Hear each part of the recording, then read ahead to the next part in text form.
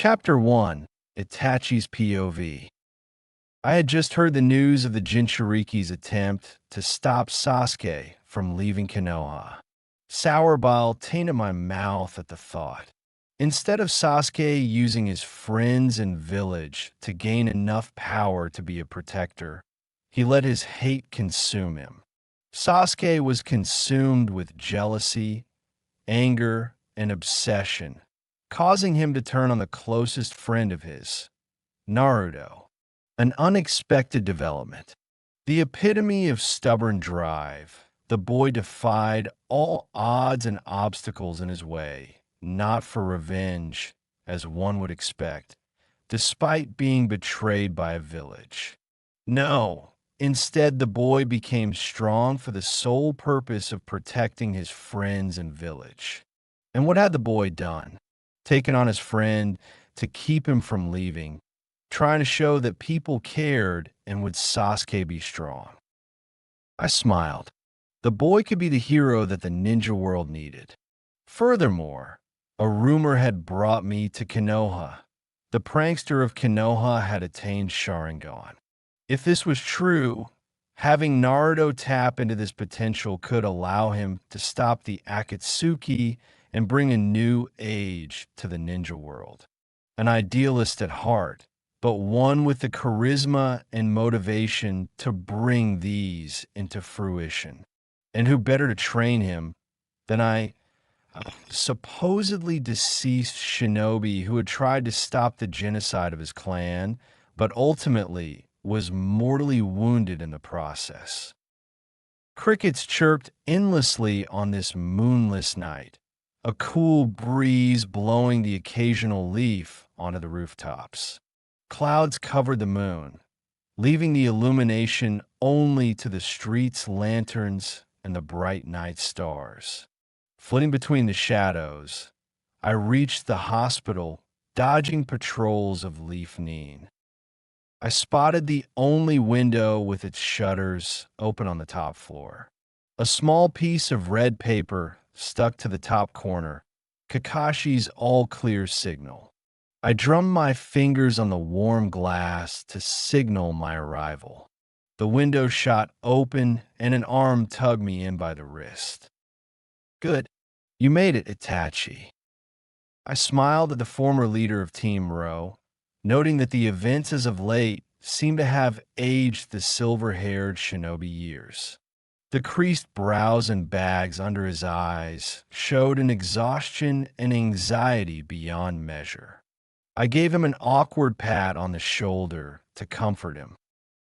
Kakashi chuckled softly at the attempt, a bit of the pain disappearing from his face. Listen, I need your help with Naruto. Now that he has it and the nine tails, I don't think I'll be able to do him the justice he deserves.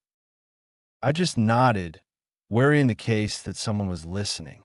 I signed, do you know how he got the eye? Kakashi sighed, signing, I have a crazy theory, but that's it. Continue, I urged. You may be right, and that could make all the difference in how he should be trained. Besides, the sooner Naruto masters the Sharingan, the sooner he may be able to control the fox and be able to save his friend and village. The silver ninja cracked his knuckles, hands shaking. Sasuke may have given Naruto an eye, replacing it with that of Naruto. I recoiled. Based on what I had seen, the boy didn't seem exactly one to part with power. Are you blind? The same student who would betray his friends and village at the promise of power. I countered. It hurt to admit it, but Sasuke had become obsessed with growing powerful and killing the Uchiha Slayer. Kakashi flinched, as if he had been kicked in the gut. The weight of failure and guilt seemed to crush him. Look, you're not wrong. He is obsessed, but I tried to instill these ideas into your brother, and he even looked up to and admired Naruto, who grew so powerful so fast. It's possible it was a parting gift or marked a arrival. While that couldn't be discounted, it seemed unlikely. That would imply that Sasuke cared that much about the rivalry and viewed it as a source of strength. Yet, there was another possibility. Kakashi, while we can't discount your theory, it's possible that it's only Dash. A groan and yawn from the bed interrupted the conversation. I leaped into the shadows and cast a quick Jinjutsu. "Mm, Where am I?"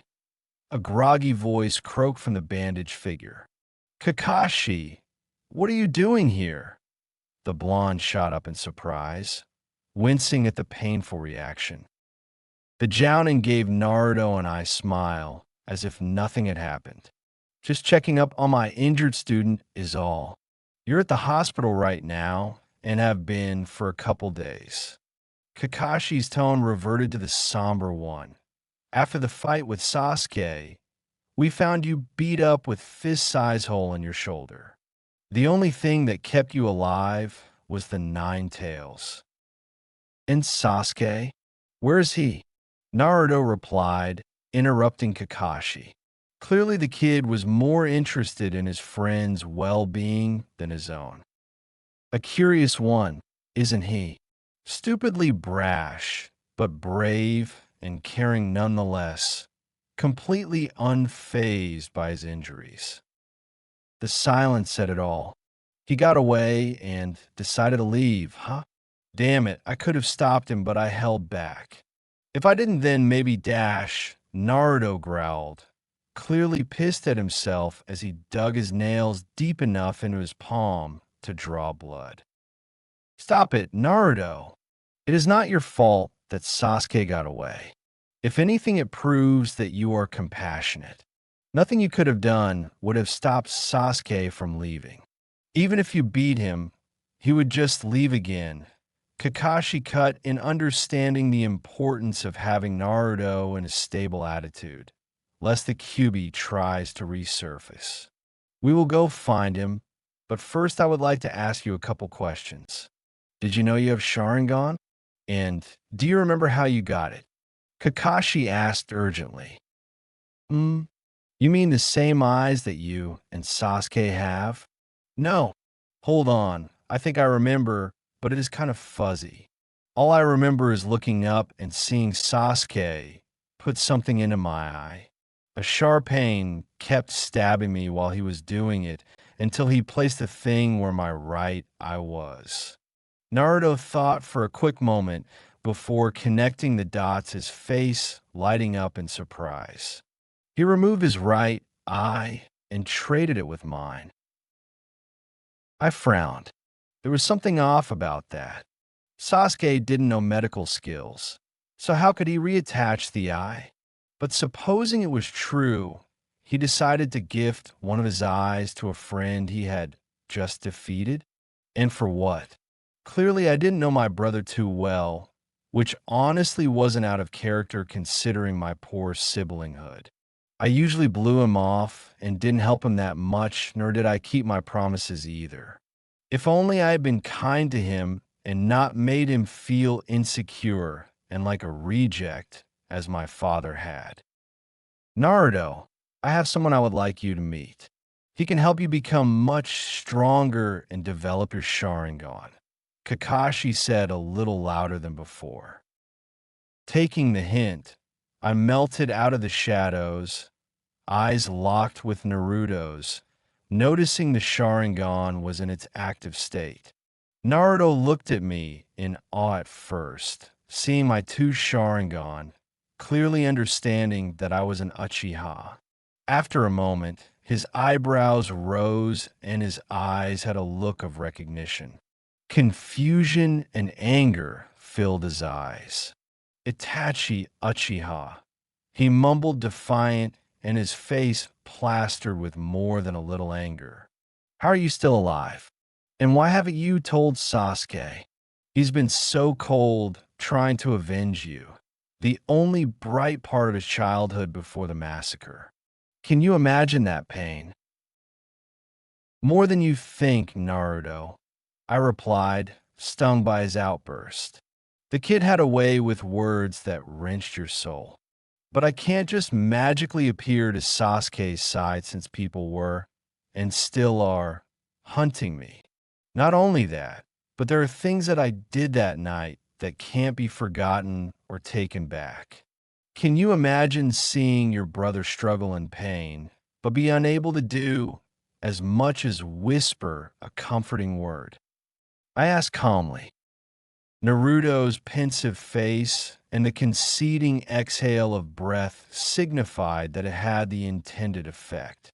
Well, that may be true. Sorry for lashing out at you. The apology was sincere, a slight look of understanding on his face. Can you tell me how Sharingan work? I've seen them in action, but don't really understand it. All in due time. First, you need to rest up. Meet me on the Hokage Monument at 8 o'clock a.m. sharp. And unlike Kakashi, I'm always punctual, I instructed with a smile. Naruto smiled with an eager determination in his eyes, giving a knowing look at the embarrassed Kakashi. All right, Itachi, be ready because I'm not going to hold back. I give you my word that I won't let you down, Naruto said a little too loudly, smiling and giving me a thumbs up. Okay, maybe he's a little too excited and cocky, but I'll give it a shot. If I heard right, Sasuke left a trail of blood and was dragging his right leg after the fight. I smiled a bit at the thought. Almost immediately, Naruto collapsed back to sleep snoring.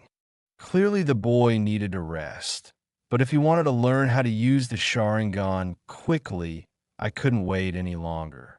Before leaving, though, I set Naruto's alarm clock so he'd only have 3 minutes to dress, prepare himself, and arrive to train. I smiled smugly, knowing that somehow Naruto would pull it off one way or another. Thank you, Kakashi, for giving me this opportunity.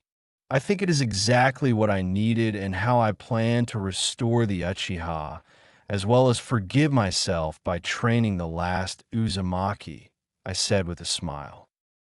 The white-haired ninja nodded and gave an eye smile. He gave me a friendly hug. Anything for a friend. Besides, I owe you for teaching me the Mangekyo. And Itachi, make sure to bring out Naruto's full potential without changing his personality too much. Make Minato proud of his son. As he said this, I turned and leaped into the night.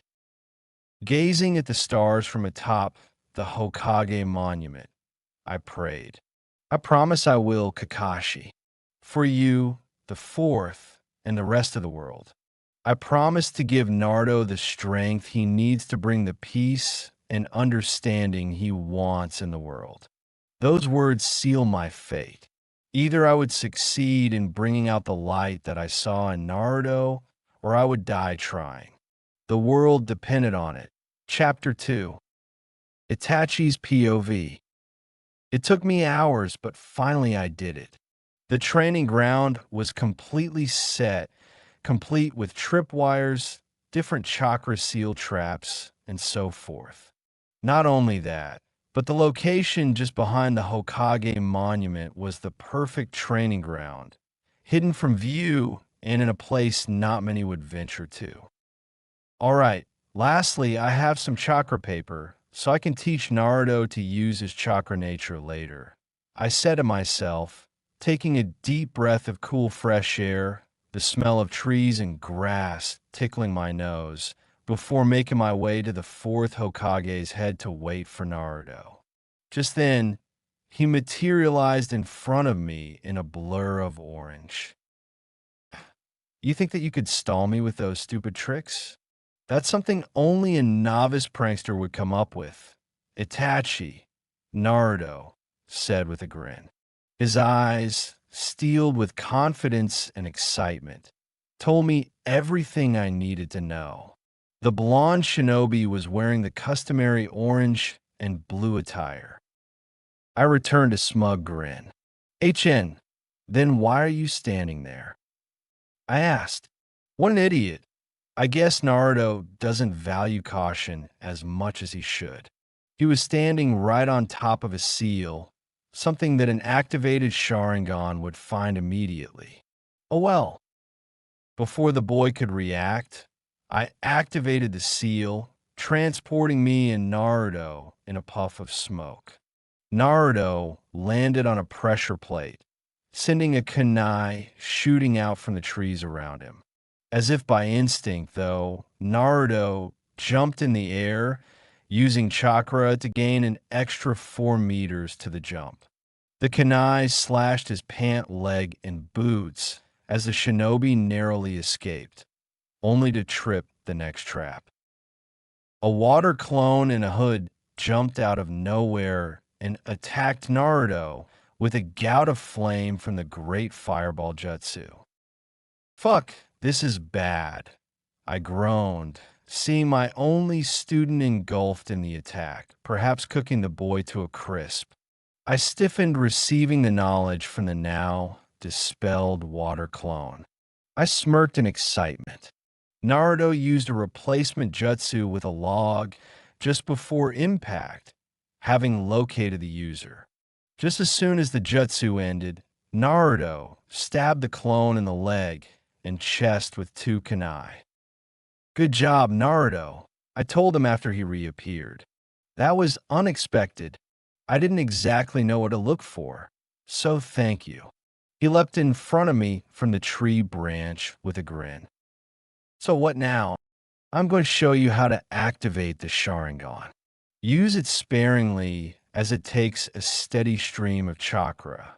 Remember, use it wisely. The red eye freaked me out when compared to his left blue eye. It seemed so weird and unnatural. Naruto's face lit up with excitement, ready to learn the Uchiha skill. I chuckled at his excitement because he had no idea what it took to awaken it, the trauma that was required to unlock it quickly and utilize it perfectly. Immediately explaining the process to him, Naruto took some time to think. I told him the best way for him to awaken them is to call upon the feelings of pain and the like while sparring with me. Come on, Naruto, is that all you've got? I jeered at the boy, who was panting with exhaustion. We'd been sparring for 30 minutes, with Naruto using most of the jutsu at his disposal. I decided to keep the fight fair and utilize only the normal Sharingan. Surprisingly, it took a lot more energy and chakra to avoid Naruto and overcome his attacks. The Rasengan and mastery of Shadow Clone Jutsu made him exceptionally formidable. In addition, his chakra hadn't drained that far down, despite the length of the battle. I, on the other hand, had used up a considerable amount of chakra.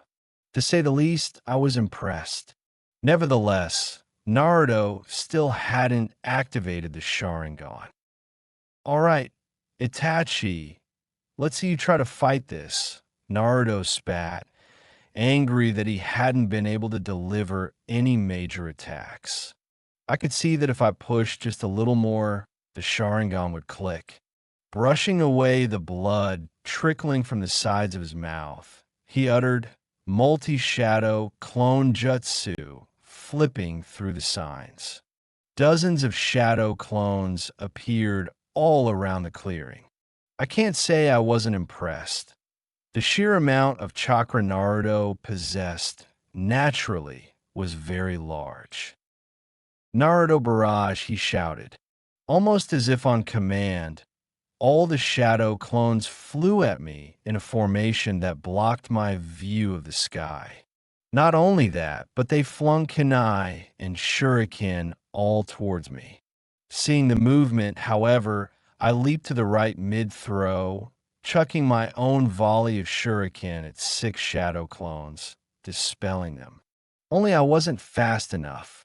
A few shuriken cut and grazed my legs, a couple kunai, even slashing at my chest. I couldn't counter this many clones with the handicaps I gave myself. The formation looked like a wall of chakra, except at the edges. Thus so, it was hard to counter their moves. Almost as soon as I landed, I caught sight of 3 different groups of 10 clones rushing me from each side.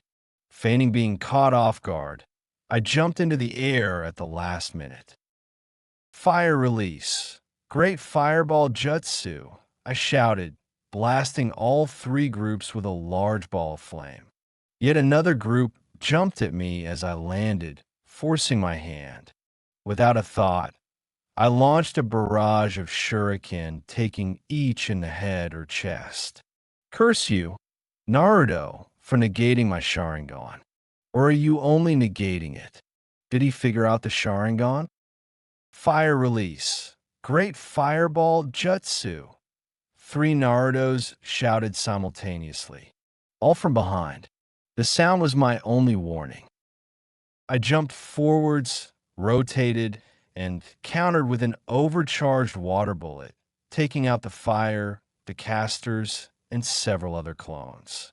The ground was pockmarked with craters, scorch marks, mud, and shuriken.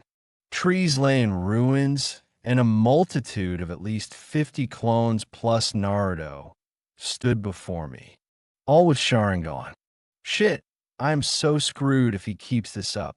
Almost as if by an answer to my silent prayer of Naruto maxing out, all the clones disappeared. Oh crap, Naruto shouted in alarm, presumably due to using most due his reserves of chakra. Just as I shifted my weight forward, Naruto launched 2 kunai paper bombs. Seeing the trajectory, I ducked and darted at him, preparing a counterattack. I reached behind me, grabbing 2 chakra blades and channeling wind chakra through them. Confused as to the attack, Naruto charged while creating a Rasengan. I groaned as he had realized one of my weaknesses. Rasengan, Naruto shouted as the sphere completely formed 3 meters before collision. Seeing that he planned to charge straight ahead, I feigned to the right before slide tackling Naruto. The blonde boy flew head over heels, slamming the blue Rasengan into the ground. Its pulsating rhythm transformed into a thunderous eruption, sending earth and rock flying halfway across the clearing. Naruto groaned, lifting his scratched and scraped face off the ground. I smirked, somewhat disappointed that he still managed to stand despite the shockwave and blast from his own Rasengan. Never mind the very low levels of chakra he now possessed. Groaning, the genin pushed himself up, legs shaking and wobbling, almost collapsing on the ground as he windmilled for balance. "Is that all you got, Itachi?" he asked, a hint of defiance penetrating through his pants and groans. The blonde was just standing there, half hunched over trying to catch his breath, never quite recovering. "Yeah, I see you haven't given up yet. Do you concede? For your sake, I suggest you do." "Naruto," I responded, ice coating my words. Usually it was enough to deter people, but his grin proved otherwise. "I have to congratulate you on your sheer determination, but all that won't matter if you're completely outmatched."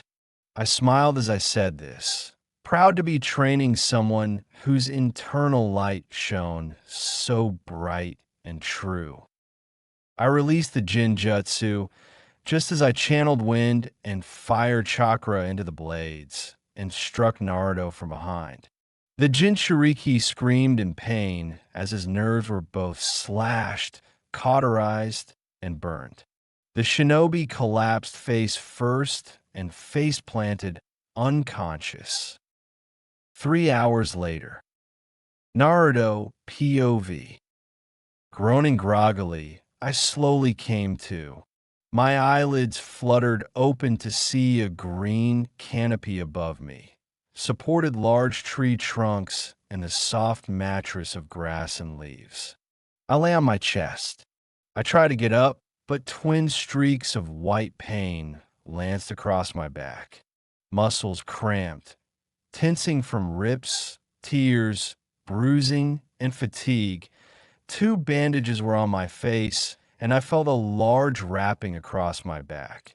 Sores from scrapes, cuts, and bruises dotted my skin like a leopard's.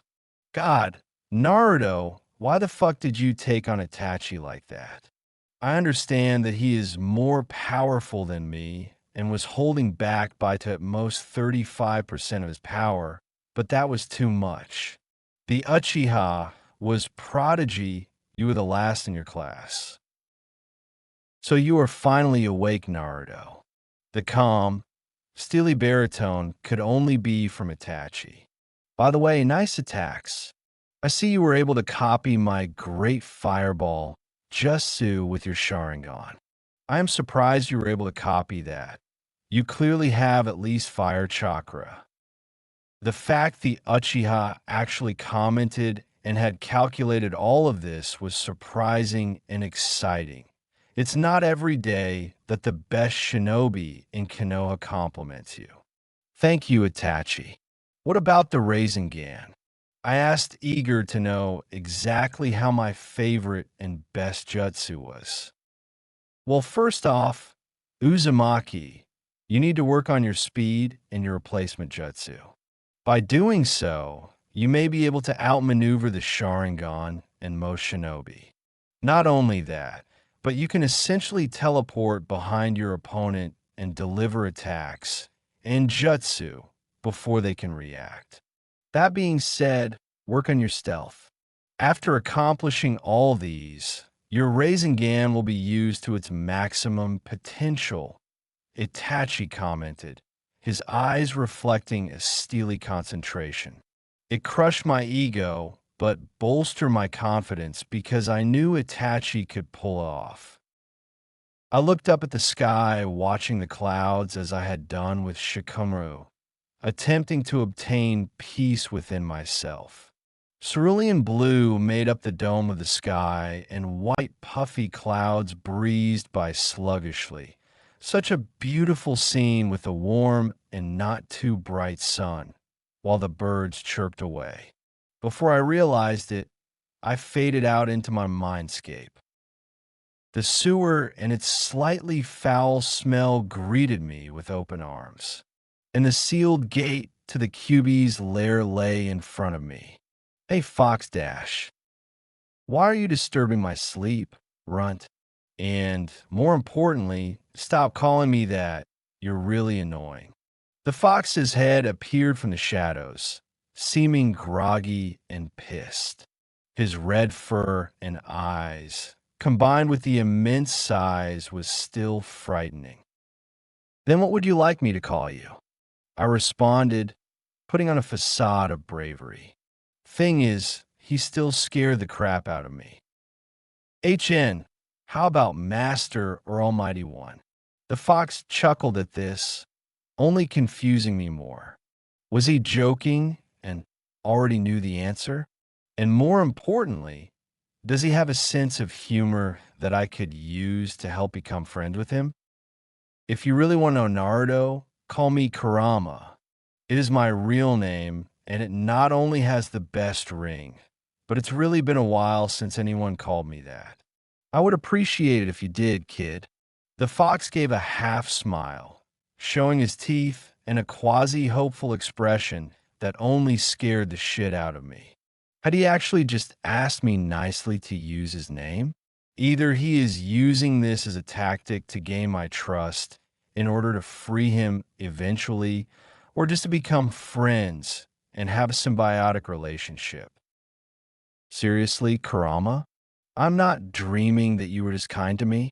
Do you want to be to know friends, maybe? I asked, somewhat hopeful, if I could maybe Kurama would willingly share chakra without making me turn into a raging monster when I use too much of his chakra. Don't push your luck. I just have a little more respect now that Itachi has taken you under his wing. And by doing so, You may become the most powerful Jinchuriki yet. As of now, you are the weakest and I can't stand for that. Kurama growled, not entirely menacing, but reluctant to admit it. I shifted out of my mindscape as the fox's head disappeared back in the shadows, realizing that there was nothing more to talk about. Naruto, Itachi said, snapping his fingers in front of my face. I blinked and looked him in the eyes before remembering that Jinjutsu Kakashi and Sasuke sometimes talked about when they thought I wasn't paying attention. Did you understand anything I said, dumbass? Tell me how I will train you. I winced at the anger Itachi wore on his face and eyes which shifted into their Sharingan three-coma pinwheel. No, Itachi. I mustered lamely, feeling Kurama's conscience searing my own. I guess I can't really do anything about that. Naruto, after all, you do have the nine tails inside of you. Itachi let out a puff of air in mock defeat, calming down completely. Kurama, I murmured from the sheer shock of such emotional control. The raven-haired, palish prodigy looked powerful, like a panther, a deadly, stealthy killer. His red eyes projected kindness, coldness, and danger simultaneously. His black silk undershirt and Kevlar vest was hidden under a loose black cloak adorned by ravens. It only took Itachi a raised eyebrow and an incredulous look to get me to repeat my mistake. Kurama. The name of the fox is Kurama. We talked a little. I guess you could say he is not being as angry now, that he doesn't have to get exhausted to barely keep me alive. The Uchiha looked at me, silent, for a long 2 seconds. Suddenly he burst out in a quiet laugh. So Kurama finally told you his name, eh? I might actually be able to work with the fact that you are becoming less hostile. And by the way, being helpless doesn't exactly help matters when someone is being kept a prisoner inside of you. In any case, Naruto, if what you say is true, it's possible that Kurama will surrender more chakra for your use the more you show your power. Moreover, the Sharingan can allow you to get control over him as well. Itachi said with an amused smile. No joke. Huh, I said, tentatively standing up, feeling the pain on my back resurface though not as sharp. So what do we do now, Itachi? First, I'm going to do some major taijutsu, speed, and strength training with you, along with the learning of Jinjutsu and a few combat jutsus. In order to do this, you will make 10 shadow clones for studying, 10 to learn how to spot and stop Jinjutsus, 20 to learn and master the wind bullet, and 10 to learn shuriken and sword techniques. You and I will work on your taijutsu and physical training. Make sure to allow them a good chunk of chakra to complete these tasks accordingly, meaning the studying shadow clones should have minimal chakra. Wait, why would I do that, Itachi? I asked, completely confused. It didn't make sense that by using shadow clones, I would master a jutsu. Trust me, Naruto, you will gain information when they are dispelled. That is why sometimes you grow quickly in battle and seem to gather skill faster than many others. You're gathering experience subconsciously. This time you will learn it consciously. If you want to bring back Sasuke, you will need to expand every aspect and learn increasingly more difficult jutsus, especially with the Sharingan. Itachi lectured, exasperated and ready to start my training just after I barely had much time to heal. Besides, I was hungry. All right, where to? I asked, walking after my new and perplexing sensei, his raven hair flapping in the wind. His eyes were set straight on a far-off mountain range. Patience, Naruto. Observe, concentrate, calm yourself. Itachi softly stated like a breeze, and come up with your own answers. Once you learn to do so, you will find greater strength in yourself and your friends. I nodded, agreeing with this perplexing and powerful Uchiha shinobi, not even daring to doubt him. He did become this powerful and smart on his own. For once in my life, I didn't retort back to my sensei, never mind hunger, thirst, or other discomforts. Chapter 3 Itachi. Naruto, start channeling chakra through your Sharingan slowly to activate it. Don't push it or you will screw up your right eye, got it? I asked, hoping that Naruto won't get too cocky and try to pump the Sharingan and risk to harm his optical nerve in the process. Activating my own Sharingan, I saw Naruto do exactly as I said. His chakra flowed up to the brain, into the optical nerve, and pooled into the eye. Steadily, he amped up the chakra input until it was a continuous stream that revealed the Sharingan's 3 tomos in his eye. Perfect, Naruto. Now let it keep flowing a little longer, and you should be able to maintain it in autopilot, I complimented. Naruto seemed to get the hang of the Sharingan quite quickly. It was only a week since he was able to activate the Sharingan, and he already had amazing control of the chakra flow to his eyes. Few Uchiha could refine control this quickly, and it was our Kekigan Kai. Yet the Uzumaki learns how to control our greatest asset, as if he were a prodigy. Then again, he almost defeated a curse-marked Sasuke while holding back without a single Sharingan. Itachi-sensei, what are you doing? Naruto asked, shaking me from my pondering mind. I shrugged and told the eager ninja to create 100 shadow clones. This way, he should easily master the new jutsu I had ready for him. That is, if he has the proper elemental releases, of course. Nothing. It's nothing you need to be concerned about. I replied, dismissing the question. Sorry about making you use the shadow clones. I wanted to see if you could do that while having a Sharingan active with a bunch of chakras spare. Dispel them for now, and then channel your chakra through this piece of paper.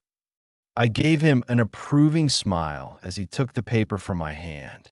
Sharingan still active, I channeled a small amount of chakra to the paper.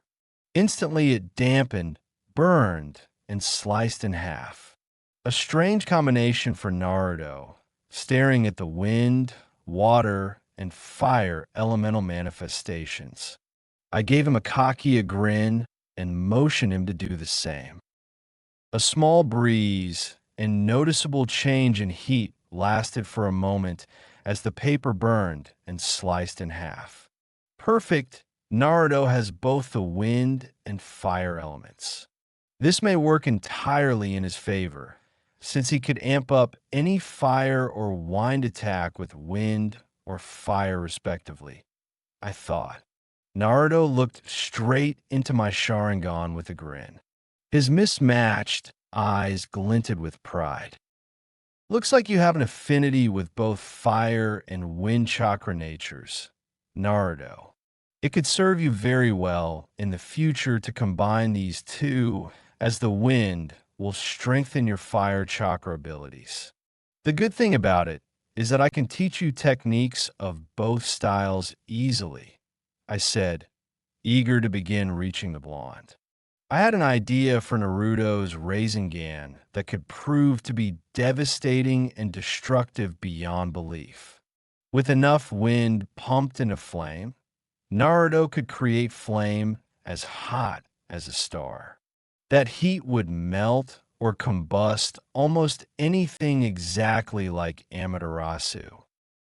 Naruto, did Kakashi ever talk to you about the different chakra elemental natures? Naruto's raised eyebrows killed whatever hope I had of quickly having him start with a more complicated elemental justice without him just copying the ones I know.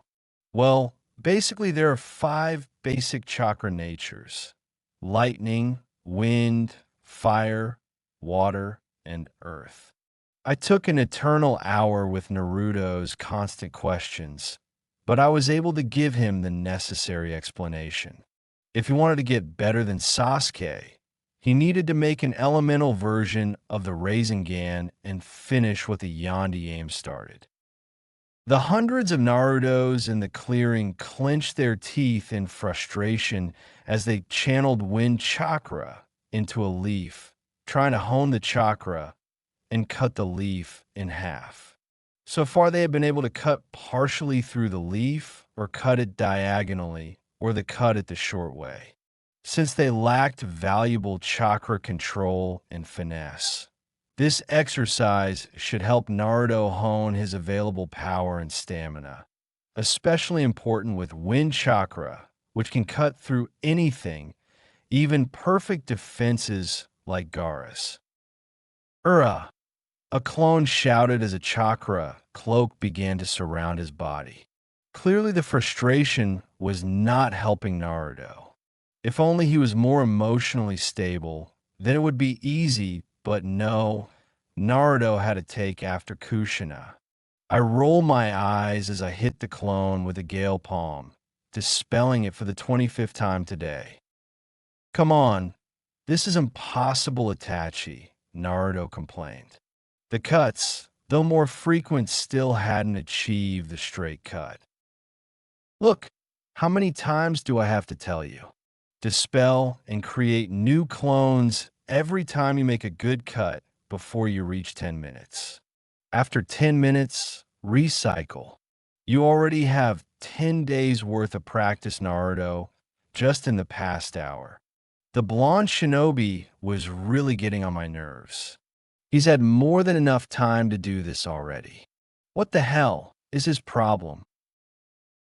Ignoring me entirely, the sweat-stained Naruto dispelled and reformed his clones. The anger and frustration that had previously permeated throughout the grass-covered clearing dissipated entirely. Calm determination replaced it, thrumming with chakra as Naruto and his clones focused it into their leaves at the same time. The sheer amount of clones and their combined chakra output was astounding. A whole multitude of blonde-haired ninjas in black and orange filled the clearing, the greatest eyesore, ever faint pinpricks of blue light in each of their hands. Using a substitution jutsu, I jumped to the highest supporting branch to see the awesome view. From up above, the multitude of Narutos seemed to focus solely on separating the leaf in half, causing blue-white pinpricks of light to form a galaxy of sorts. And all at once, 1,000 of the sharpest blades sung through the air. My jaw dropped as the 1,000 figures opened their palms, 2,000 half-leaves fluttering through the air having been caught by the breeze. In record time, Naruto had accomplished the skill 1,000 times in 4 hours. Nice job, Fox Boy. You finally accomplished something useful. I jeered with a smirk just to see whether Naruto was able to see his own worth and accomplishments on his own. Naruto, sweat dropped, seemingly embarrassed with himself at the supposed lack of achieving. Instantly, however, his face twisted into a mask more driven than before, ready to learn from what he didn't do.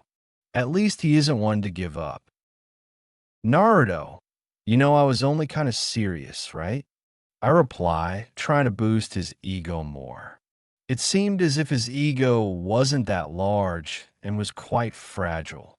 I patted the blonde shinobi on the shoulder, activated my Sharingan, and started to cast a quick genjutsu on Naruto. a blur of black and orange streaked towards me so fast I had to push off of Naruto to get out of the way of the torpedo that blended in with the setting sun. Wind release, gale palm, I shout copying Naruto's hand signs. Or so I thought that was the jutsu. The three blasts of wind slammed into the shinobi, knocking up dirt and dust. The cloud was too thick to penetrate with Sharingan. I grumbled in frustration, palms sweaty from nervousness as I could not track any of Naruto's movements. Branches cracked, rustling leaves to the right. Probably just a squirrel, I thought, pulling out a kunai, just in case. The cloud finally dissipated, the sight catching me in the gut. There was no sign of the blonde genin anywhere. Shuriken Shadow Clone Jutsu. A voice shouted from that same area. Barely able to react, I used a replacement jutsu with a log, but not before twin streaks of white pain slashed my left side. Landing on the other edge of the clearing, I could see 6 Naruto clones, each with one activated Sharingan. Almost as if on instinct, I activated a seal containing a Genjutsu I used only for certain occasions.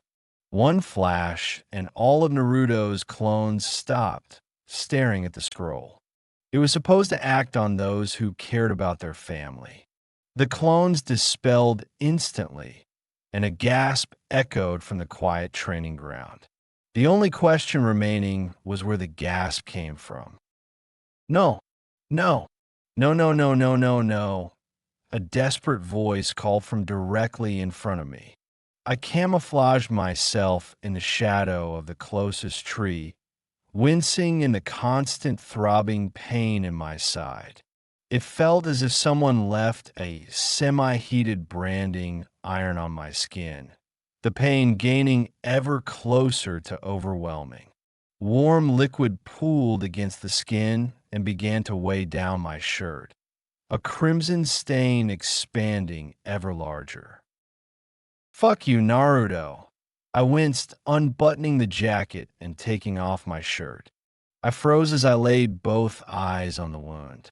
2 of the cleanest cuts I've ever seen adorn the edge of the bottom left upon my six-pack, cutting their way to just above the hip bone.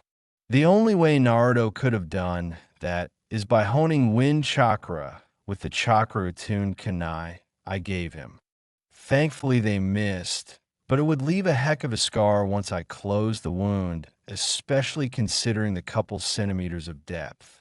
Well, I can't blame him now, can I? I was being kind of a douchebag, wincing at every slight impact or jolt. I silently bounded deeper into the tree lean until I found a wide enough branch to heal myself. Summoning a shadow clone, I lay down against the trunk and ordered the clone to apply the mystical palm jutsu on the wound. It won't require too much chakra to heal the flesh wounds, but I still had to be careful. Naruto will realize soon that I placed a Genjutsu, so this should only last a couple minutes. It won't heal completely, but it should be quite minor by the end. I exhaled and relaxed, closing my eyes and focusing on my inner self. The world slipped away to a pond that I kneeled upon, looking at the reflections. As usual, bloody kunais, blood, bones, skeletons, weapons, and pockmarks where powerful jutsu had struck littered the bottom of the pond. However, a hopeful blue-white glow seemed to expand ever so slowly in the center that caused the war-scarred bottom to heal over with reeds, flowers, frogs, and koi. Interesting, it seems that all the evil deeds and dark parts of my conscience have been disappearing the more time I spend with people like Naruto. I thought, relieved that I may in fact be able to leave my past behind. Almost immediately, Reality cut through my mindscape as my clone dispelled. Blinking, I sat up gingerly, keeping myself from reacting too quickly and risk reopening my wound. I had underestimated the amount of chakra that I needed to fully heal myself. The muscle had knitted underneath and the skin had grown over, but there was a little bruising, meaning that the wound was sensitive. Sighing, I grabbed my jacket, threw it over myself, and made my way towards the clearing. On guard. When I arrived there, however, I saw the most unexpected sight ever. Naruto was kneeling over something scratched in the dirt. Well, it was more elegant than a scratch and seemed to form something, but it was indistinct from the 30-meter distance between me and the boy. Silently, I stalked over to Naruto, whose hair shone like the golden flame of the sun. The sun was already setting, and I needed to get us back to camp. "Hey Naruto, what's up?" I asked, kneeling across from him to look my student in the eye. Emotion flooded the blue orb, reflecting perfect waves breaking on the shore, while his red Sharingan revealed a sort of long-lost love towards the subject of the picture. "They were my father and my mother, Itachi," Naruto mumbled, barely loud enough for me here. In fact, the message eluded me when he first spoke. When he asked again, he indicated the picture before him. The familiar face of a young man with yellow hair like Naruto's stared back at me with a big grin, one that I saw when he came with Kushina to my house 3 months before the QB was released. The man was the complete opposite of my father around me. He was kind, considerate, funny, outgoing, and eager to converse or have fun. I could never forget the yellow flash, Yondiame and hero of Konoha, Minato Namikaze. "Yes," I whispered, taken aback by Naruto's lifelike impression of him. He was holding a young woman close to him, loud red hair and a confidence in her eye that could only stand for Kushina. Of course, he figured the Jinjutsu out. The reason it took him forever was that he knew it was one of my memories reflected into a lifelike Jinjutsu. Then he wanted to create a photo-perfect picture on the ground using a Jinjutsu to show color in order to capture his parents. Naruto nodded, getting up just as the last of the sun set below the horizon. "Thank you, Itachi, for replaying the memory. I owe you one," Naruto said, patting me on the back. He was about to toast something else when the loudest roar echoed around the clearing. I shot up on my feet, alert and ready to face whatever made that noise. "Oh man, Itachi, I'm starved at the moment. Can we go get some ramen?" I chuckled at my reaction, having forgotten that Kakashi told me about Naruto's insane appetite for ramen. "All right, Naruto, but just this once. After tonight, you're going to eat a much more healthy diet, okay? That is if you don't want to stunt your physical, mental, and muscle growth." Naruto's eyes bored into mine with absolute hatred of the last part, though it didn't last in the face of the possibility of eating his favorite food. Almost immediately, Naruto shot down the path back to the Leaf Village faster than a torpedo. Not quite ready to reveal who I was, I put in one green contact in the right and slipped a red bandana with ravens over my face. Konoha was not ready to see their supposedly dead prodigy. "Not you too, Itachi," Naruto exclaimed when seeing my covered mouth and nose. The pouting that implied me being similar to Kakashi cracked me up so badly. "There is nothing wrong with your face. Anyway, it's not like you did anything bad." I smiled to fake my innocence. "You were right, Naruto, but people still think I am dead, and there are those who want to hunt me down and kill me. I appreciate your concern, though. By the way, don't go stuffing yourself too much with ramen tonight. I can only afford so much. Naruto, I am supposed to be dead, and the only way to get cash is bounty hunting and doing shady jobs where no one asks questions. As we traveled down the road, Naruto kept pestering me with questions about the past and his family, things that I would have rather never heard about. There was one thing that didn't match up, however. Why would Sasuke give Naruto a Sharingan? He didn't seem like the type to do that, since he was so obsessed with power. Only one reason remains for Naruto's Sharingan, I thought with a bitter taste in my mouth. A few hours later, it took us a little while, but by the time the moon had fully risen, we had made it atop the Hokage monument. The sight of the small clusters of people walking around on the warm summer night reminded me of the last few months of my life before the fateful night. Every day was the sweetest one I had experienced, as my crush had returned the same feelings I had for her. I loved her dearly, yet my family couldn't come to grasp the idea of me loving a girl outside the Uchiha clan, much less a civilian. No, instead they had to give me shit every day about it, so that even when I was with her towards the end, it never felt right, so I would mess things up. Oh, and then they even had to go play matchmaker. Pops cracked in the air as I clenched my fists and grit my teeth to keep control of my temper. However, I felt a strange pang in my heart, a longing for something new, someone I had not encountered in years. And it was partly the reason I wanted to go to Ichiraku's. She always was kind, understanding, and she was, well, very pretty. Yes, many girls had a crush on me in the academy and as a genin and chunin, but before I met her, I had eyes for no one. In reality, the only people that could open my heart seemed to be my brother and her, as she saw me as Itachi, not the Uchiha prodigy or anything of the sort, only who I really was. I didn't notice it at first, but as I reminisced on my love, I had begun to quicken my pace from a stroll to a jog and up to a run.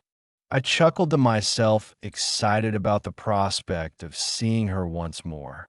I had seen her, but only talked to her a couple, and she didn't seem to recognize me when we did. Also, 2 years had passed since the last time I'd seen her, and this time I had every intention of letting her know who I was. I couldn't help but grin at the prospect, perhaps too full of myself, and not considering the proper or most common reaction to such a situation. In the midst of all this, I had started to drag Naruto towards the ramen stand as he was confused, shocked, and probably happy at the prospect of my excitement. However, it must be for very different reasons, I soon realized as he began rattling off questions about my favorite type of ramen. I decided to play along with Naruto. Better not squander the Jinchuriki's dreams. Yes, Naruto. I have frequented Ichiraku's quite a few times. I love the ramen, especially because they balance the meat, broth, noodles, and vegetables quite nicely. In addition, there is this essence of love in the ramen that is similar to when it is cooked by family or friends, making it all the more enjoyable. I replied to the joyful Naruto, who probably was scheming about what he would order. Itachi, why are you so excited anyway? And please try not use that smile so much. It kind of freaks me out. You look like a more manly Sasuke that is happy, which is just wrong, even creepy, Naruto said, wide-eyed and clearly disturbed. I smirked at that, making Naruto relax a little. Good thing he dash. Hey, wait a minute. The only reason you look like Sasuke would be Are you crazy, Itachi? Do you want to be spotted? Because right now, people, one, won't be too hot to see him, and two, think you are dead. The blonde shinobi was unable to keep himself quiet, much to my dismay. Rather, he had dug his heels into the ground, stopping us firmly, and had shouted at half the top of his lungs the news. I swear one day he will get himself killed from it. Maybe even by my own hands, I thought. Naruto? Is that you? A platinum blonde-haired girl said, appearing around the corner in front of us. I, by reflex, activated a Jinjutsu to place a couple scars on my face, make it about as tan as Naruto's, and added a short mustache and chin beard along with a ponytail. Oh, ew. I didn't expect to see you here, Naruto said with a grin, rubbing the back of his head. Does he have a crush on her? I thought he had one on Sakura. Almost as if triggered by his words, Ino walked up to Naruto with a kind, smiling face which I didn't take as a good sign. Instantly, I teleported on the first floor of the building next to us and watched the scene unfold. Naruto was a little confused when he saw me disappear, and almost instantly Ino, seeing her chance, grabbed Naruto in a headlock. Why aren't you in the hospital, dope? Are you out of your mind and want to hurt yourself? You had a hole in your shoulder when you came in. Well, clearly she cares about him, albeit seeming like an older sister at the moment.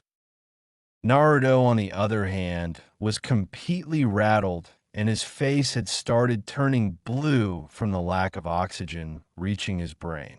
As Ino seemed to show no signs of release, and Naruto was dangerously close to suffocating, I saw no other option. I appeared next to her and cleared my throat. Ino-chan, do you mind loosening your grip on Naruto? I stated with a concerned expression. Ino shrugged and let Naruto go, who instantly collapsed on the ground, gasping like a fish letting in air. If Ino was at all disturbed by this, she gave no indication of it. Who are you anyway? And how do you know Naruto? Ino asked, suspicious and incredulous, suggesting that she would have remembered me if she has ever seen me. Well, there wasn't a big reason to give a complete lie to her. Oh, how rude of me. Forgive me for not introducing myself first. I go by many names, but most people call me Chi. I am Naruto's sensei, taking over from Kakashi to oversee his training. He thinks I can greatly improve Naruto's chakra control and evolve his jutsus. I used to be in the Umbu until a little while back when I retired from my position. Now I just tutor Genin, Chunin, and some lower level Jonin in Taijutsu, Jinjutsu, and Ninjutsu. I ranted politely, giving her enough information to chew on. I even had papers saying so. My cover was pretty well constructed, and it was all true anyways. Ino raised an eyebrow in an impressed sort of way. Interesting. Well, would you mind training me as well, Chi? Ino asked after a few moments of silence. She extended a hand, and I shook it, telling her that I could begin training her in 2 days, and told her to meet me on the fourth head at 3 in the afternoon for her first lesson. She looked at me and then at Naruto, who had passed out. Ino-chan, do you mind helping him out, please? He got pretty banged up today, and seeing that you were his friend and all, I think I can trust you to bring him to the hospital. I have an important meeting to attend to. I smiled and winked at her, so she got the intended message, and she rewarded me with a thank you look on her face. I said farewell and jogged the last 3 blocks to the ramen stand, seeing that I had only a half hour until Ichiraka's closed. The fumes of delicious ramen wafted from the kitchen, tantalizing my taste buds, and almost carrying me through the entrance of the door at double pace. Still with my wits about me, I dispelled the scars and made the mustache and beard fade away. I wanted Iam to see who I really was for the wrist time years. Ayama-chan, I greeted when I saw her, waving and remembering to wear a similar outfit to the last time I picked up Iam from her home. I desperately needed her to see me and acknowledge me. I didn't get the reaction the anticipated for. Iam dropped the bowl she was holding as she saw me and heard my voice, wide-eyed in surprise. Iam's eyes were shocked and dazed, as if she were hallucinating or in a dream. Before the bowl could hit the ground, I dashed next to her, scooped it out of the air, twirled it, and placed it in the sink standing next to her. Her long, silky brown hair smelled of honey and almonds, as well as ramen, some of my favorite smells of the universe.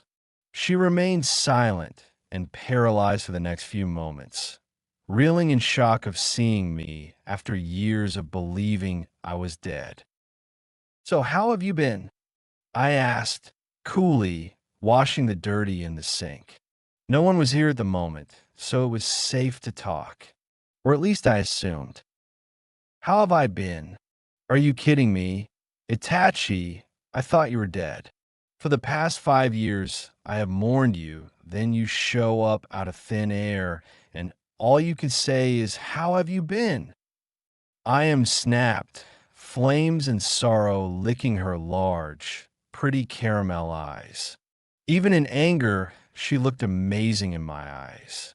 She blushed as she saw me stare intently into her eyes, as if committing as much of her blossomed self to memory. "Stop looking at me like that. Itachi-kun, you're making me nervous." To tease her a little, I replied, "But I love it when blush. I am Chan." She blushed even more and gave me a forceful and playful shove to my shoulder, causing me to chuckle as she barely succeeded to making me flinch. "Damn, you really have grown, haven't you? You aren't that thin 13-year-old ANBU captain I fell in love with before. You've definitely been working out, Itachi. Was it by chance for me?" I am teased, making me blush this time. The truthful answer was yes. I began working out recently to impress Iam when I would next see her. It only took her a second to analyze what the blush meant. "You never forgot about me, did you, Itachi? Even though it would have been safer for you." I stiffened at Iam's soft words and voice filled with remorse. "Whoa, Itachi-kun, I only meant that the people who are after the Uchiha may be in the village for all anyone knows. That's all." Just as she finished those words, she leaned in and stole a kiss from my lips, letting it linger for a bit before pulling away. Those few moments felt like utter heaven, sweet like honey and cinnamon, and soft and warm like dawn's gentle rays of sun. "I love you. I am Chan. I always have and always will, like when I told you on our last date before it happened." I whispered in her ear, recalling the memory of sitting on the first head to watch the fireworks on the new year. We kissed each other hungrily that night and somehow ended up sleeping in the same sleeping bag. If the way we woke up was any indication, we had decided to sleep and spend the night in each other's arms, topless. I smiled at the memory. We were in deep love with one another. Iam looked down, smiling, her face cherry red in embarrassment. "Itachi-kun, did you that night we fell asleep before doing what we said we would, right?" "I am Chan. Are you sure about that? Because I don't remember that too well." I replied to the perfectly curved brunette who reached my height. There hadn't been a day that I remember blushing as much as then. "Of course you didn't, Itachi-kun, because you're the one who pretty much fell asleep in my arms." At first, I thought you fainted, but when I heard your steady sleeping breath, I knew you passed out from exhaustion. You had a rough day, protecting Naruto from a mob of assholes and then tracking down a missing Nin and a bunch of bandits. I am replied, amused as she remembered everything. We made quite the strange couple, the daughter of a ramen chef and the heir to the Uchiha clan. And anyways, I mean, if you only could, start where we left off, I replied, nervous, brushing the back of my head with my right hand. The last part came out with a little awkward stuttering.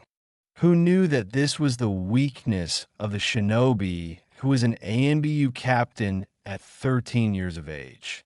Under different circumstances, I would have hugged Ayam to me and kissed her with all the passion I could muster. However, since she hadn't said she loved me as well, I didn't know her standing, so was extremely nervous. Ah, Itachi-kun, you are adorable when you are nervous like that. Come here, Ayam replied with a gyre-pitched voice, giggling a little. Instantly, she wrapped her arms around me and kissed me again, but this time rather than letting go, she pushed against me, opening her mouth, letting my tongue slide into her mouth. I felt as if I was in paradise, warm and fuzzy on the outside and the inside. Inhaling Ayam's scent, feeling her smooth, soft skin against mine. I love you, Itachi, she moaned softly while kissing. I just nodded. It only felt like seconds, but I knew it was much longer as we broke away, smiling. Ayam's eyes reflected nothing but love and affection. All the hurt was gone, as if I had sucked it out and replaced it with happiness.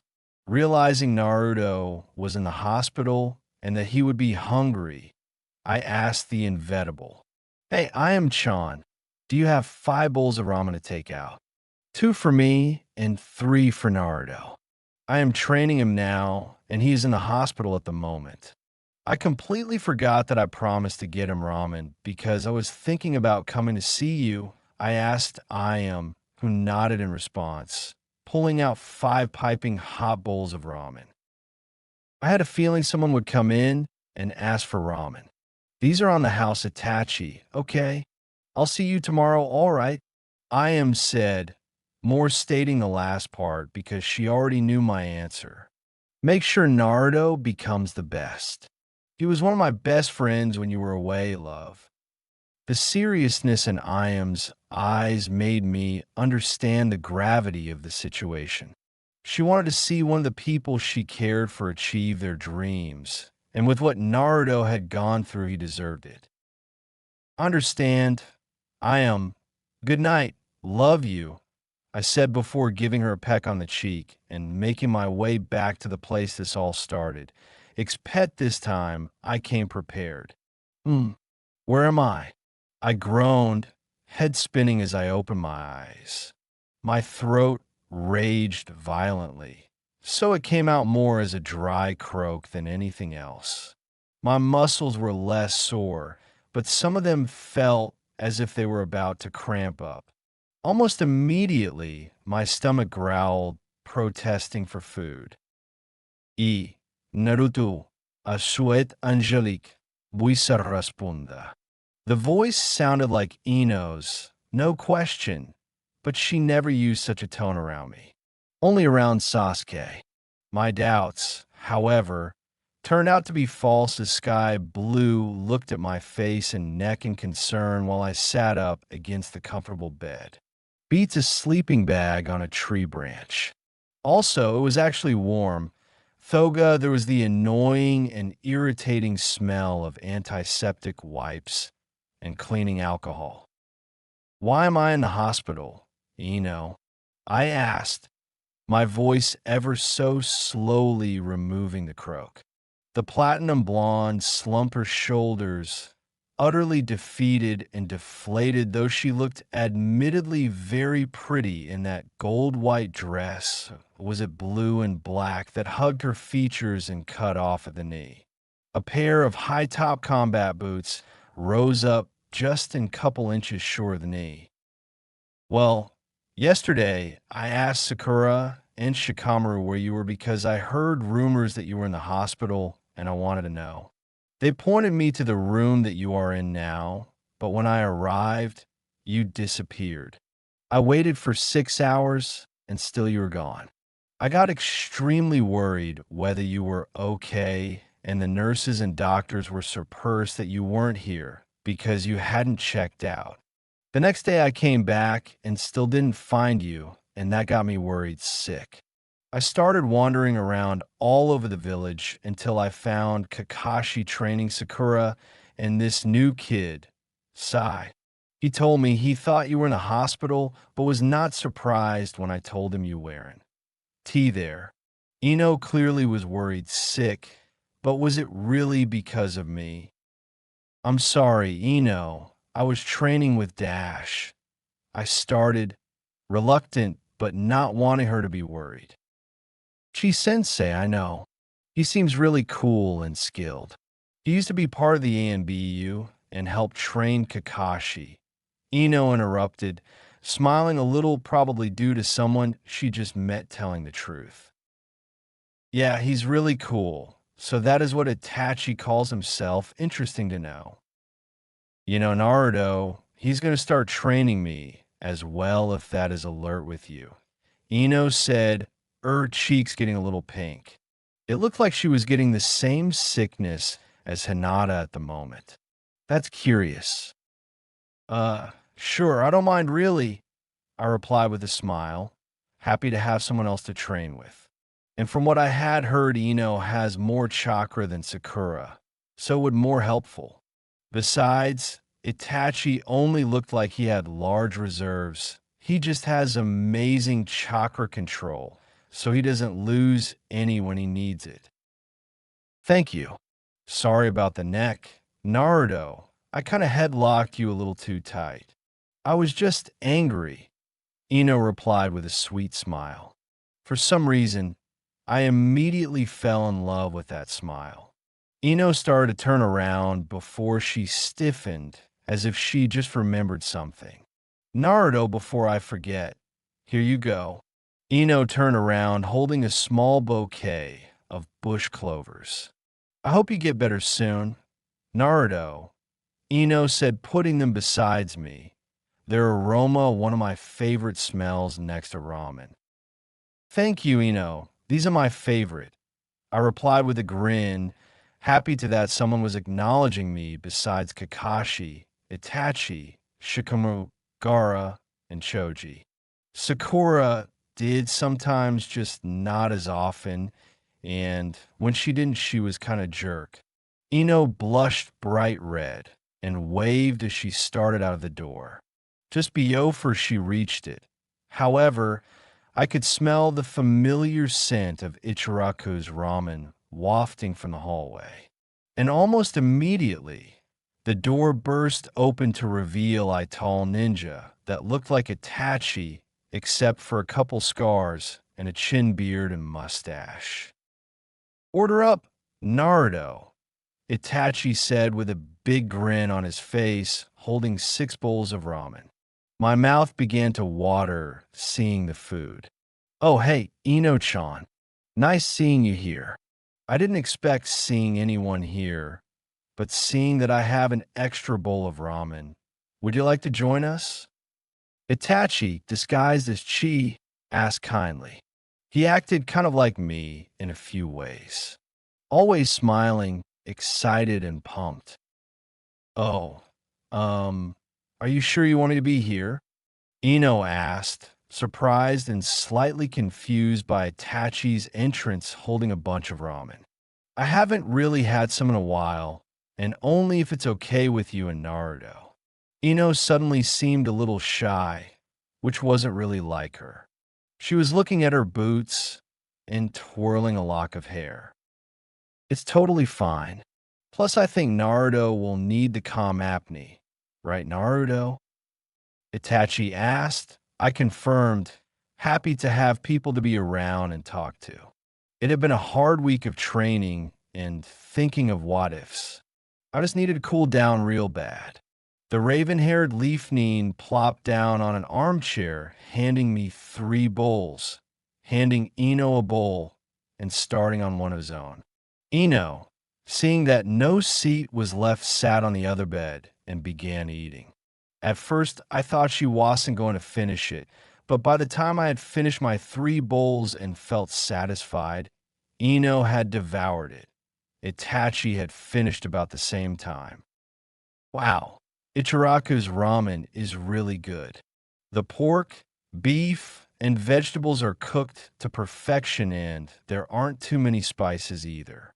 Hangsti sensei, Ino said, looking both full and happy.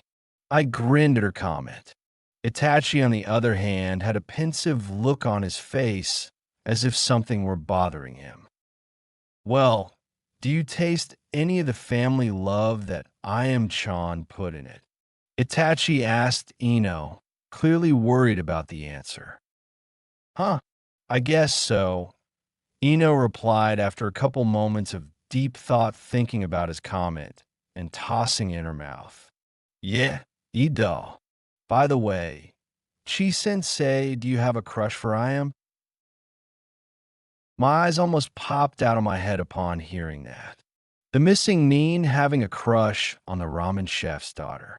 I have nothing to complain about, but that just seemed odd for Itachi. When I was little, I did have a crush on Iam, but this was news. I heard she was still mourning the death of her boyfriend. Before I could ask Sensei anything, he replied, "No, Ino, why would you say that?" His hand rubbed the back of his head, smiling, his cheeks growing red. Oh my fucking Cammy.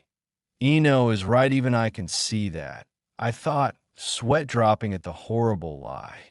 He even had a bruise that suspiciously resembled a hickey on the neck. You, Chikuin, when it comes to lying about girlfriends or crushes, suck. A sweet, familiar voice came from the door. Itachi jumped off the seat, utterly surprised by it. Only one person could possibly do that. Hi, I am San. To what do I owe the pleasure? I said, bowing a little as she walked into the room. I am covered her mouth as she giggled as usual. She loved it when I did that because she thought it was cute and we were friends. Nothing, Naruto. I was just coming to check on you because Chikuin said you would be here and that you were hurt. Iam gave me a kind, worried smile. I wanted to see if you were all right and if you would eat the ramen I made this time. Sorry that my father couldn't be here or make some for you. He is on a business trip, and I've been holding down the fort for him these past couple days. Iam, you made these? I asked, incredulous and surprised at the brunette's comment. She nodded, anticipating the criticism. This is better than Twechi's ramen. How did you do it? Tell me everything. Iam smiled at the pleasant surprise. She looked at Itachi for confirmation, who gave her a big grin and a nod. Ino just looked on, captivated by Iam for some reason. Iam, Ino interrupted a little shyly. That dress looks really beautiful. I was wondering where you got it, if you would tell me. Ino blushed a little, embarrassed by the comment, but Iam just smiled back and answered that she got it from the Wind Country when her teenage sweetheart had come back from mission there and gave it to her as a birthday gift. Soon the conversation devolved to me and Itachi talking about different jutsus and ramen, while Iam and Ino talked about fashion and guys. Time flew by because by the time Itachi and I finished talking, Iam left and Ino joined in our ninjutsu conversation, and when I checked the clock again, it was 1:00 a.m. Ino let out a yawn and lied down on the bed next to mine. She seemed completely exhausted as her eyelids started to fall over her eyes, and she yawned. The sound of her soft, rhythmic breaths brought me to sleep instantly, almost as fast as her. Rather than fight it, afraid I may have nightmares, I welcomed it. Rise and shine, Ino and Naruto, a stern though kind voice said as a hand gently shook my shoulder. The skin on the hand was icy cool, though, jetting me from my sleep instantly though I fought it. My eyes fluttered open to see the open curtains of the window, where the sun was up at about 10 a.m. Standing above me was a long, raven-haired ninja wearing nothing but a black t-shirt with a white raven and night camo cargo combat pants and boots. Twin scars and chiseled features with a mustache and chin beard made the 20-year-old Jonin look roguishly handsome. He gave me a smile and motioned me to get up and help him wake Naruto. The blonde ninja looked peaceful and adorable as he slept, completely relaxed as he took long, controlled breaths in his sleep with closed eyes. He still wore his clothes from last, reminding me that I had fallen asleep in the hospital.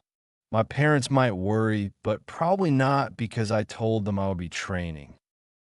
I pushed the adorable teenage ninja that loved to pull pranks. Sure, sometimes he was rude and he acted like a clown, but he was Konoha's clown, my clown. I smiled before pushing him a little and telling him to wake up. Almost instantly, Naruto sat up, whipping his head side to side before meeting my eyes. He raised an eyebrow at first, the gears turning in his head before remembering last night. "Morning, Ino." "Morning, Chi," Naruto said with a burst of energy, stretching out his arms and legs before reinserting his feet in his boots. "Hey, Naruto, show Ino the way to the training ground and see if she could do that jutsu, will ya?" She asked, hurrying to pack up all his stuff. Apparently, he had fallen asleep taking inventory of his gear and his notes, scrolls, and seals, ending up stuffing everything in his backpack without organization whatsoever. "Wait, Chi-sensei, where are you going?" I asked, shocked by his hurrying to leave. "Yes, he may have important matters, but isn't it also a priority to teach your students?" I thought. However, before he could give an answer, he disappeared. Probably off to get some more supplies and such. Maybe saying bye to I am-san. "What do you think?" Naruto mumbled, bummed a little that our sensei ditched us. He hopped onto the white window ledge and motioned for me to follow. His eyes became impatient, and he started tapping his feet when I stood there. "Naruto, we should head by my house first. My mom will pack some breakfast, and I need to get all my gear. Probably a sleeping bag, too." I mumbled, embarrassed that I was unprepared to train. First impressions count. Naruto just shrugged, telling me that it was on the way. Otherwise, he probably would have protested. In any case, he owes me. I had to drag and use multiple replacement jutsus to get him here. I decided I'd let it rest. I jumped from the window atop the roof of the next building over, following Naruto's lead to get there the fast way. It took no more than 3 minutes, but we finally arrived home. I grabbed the key under the mat and unlocked the front door, knowing that my parents weren't home.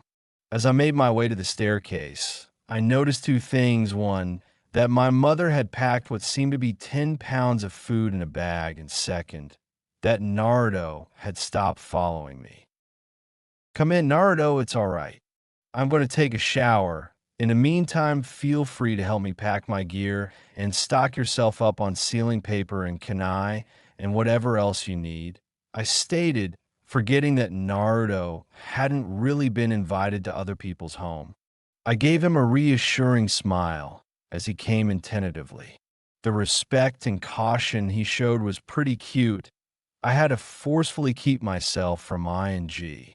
Quickly, I bounded up the stairs to my room, telling Naruto where to find his stuff and not to worry because my parents didn't care about their kunai and other armaments. As soon as I closed myself in my room, I stripped out of my clothes and got in the shower, blasting the heat to loosen up my muscles for the oncoming day. After scrubbing myself with soap, shampoo, and conditioner, I just let the water cascade around me. We had a few hours before we had to arrive, according to Chi Sensei. Instantly, thoughts about Naruto shot into my mind.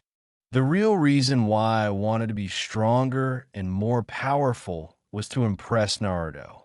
But do you really like him, or is it only because Sasuke left and basically showed no interest in you whatsoever? I thought. Now that was the ultimate question to which I still trying to find the answer to. Maybe it was partly because Sasuke began growing even more distant and serious, even dark, and since he left that I realized that did love Naruto. After all, he would give his life to save his friends, his village, and those he loves even if they betray him or don't show kindness. And he is fun to be around, always talking, making jokes, and never giving up no matter how hard the obstacle. The latter is what made him so attractive. It seemed only at most 5 minutes had gone by, but I heard an urgent knock on the door. Why I didn't react, the fist rapped on the wood again, louder this time. What is it? I groaned, knowing it was Naruto, while turning off the shower, putting a robe on, and using my chakra to repel the water on my skin. I don't want to rush you or anything, but it's been like 40 minutes, and I already packed everything and got the seals and the borrowed kunai ready. Naruto moaned, a little tentative due to embarrassment, but the message got through. I grinned, concocting a plan full of mischief. On top of my undergarments, I put on my stomach exposing short sleeveless purple vest and a purple skirt that went just at mid-thigh length. I quickly brushed my hair, clipping it so that a bang partially covered the right part of my face, though leaving my hair down otherwise. I redonned the robe and opened the door quickly. The look on Naruto's face was priceless, because he couldn't see a single piece of cloth on me except the loosely hanging bathrobe. He blushed and turned around, but not before I caught his gaping mouth. I dropped the robe loud enough for him to hear, making him jump. Aino, what are you doing? Naruto stuttered, completely embarrassed and taken aback. Before he could do anything, I swiftly turned him around, making him look at me in utter confusion. How did you get dressed so fast? Naruto asked. I giggled. I was only teasing you, Naruto-kun. I had these clothes under the robe. Anyway, looks like what Sakura said is wrong. I knew that as I said it. I had Naruto hooked on every word I was saying. I didn't say anything for a little while, just humming away as I put my medical ninja gear purse over my shoulder and strapped on my backpack. The air in the room became stifling as Naruto's anticipation and curiosity enveloped the atmosphere. All right, Naruto, I'll tell you what she told me. Sakura said that you were, Hichim, what is the nicest way to put it? A horny, pervy teenage boy, I replied, drawing the words out to create as much tension as possible. It was kind of fun seeing Naruto get riled up and seeing how far his reactions would go. Oh, did she? Naruto said as if it was news, slightly pensive. Knowing my blonde ninja friend, however, it meant that he had been guilty of it in the past. In other words, you used to be Naruto-kun? I asked rhetorically. It's all right, I understand. Hormones and everything are hard to control at first. Also, you've outgrown it. Naruto blushed at the former only to be taken aback by the latter, probably questioning my sanity. Thing is, takes one to know one, but I wasn't about to admit that to Naruto. Frankly, it was too embarrassing. Naruto laughed it off a little at first, scratching the back of his head. Though tentative and half-hearted at first, he burst out laughing melodiously. It took me a moment to realize that I rarely heard my blonde friend's real laugh. Its melodic, honeyed tone stunned me, for I had never heard such a voice like this, melting my heart with an odd golden flame that reminded me of joy and desire. All right, Ino, ready to go? Naruto asked with a big smile plastered on his face as his laughter died. Again, I noticed that he had hid behind a mask of fake happiness, and that before now, Naruto-kun rarely felt true happiness. I smiled at the thought that I could make the blonde feel happiness, almost immediately feeling blood warming my cheeks. Naruto hopped on the windowsill with the breakfast pack slung over his left shoulder. By the way, Ino, thanks for making me laugh. I haven't felt remotely happy like that in a while, Naruto whispered, giving me a thumbs up and a semi-happy and sad smile. This time my cheeks burned rose red at the compliment. Quickly, I hid my face abashed. YRW welcome. In Naruto, I stuttered. Great. Ino, yo sound like Hinata now. Naruto cocked his head ever so slightly, making my heart race, hoping that he couldn't connect the dots. Are you alright, Ino? Naruto asked, concern washing those beautiful cerulean blue orbs. I nodded, not trusting my words at the moment, conflicted. Your face was all red, so it looked like you had a fever was all. Naruto smiled, happy to see that I was indeed okay. In a sudden blur, the hyperactive ninja leaped onto the next building, waving me over with a grin and small glint of mischief in his eye. This sent shivers of excitement down my body. Meanwhile, elsewhere in Konoha, after having given a message to Ino and Naruto and left them to themselves, I strolled down the road with my usual disguise, gazing at the carefree, fluffy clouds in the deep blue sky. The birds chirped melodically, though it was close to noon. Jasmine, honeysuckle, bush clover, and other flowers released their sweet, soothing smells that help calm the mind while the slight warm breeze caressed the world. I took a deep breath and took it all in, longing to remain in Konoha, the place I loved. The faint, jubilant shouting of children playing in the street, laughter of adult shinobi reminiscing on the good old days, chatter of women talking excitedly about news, not gossip news, and of course the thrumming of Chakra as Jinin teams trained. It felt good to be back, albeit not as myself, and brought back profound memories so filled with nostalgia that I had to force myself to hold back the tears as I strolled to Iam's house. I am Chan. I can't believe I revealed myself to you and that you waited for me on the hope that I was alive. I never forgot about you, I am. I just couldn't face the village again and the memories it holds, I thought to myself, praying that she would in time fully forgive me. Though she told me that she did, I knew that I am was telling the complete truth. It would take a while before things could go back to normal. After 15 minutes, I finally arrived at her house. My palms were sticky with sweat, and my stomach somersaulted like a gymnast, nervousness catching me off guard. Now that she had a night and a morning to think about this clearly, may have decided against me. I couldn't blame her if that was the case, but still my heart wrenched at the very thought of it. No, Itachi, you can't think like this. She said she loved you last night. There is no reason to be afraid. Taking a deep breath, I wrapped my knuckles against the blue wooden door of the quaint whitewashed single-story house. A faint scuffle of someone fumbling with things before hurried clicks of the unlocking door. A blue blur lunged at me, wrapping me in the tightest of hugs ever. I hugged back, though short of breath as the oxygen was squeezed out of my lungs.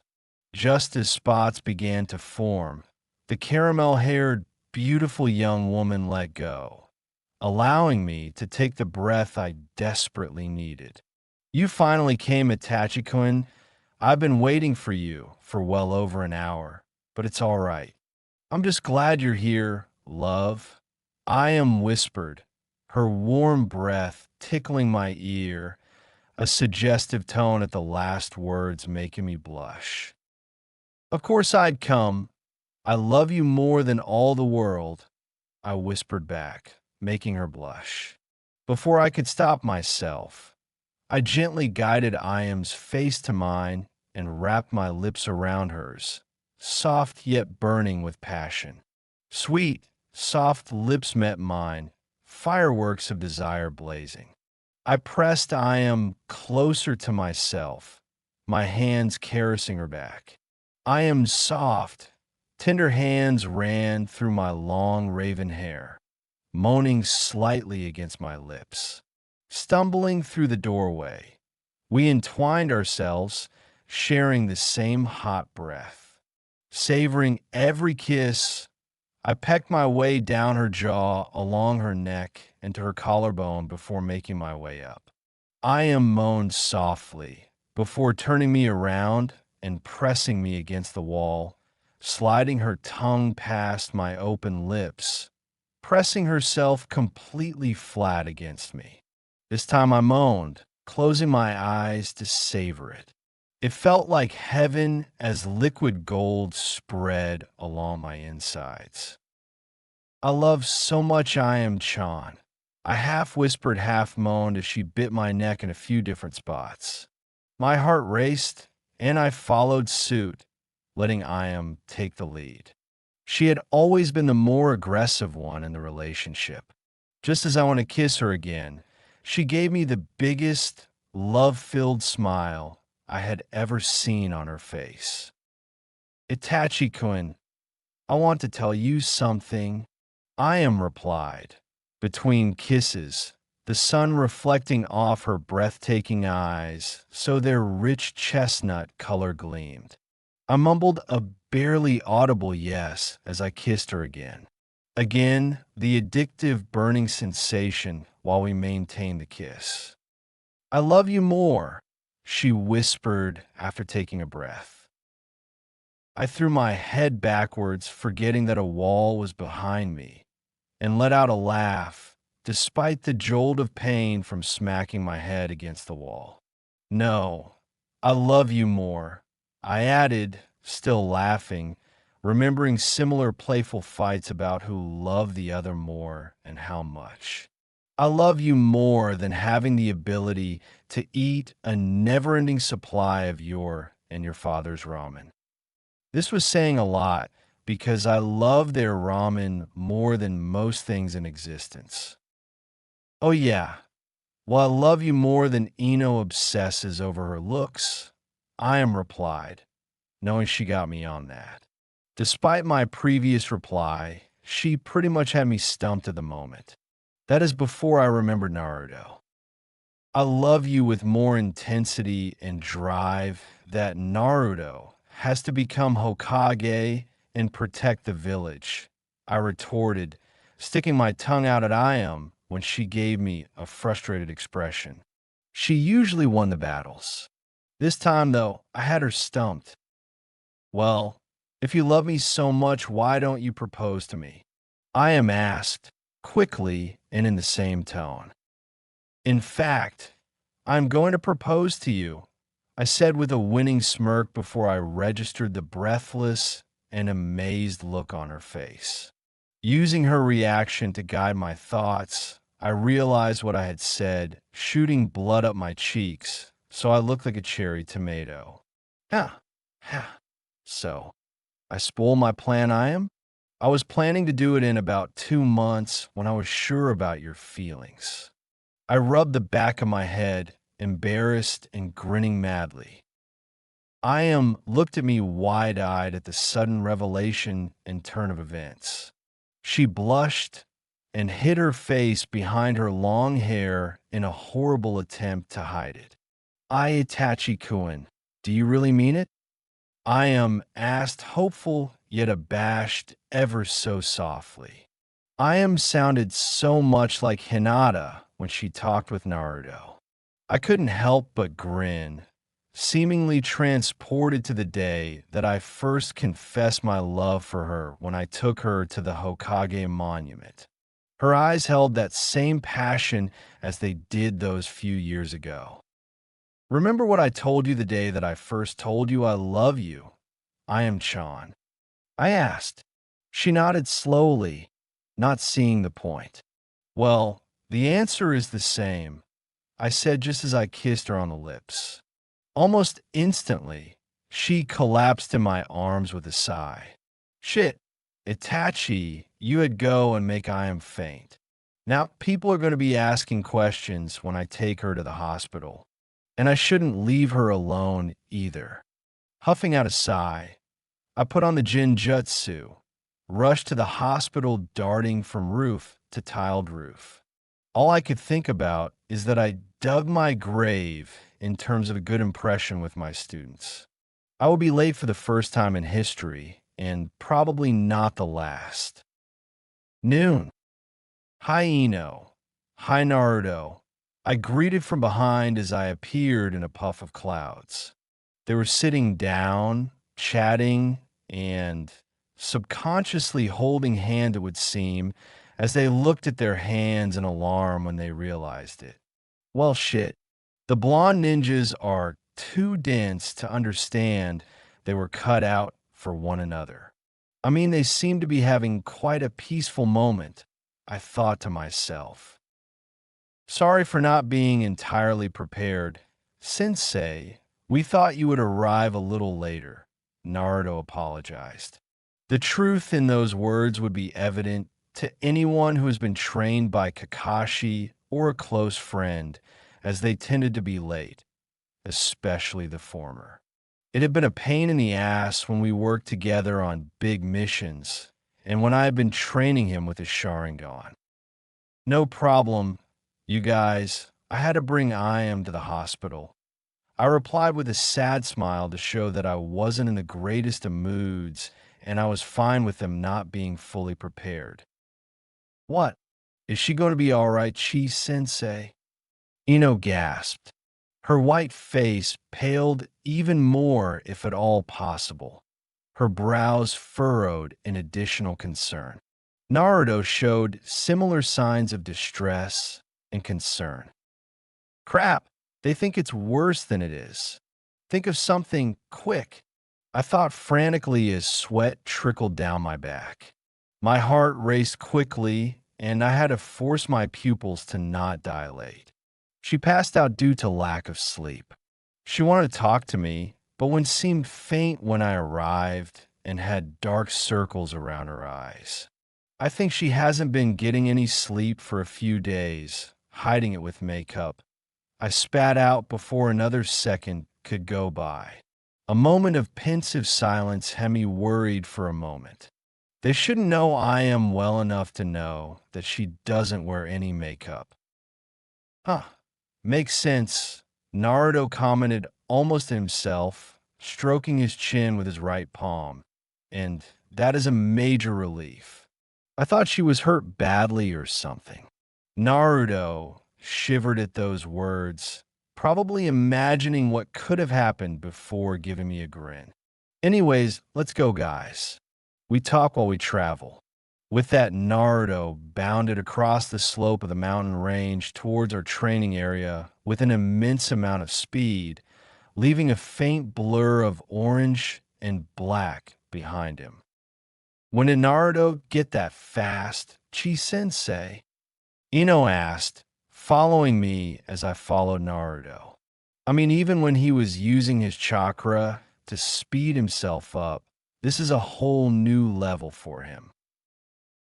Two simple factors, really: increase of chakra control and increase in physical training.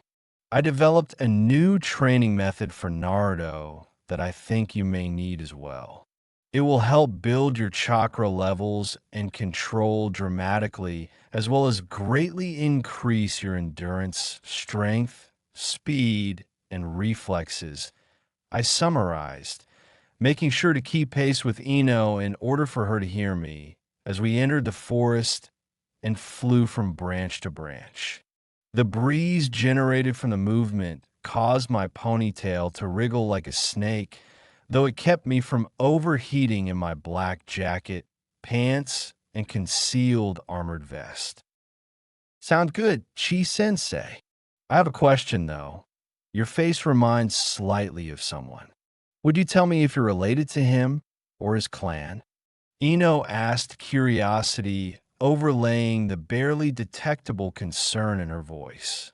It annoyed me that she would try to hide something, and even more so that she could still draw similarities. I really didn't need to launch into it right now, but Ino's piercing blue eyes pinned me. I only nodded, not trusting words on this one.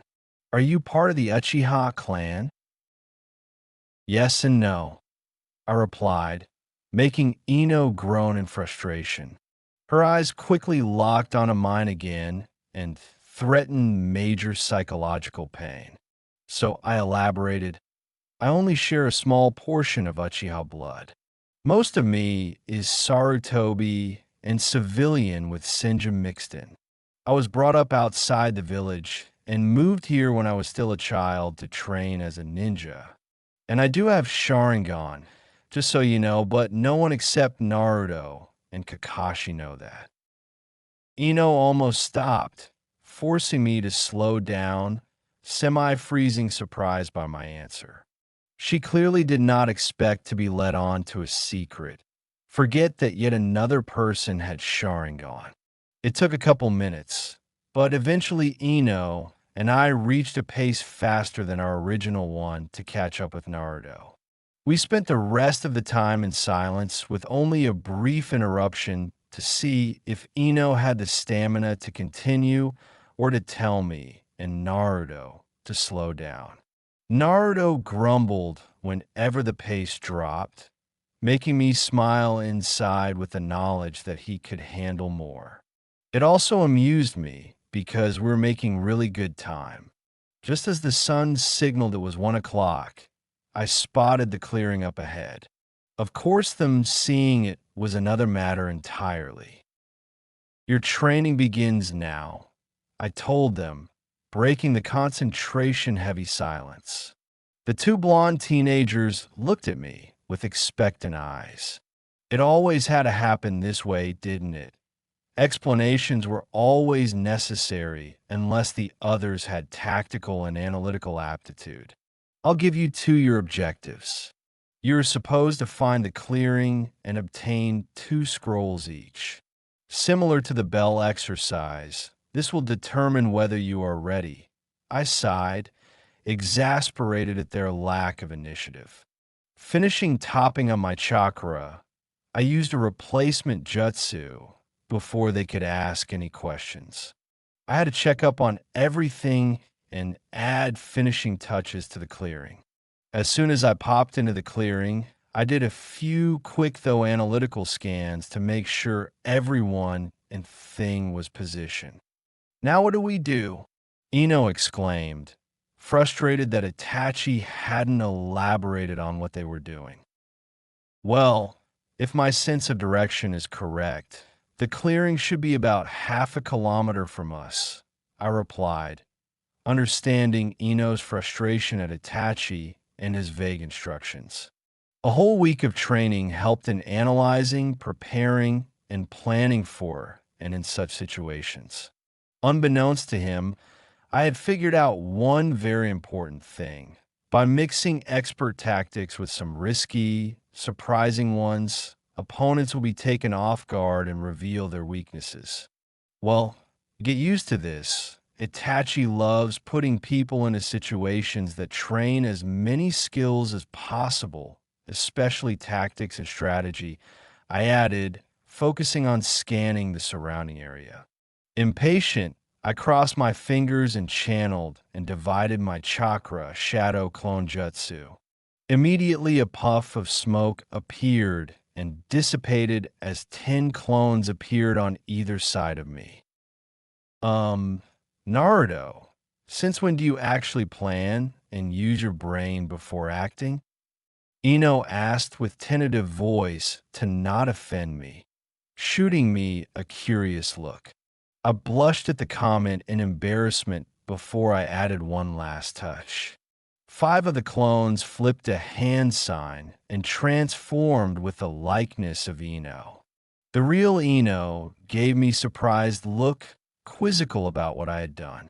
Okay, punk, what have you done with Naruto?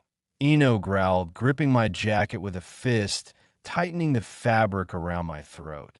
Talk. Now. Can't breathe, Ino. I gasped out, feeling the oxygen in my lungs being replaced by carbon dioxide.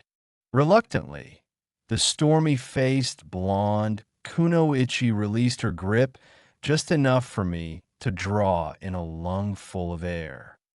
Look, I'm still the same Naruto. Itachi just changed my train of thought and trained me very well using a special technique is all, I replied with a reassuring smile. The fact that Ino thought I had changed quite a bit was disconcerting. It took Ino a few long moments, but she released me after inspecting every inch of my eyes, which made me extremely nervous.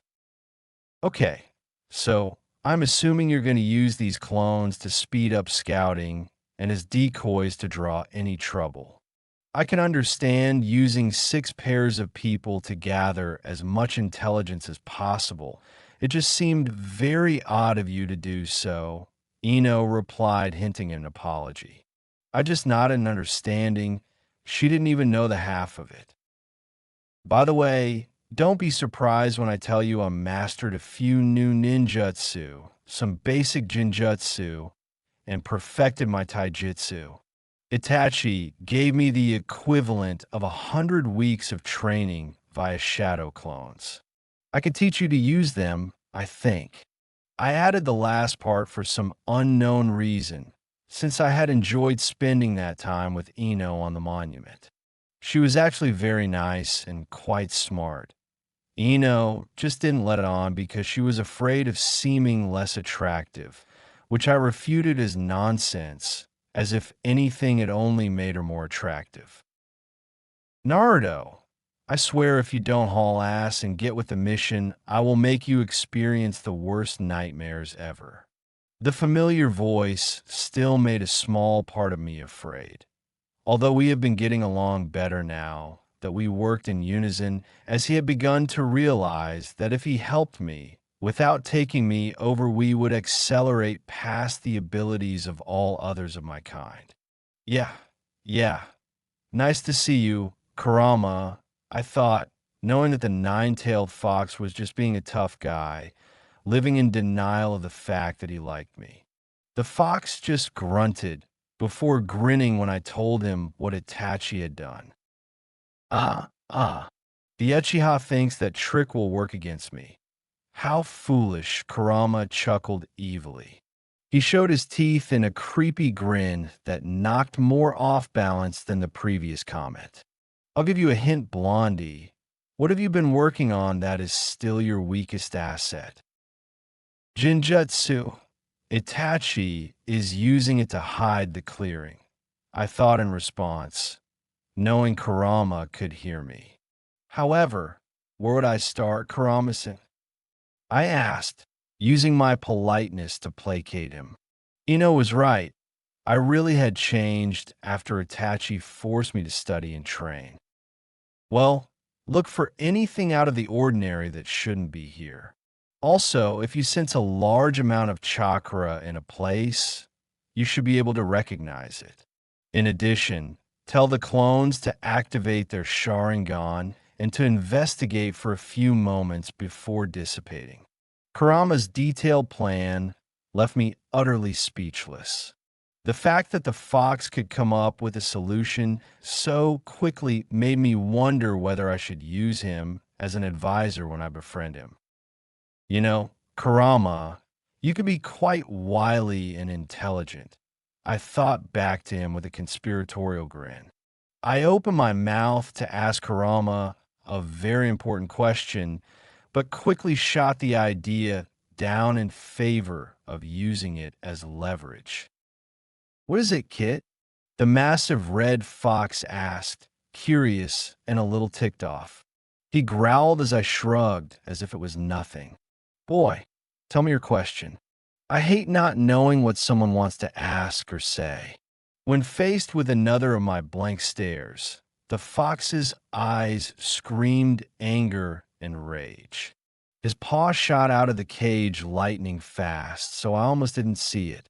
I knew that was the end right then and there, as the menacing ivory claws that made Katana look like kunai closed in. Just as I braced myself, the paw stopped. However, the Kyuubi's eyes looked at me hesitant, gave one last soft growl, and disappeared. Naruto, we should move out now before any serious shit happens. All right then, Kurama, you ready to show them how shit is done? I grinned, already excited.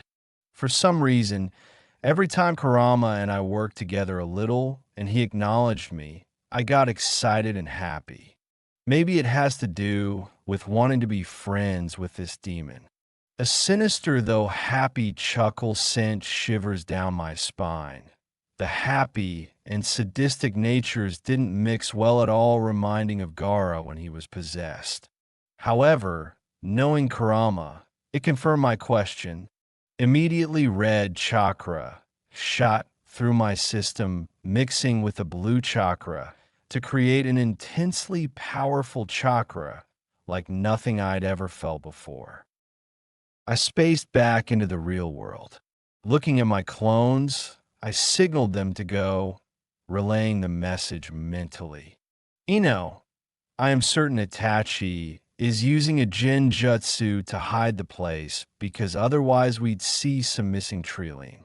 Also, he is very good at Jinjutsus while we are still not entirely the best at detecting them. I told Ino as the clones spread out in 5 different directions. That makes sense, though you took very little time to deduce that. Ino responded with a suspicious glint in her light blue eyes, though her lightly tanned skin showed no such trace in an attempt to hide her thoughts. Her sandals made the softest squeak against the smooth bark as she shifted to a crouch. And, Naruto, speak for yourself. I can sense Jinjutsu and really any chakra quite well, especially with some of my father's training and sensing. Rather than the offended tone that would accompany this, Ino sounded cocky and eager to prove it. Her lean muscles flexed and released as she launched herself to the next tree, platinum blonde hair glinting and waving, while the sun's radiance created a nimbus of light around her body. I followed her as she jumped from tree to tree, scanning the area constantly. Feeling that the scanning was pointless, I sent Chakra through the Sharingan to see what Ino was doing. Immediately, Ino seemed to slow down as I was able to track her movements. The leaves had a much sharper definition to the point that I could see every blemish, shadow, and shape. I looked back at Ino and gasped in awe of what she was doing. She had built chakra into a sphere in her head to track Itachi's chakra signature, though I noticed it wobbled and wasn't super compact. That may hinder her range and sensitivity a bit, meaning that Ino needs to get closer for the jutsu to work effectively, I hypothesized. My palms slipped, slick with sweat, anxious that I was indeed wrong, that maybe Ino wouldn't be able to find Itachi, that we would fail utterly despite the training we had received. A soft gasp pulled me from my worries, alert for any nearby dangers. Naruto, I think I have luck, Ino whispered as she pressed forward, pivoting to the right as she landed before rocketing in the other direction. The blonde Kunoichi reacted so quickly, I could barely process what she had said before her silhouette shrank less than half its usual size. In addition, her feet made less sound than a stalking cat. Damn it, Ino, wait up for me. I ground my teeth in frustration, calling the clones to follow Ino in pincer formation. Feet skimmed the bark of the branch, keeping contact to minimum. Legs and chakra pumped hard to deliver half maximum thrust. Cool wind howled, stinging the skin. Rich brown and lush green blurred together, the trees blurring together. Chakra blocking out noise only took the edge out of the banshee that was the wind. Finally, Ino's body grew back to its normal size, allowing me to slow down and cut 50% of the chakra coursing through my legs. Quit making all that noise, Ino hissed under her breath, just loud enough so that I could hear. It took me a moment to realize I had begun to breathe a little heavier from the burst of speed and the noticeable tapping of my feet. I grunted, not wanting to offend Ino with an outburst as it wouldn't be conducive to the mission. Ino's inhaled sharply, a look of alarm on her face as she stared at mine. "What is wrong with your eye, Naruto?" Ino blurted out, barely toning down her volume. "Is this a stupid joke or something that you're playing with me?" Oh shit. Ino's wide eyes screamed bloody murder as she looked at my secret.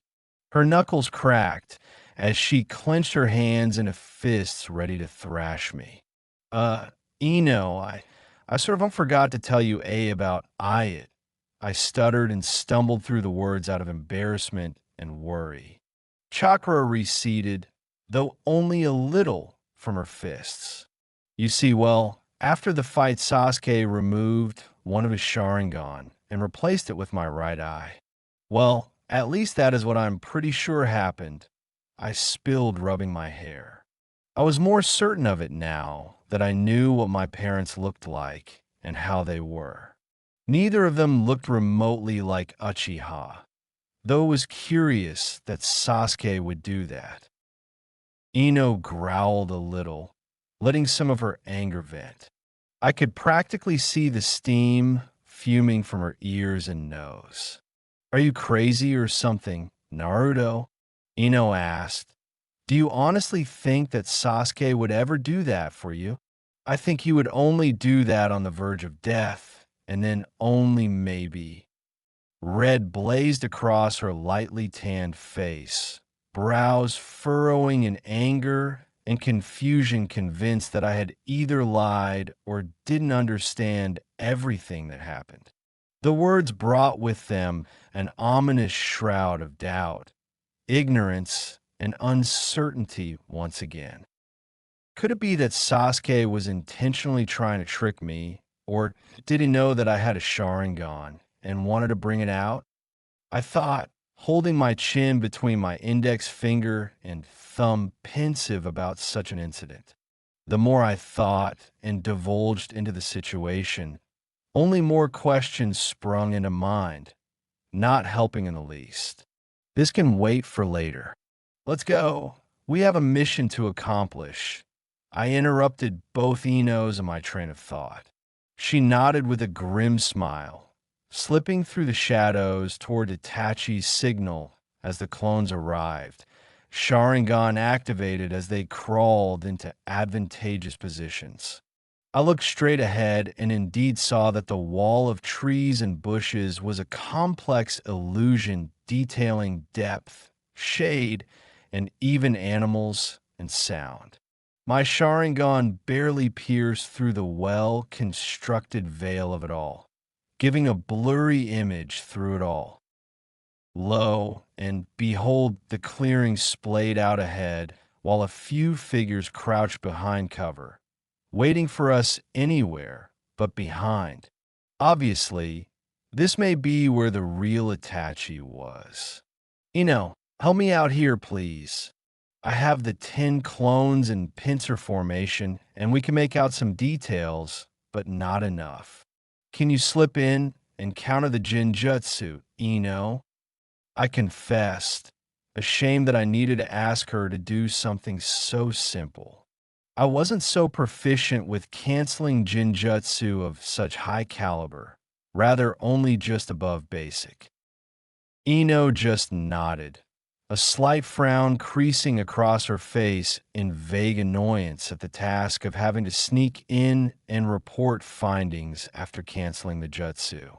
Clearly, she wasn't so impressed by the fact that I couldn't effectively counter the Jinjutsu despite the Sharingan.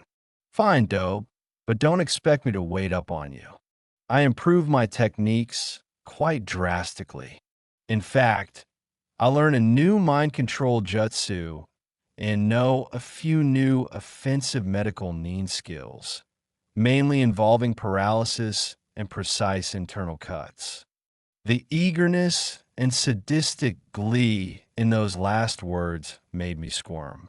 This clearly wasn't all entirely a charade, since no one can truly fake such a thing.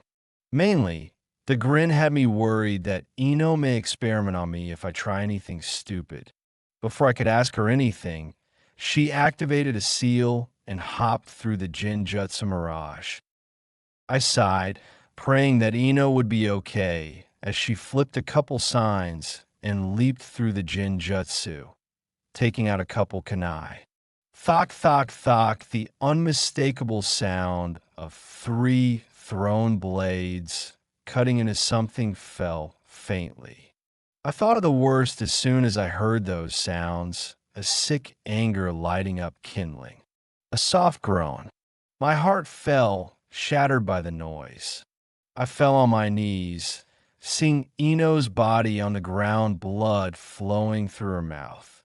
The fiery pain of steel cutting into flesh, and it was over. The memory played itself in less than a second, coming to me in detailed flashes and emotions. I looked to the left and saw that one clone was missing. Nice Jinjutsu, Itachi Sensei, I stated with a sly smile, but you must be really stupid to try that again on me. Or are your skills failing from the lack of practice? A faint HN at 4 o'clock was all I needed. Big mistake. He was right in the crossfire. Wind release, gale palm. Fire release, great fireball jutsu. Me and my clones whispered 5 per jutsu. Blasts of wind caught the flame of the fireball as they collided, turning the flames white and turquoise with intense heat and speeding up the flames by 6 times. A bright explosion as they mapped to the stand of trees, sending 8 an intense have of heat that singed my hair and knocked me back several feet. Embers, burning leaves, flaming bark, ash, and flame created a mosaic of destruction, leaving only charred wood, a crater, and scorch marks. Itachi, I gave you a chance to escape, but let's see what state you dash. I crumpled as a black blur slammed into my abdomen, interrupting my thoughts with pain and lack of oxygen. The ground came up with a thud, and I lay gasping for breath, face to the side. I could barely move. The pain burned. Hey, Kit, get ready. A quick warning before a tide of red shot through my chakra pathways, turning the once indigo chakra to a purplish vermilion. Almost instantly, the pain faded in favor of a burst of power. Sharingan activated, I noticed the shadow of an axe kick descending. In a rush of speed, I flipped up, throwing my right hand with enough force to catch the kick while leaving the kicker off balance. The face that looked at me, however, wasn't Itachi's. In fact, I couldn't see it all. Only a ninja mask hood and a headband with the symbol of the Sand Nation. Nails extended and sharpened slightly into claws, anger clouding some of my better judgment, causing me to clamp them around the ninja's calf and launch him on his back. A scream of pain, and he flew 10 feet before slamming and skidding his way across the ground. The thump was sickening, and the angle of his body was, it seemed, wrong. Surely, I had broken more than just his leg. Perhaps his left arm, too. Such power! Kurama, how come you didn't do this before? I thought, gazing at the chakra in my hand, glowing intensely in the Sharingan. Naruto, you have definitely used this power and in multiple occasions. Against Haku, Sasuke, Neji, and others. In other words, I've saved your ass and you owe me.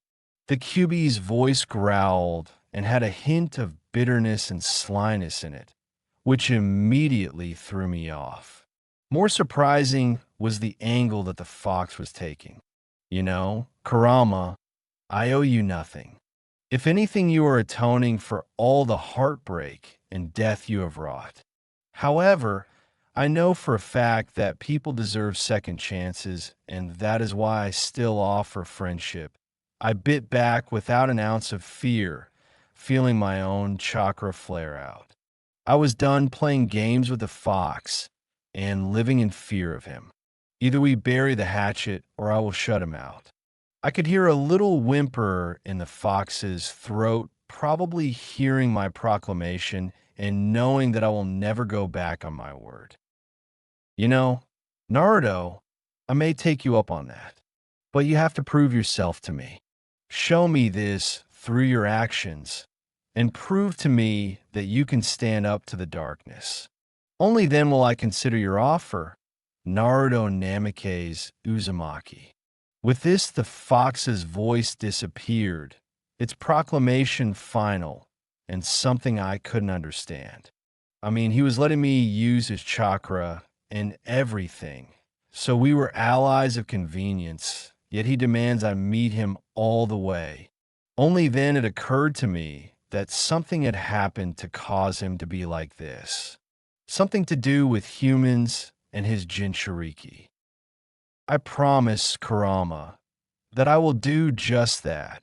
I whispered to myself before looking up and steeling my face, determined more than ever.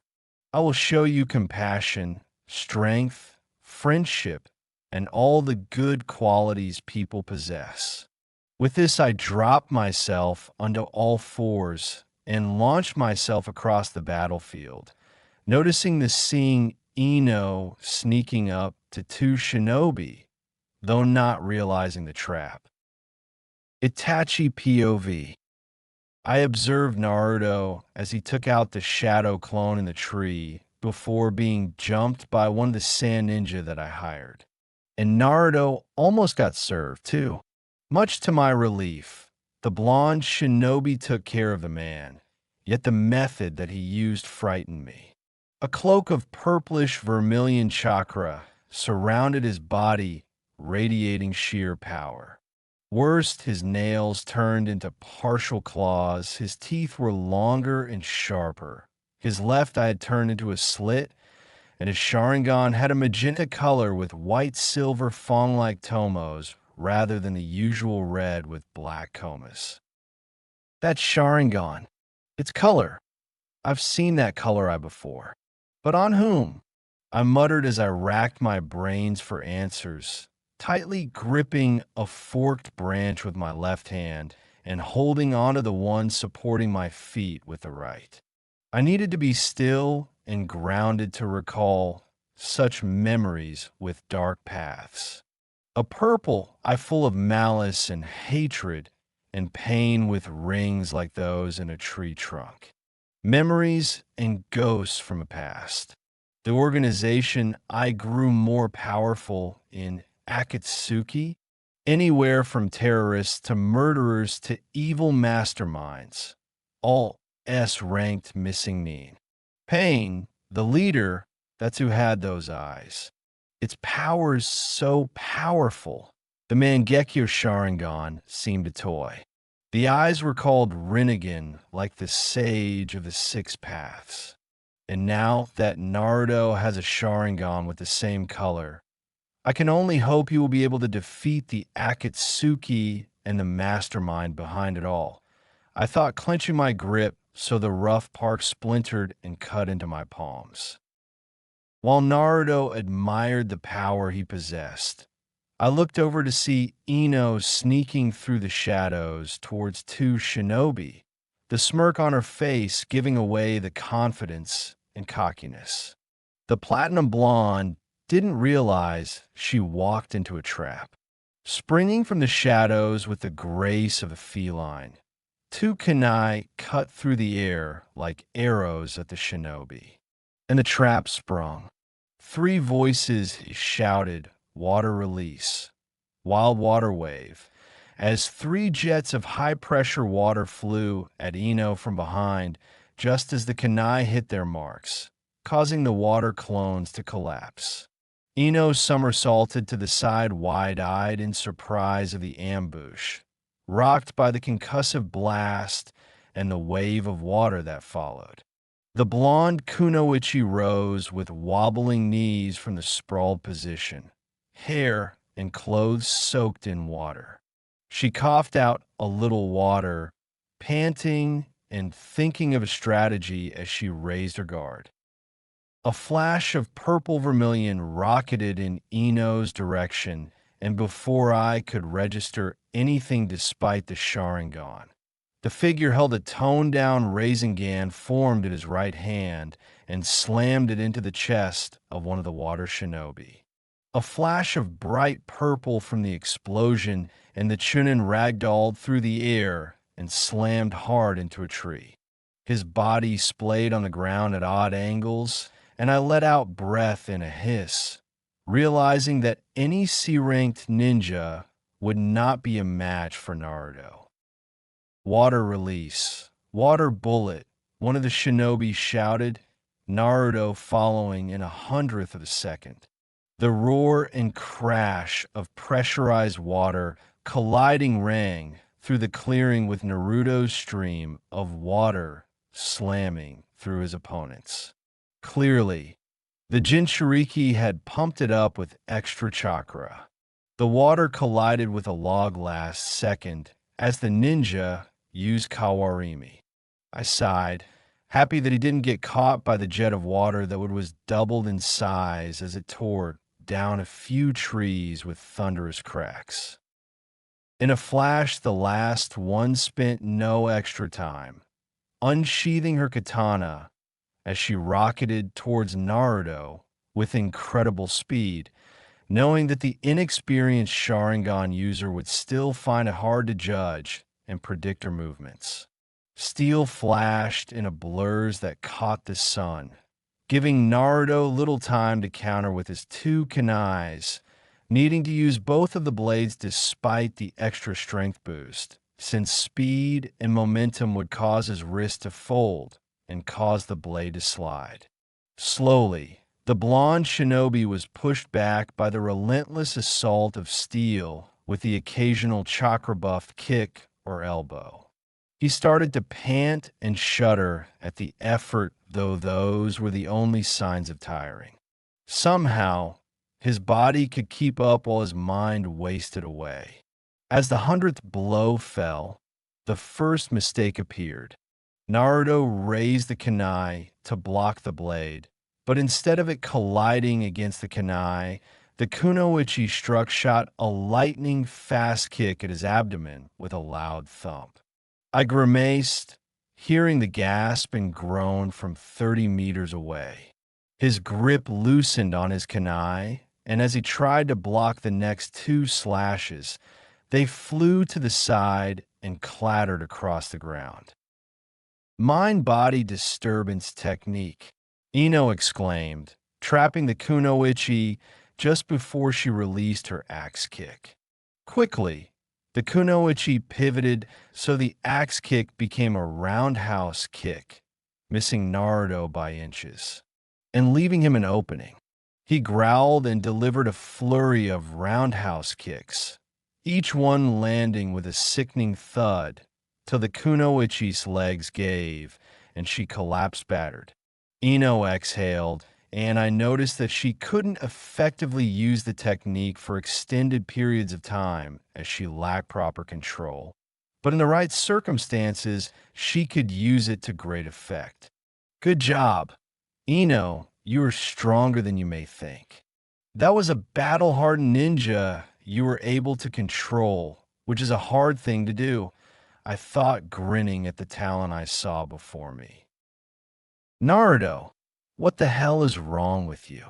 Ino exclaimed, flabbergasted by the appearance of her friend.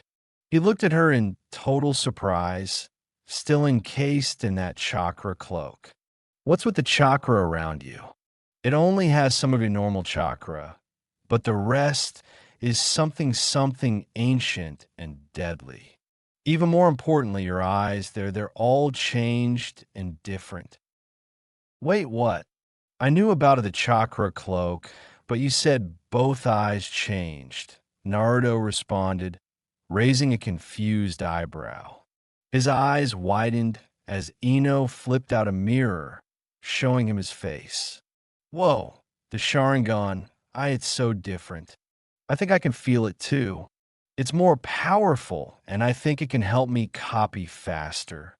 The boy muttered to himself in awe, leaving Ino even more confused than before.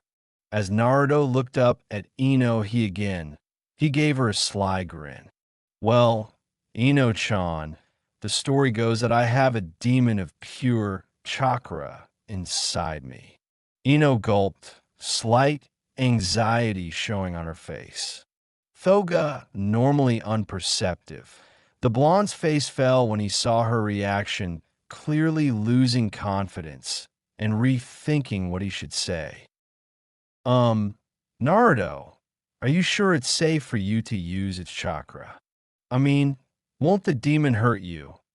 Ino replied, so soft, the raven spying on them could barely hear and relay her voice to me. You're using its life force while it's trapped inside of you, which would make it angry, right? Ino clarified at the stunned Naruto. Similarly, my jaw dropped at her comment. I had thought that her anxiety was out of fear for herself, not fear for Naruto. And since when did you care about Naruto? Ino-san, I thought, disturbed and confused by Ino's uncharacteristic response. I haven't really thought about it that much, Ino, Naruto replied with a shaky breath, nervously rubbing the back of his head. I guess it might, but as far as I can tell, there isn't really an advantage for the demon in question. He is sealed in me after all, so he can't really break out or anything. And if I die, he dies too, so it's beneficial for him to help me, I guess. Naruto seemed to be puzzling this out in his head as if he had really never thought about it and found it relevant to some sort of puzzle.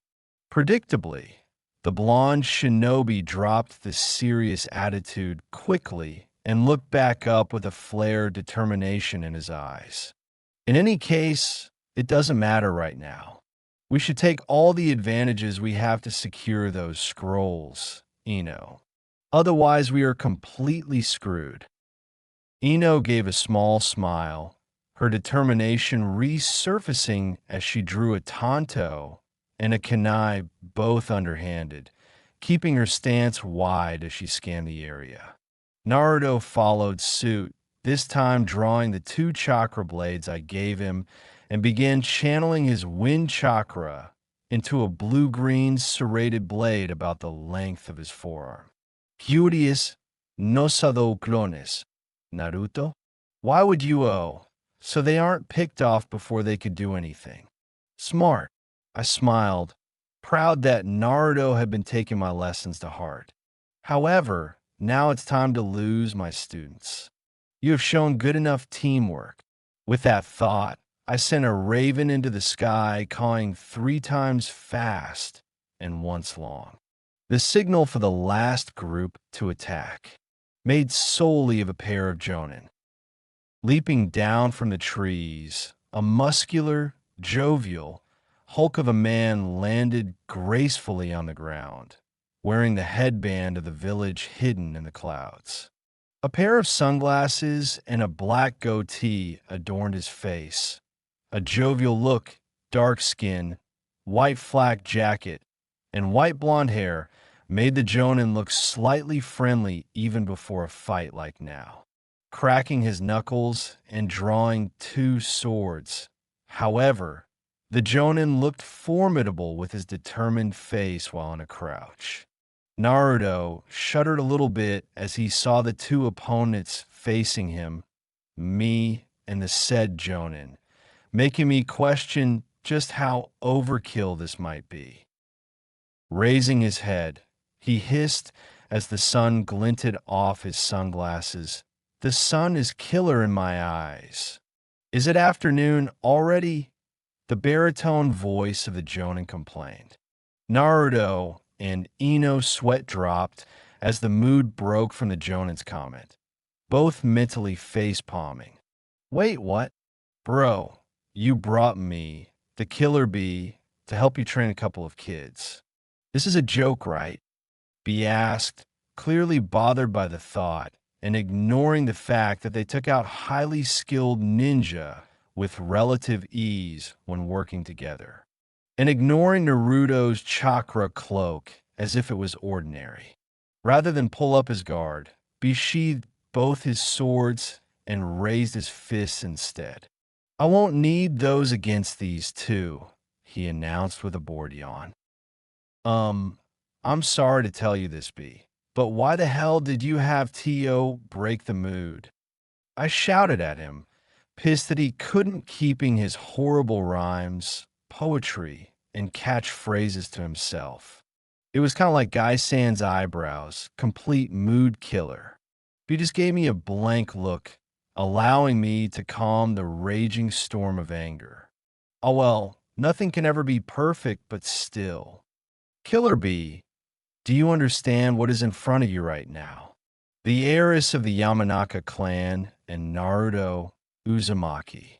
The former a great mind control and medic nin student, and the latter, the Jinchuriki of the Nine Tails with a Sharingan. I whispered in his ear. Immediately the Hulk tensed a little, understanding something and realizing the importance of it. Ah, that makes sense, Itachi, but that doesn't change the fact that they are still Genin that can so far only beat Chunin, Killer Bee muttered matter-of-factly. This time, though, he raised his fists and widened his stance into an aggressive powerhouse style that used lightning, quick, powerful strikes and solid defense techniques to defeat opponents. All right, kids, bring it on, Bee shouted with enthusiasm, locking his eyes with Naruto. Something about the boy made this Jinchuriki eager and excited. With a sigh, I dashed towards him with a burst of chakra, gathering up wind chakra around my appendages. Naruto was my first target.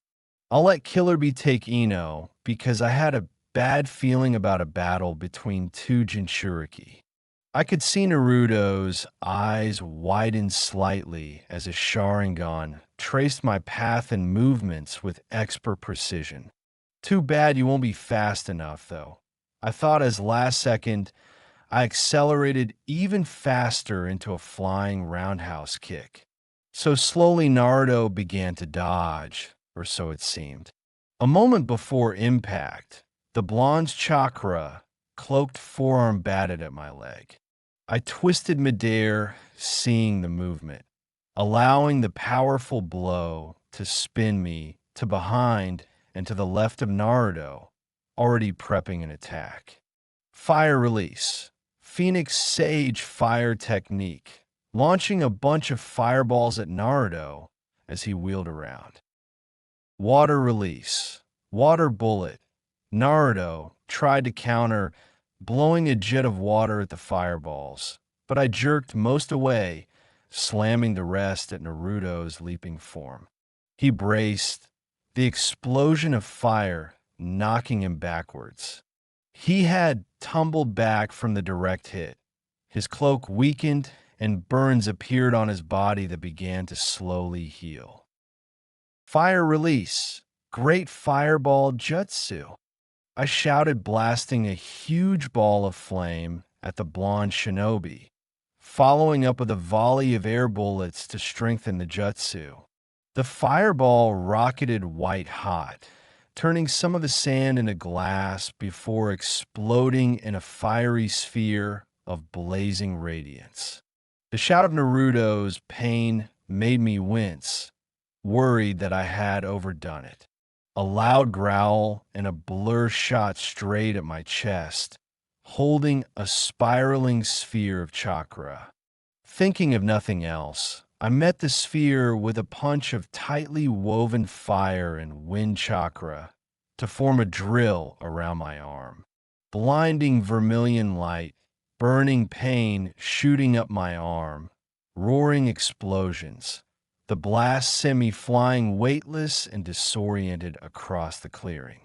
The gravel and sand stung as it ripped some of my skin and embedded itself into some of the burns on my right hand. I felt a disconcerting fatigue settling in as I had no idea Naruto possessed such power in this form. That chakra in the Rasengan was destruction incarnate. Warm blood trickled out of the wounds on my arm, testament that if I hadn't packed a wall of spiraling chakra, I would have lost it. Fuck you, Naruto. I'm not going easy on you anymore, especially with that new Sharingan. You want to learn? I'll give you payment in full. I spat in bitterness. Truth was, the kid had bruised my ego, and that didn't go unpunished. I leaped across the clearing, gathering chakra in my palm, having seen what Naruto had done with the Rasengan on multiple occasions. Now it was time to test it out myself. Rasengan, I shouted as a sphere bluish chakra spiraled in my palm, swirling tightly and depleting a noticeable amount of chakra. The body of the shaken Naruto dashed back as the sphere of chakra slammed into the ground where his lower back had been a second before. A shining explosion of chakra, a concussive blast, and flying shards of rock and dirt immediately followed, leaving a sizable crater in the ground. Out of the corner of my vision, I saw the blur of movement, and I instinctively lashed out with a backhand strike to the forehead meant to daze. Instead, it slammed into something hard, shifting it back a little and causing some of the support to give. Not waiting to see who or what it was, I followed up with a 1-2-3 set of jabs to the torso. None landed. On the contrary, lightning quick, chakra-cloaked hands blocked the incoming punches with perfect anticipation. Again, I delivered a spinning roundhouse kick and flurry of chakra-enhanced strikes, beating back Naruto under a storm of precise, expert punches. The sheer volume of strikes, combined with their precision, should overwhelm the shinobi, considering even Jonin have difficulty against this. In fact, I felt the thud of skin on skin as most of the body shots landed on Naruto, knocking him off balance, leaving him open, or just inflicting pain and a battering of force. He groaned as well over half the body shots landed, delivering bruises and battering his bones into submission. Slowly but surely, the blonde shinobi began to tire more as he took more shots, freezing up his body. Pants, sweat, and blood filled the air as some of my punches slammed into his face, splitting his lips and bloodying his nose. Naruto tried to counter with a handful of kicks and punches, but only a few actually landed. And I was glad for it. Each one was like being hit with a sledgehammer or by a gorilla. In other words, fucking painful as hell, not to mention muscle spasms caused by the chakra. With each passing second, I could feel my stamina ebb just a little by utilizing my chakra to enhance blows and counter the few desperate of Naruto. I needed a bigger opening to wail on Naruto, since I couldn't hit any of his soft organs or weak points. However, as the chakra enhanced, fast and strong strikes battered the blonde shinobi, he became more sloppy, more tired, and more docile, unable to catch his breath. The boy was just getting battered and knocked, but came back for more despite the heavy bruising, contusions, slight stress fractures, and bleeding. Naruto, what's the problem? You should give up already, I spat, stinging his ego after landing a crushing axe kick in between his shoulder blades. You will never be able to beat Sasuke. You're a worthless waste of time, Dope. Don't even bother getting up. Naruto groaned as I kicked him in the kidney, causing him to roll a couple meters completely exhausted. I let out a breath I didn't know I was holding as I got the quick break, taking out a couple soldier pills, ready to pop them. Naruto kept still, making me break a sweat in worry, believing I might have taken it too far. I could still hear his breathing, however. Clearly you need some more encouragement, I thought, slight guilt pitting my stomach. Naruto, know something. You will never ever become Hokage. You put shame on the two clans you were born in, disgracing their names. Instead of a proud warrior or tactician, you are a cowardly, weak clown. And even worse, you can't even save your friend from the darkness. So quit your delusional dreams and give it up, demon filth. I cut with barbed poison words that pushed his every button in fear, hoping to get a reaction from him. Suddenly, the chakra cloak blazed back on emanating ancient fury and killer intent. Naruto's shoulders trembled as if he were crying. I would have drawn a sharp intake of breath in guilt if I hadn't noticed the noise.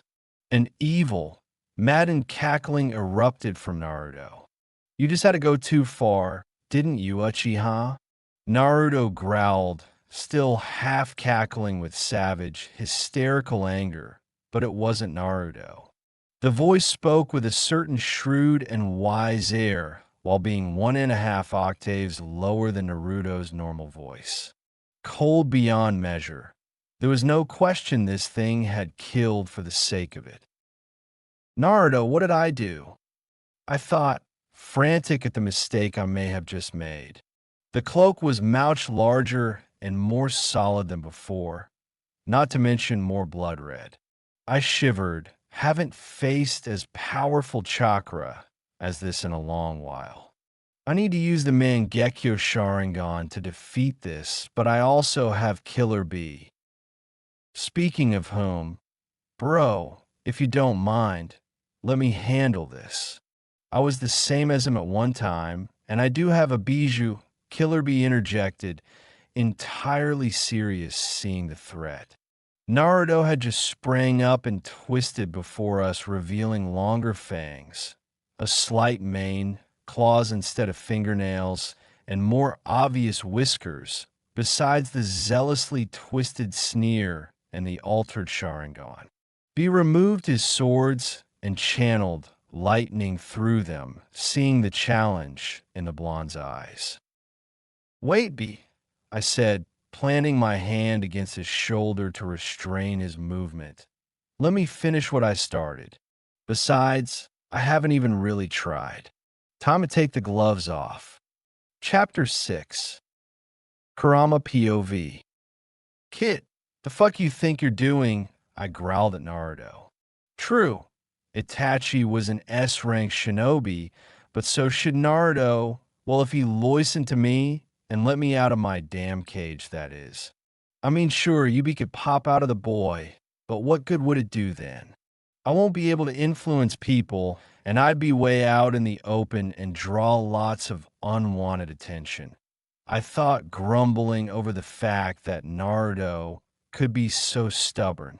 However, because of his inability to follow my instructions and not vent my chakra when I gave it to him, Naruto could not defend himself at all. Instead, the Uchiha's fists blurred at impossible speeds, piercing the cloak of chakra that I tried to solidify and battering Naruto in such a manner that Naruto could only get a couple punches. It was embarrassing, especially in front of the Hachibi, Gyuki. After Itachi's axe kick between the shoulder blades, supercharged with wind and water chakra, knocked whatever fight Naruto had left, leaving him beaten and immobile where he lay now. And that really pissed me off, though I could feel the pain from Itachi's kick and couldn't help wincing. "Itachi's too strong, Kurama. I'm trying, but you're not doing anything to help besides giving me too much chakra for me to control."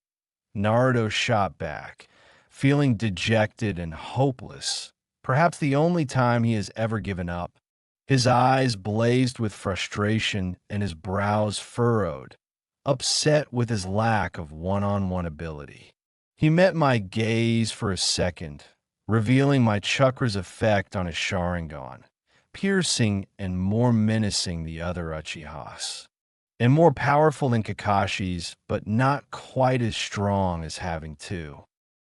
Naruto, the lack of ability and perseverance is upsetting. I'm beginning to regret helping you if you can't manage my chakra, I remarked back, tracking into the shadows and drawing back most of my chakra to make him beg or ask for it.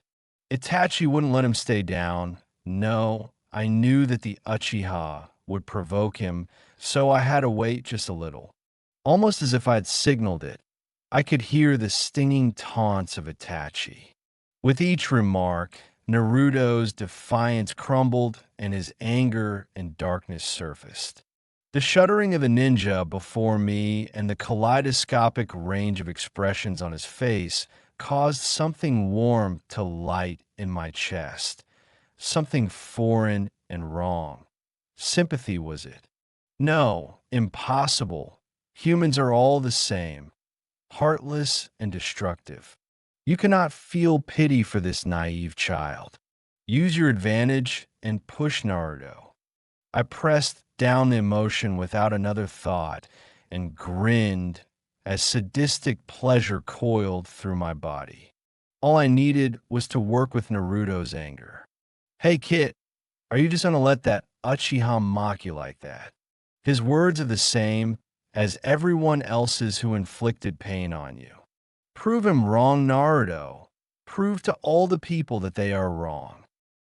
The emotion flooded and tempting, goading voice caught Naruto unawares. Sweet temptation wafted from Naruto, a need for vengeance and revenge. Hurt, anger, sorrow, malice, and fear shook violently together as if a martini. He looked down at his feet and the water in the flooded area. After a few seconds, Naruto looked back up with an expression I'd never had seen on him before, fury mixed with a need for guidance. What should I do, Kurama? Naruto asked innocently, though the dark intent in his voice was impossible to miss. My, my Karama, how smooth, I thought with a satisfied smile, having to stifle an evil cackle.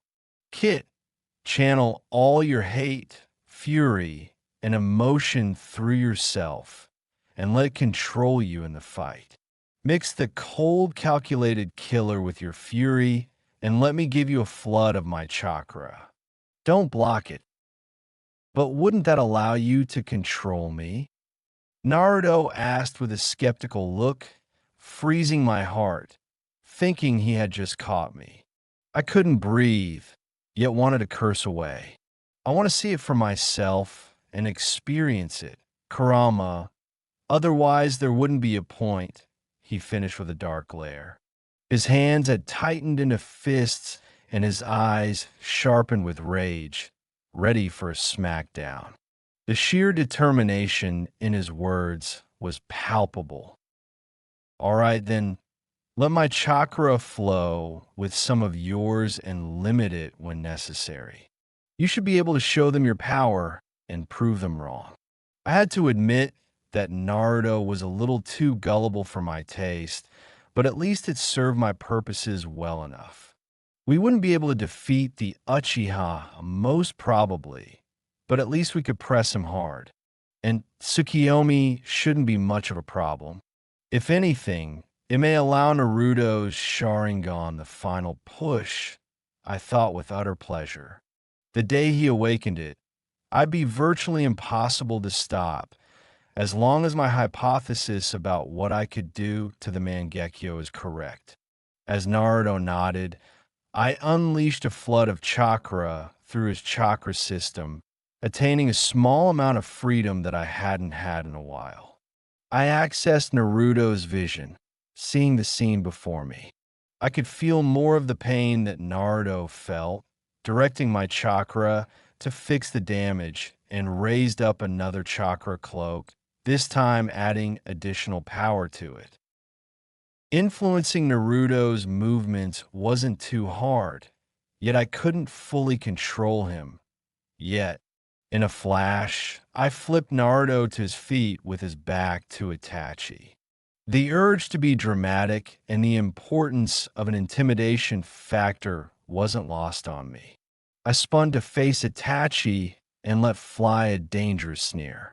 I was so absorbed in the visibly tired Uchiha, with a few injuries and the hate I felt for his kind, that I didn't notice what this dark version of Naruto said, only hearing Itachi's comment. I haven't even really tried.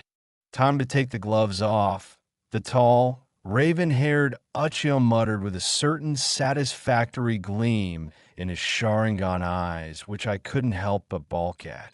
I remembered that same expression of that Uchiha responsible for my rampage. And even worse, he had the audacity to pretend that none of the injuries from the Rasengan showed. Well, Itachi, you have no idea what you are about to face, and you will taste my wrath. I thought with fury and malice, already picturing the spattered bits of gore across the Uchiha after I finished him. And I hear a hand across the training ground, a huge smear of blood in the middle, his intestines in a nearby tree. Realizing I'd started daydreaming, I brought myself to reality once more, seeing that Itachi had not moved, though Naruto was staring straight at his eyes. Dumbass, I thought, lowering Naruto's gaze and lunging at Itachi without warning, careful to leave all parts protected. The ground cracked as we pushed off toward the Uchiha. Though I calculated the speed of the jump to perfection, Itachi still seemed to dodge the spinning roundhouse kick to the temple, ducking under and to the right, completely avoiding the cloak, but being buffeted by the wind chakra. The impact crushed and cut through the ground, creating a deep hole. Nice job, Uchiha.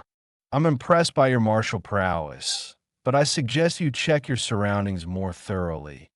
I remarked with a certain bloodthirst and dark amusement, activating a seal. A small explosion rocked the ground a few meters to my right where Itachi once stood. Or so I thought. I wheeled around to see the handiwork, but only faced a smattering of raven feathers and charred raven remains. His signature clone, well, too bad he has that many less of them. I grinned despite the failure. Good to know he was using clones. At least I knew what to expect. I made a cross sign triggering Naruto's favorite jutsu and fired it up. A giant pop of pressure and a huge white cloud appeared and dissipated, revealing the army before me. 300 shadow clones with Sharingan and my Chakra cloak. And I hadn't even gotten started yet. Are you ready, Sensei? I growled with sarcasm. You said you'll take the gloves off, so show me what you're worth. I roared the last part to taunt Itachi and attempt to draw him out, especially with another S-rank ninja present. I barely heard the high-pitched scream of tens of shuriken as they cut through the air, their gray-black steel catching the light. I flipped backwards as did most of the clones, but some weren't so lucky. From what I could tell, the Shadow Clone Shuriken Jutsu had taken out a tenth of the clones, and the deep holes and scorch marks in the earth made it obvious with what type of chakra they had been attuned with. Oh well, too late to triangulate your position, Itachi, but along with the clones, I gathered my chakra and blew a huge fireball at the trees, smashing the trunks into splinters and incinerating them. The heat rose dramatically from the fire, causing sweat to stream down Naruto's face. Now, where is he hiding? Naruto murmured with a deep, perhaps cruel voice with which I wasn't used to. I could feel his heart rate begin to heighten and a cold sweat begin to break on his forehead as his anxiety or nervousness grew. He pulled out a chakra blade and absent-mindedly channeled wind and fire chakra in quick succession, putting almost zero effort into the exercise, and the blades in and of themselves were larger than I had thought Naruto could handle.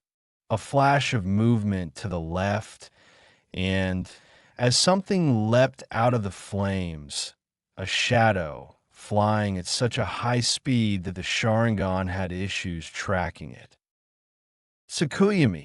Itachi shouted, locking eyes with Naruto as his Mangekyo activated, plunging him into a Jinjutsu. Damn it! I shouted, realizing that Itachi may use this to first dispel the influence I had or defeat Naruto while I had it. The world became a dark red as Naruto was thrust in a deadly nightmarish landscape that seemed ethereal, having been caught as a negative film in a camera. The stone was frigid as Naruto looked to the side, seeing the two people I despised the most, Minato and Kushina, staring down at him. A deafening, blood-curdling roar blasted close by as Naruto looked at the giant nine-tailed fox in front of him, otherwise known as myself, rampaging close by. Naruto tried to move or shout out, but couldn't. All he could manage was a baby cry. He noticed it immediately and looked down at his hands, revealing what he had feared. He was his little baby. I began to remember that night, the feeling of half of me being trapped and sent to hell, while the other half remained here. Minato Namikaze, I admit that this has perhaps been the kindest human who has been my Jinchuriki, but couldn't you have chosen anyone else? I must agree with Kushina that you shouldn't have done this to him. It will destroy him. And for that, I cannot forgive you if I ever forgive humans at all. Suddenly, Kushina shot her adamantine sealing chains holding me, still as Minato prepared the most feared and forbidden jutsu, Dead Demon Consuming Seal. As he captured my half, firing up pain to my retreating form, Minato decided to use the last of his life to seal the other part of me.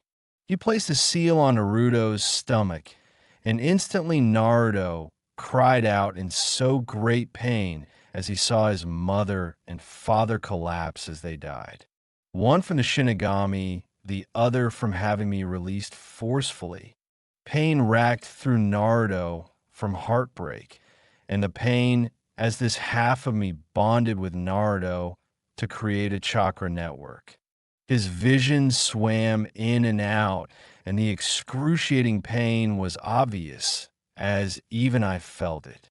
It was as if every molecule in both our bodies were separating and fusing at the same time, while being flash frozen and superheated.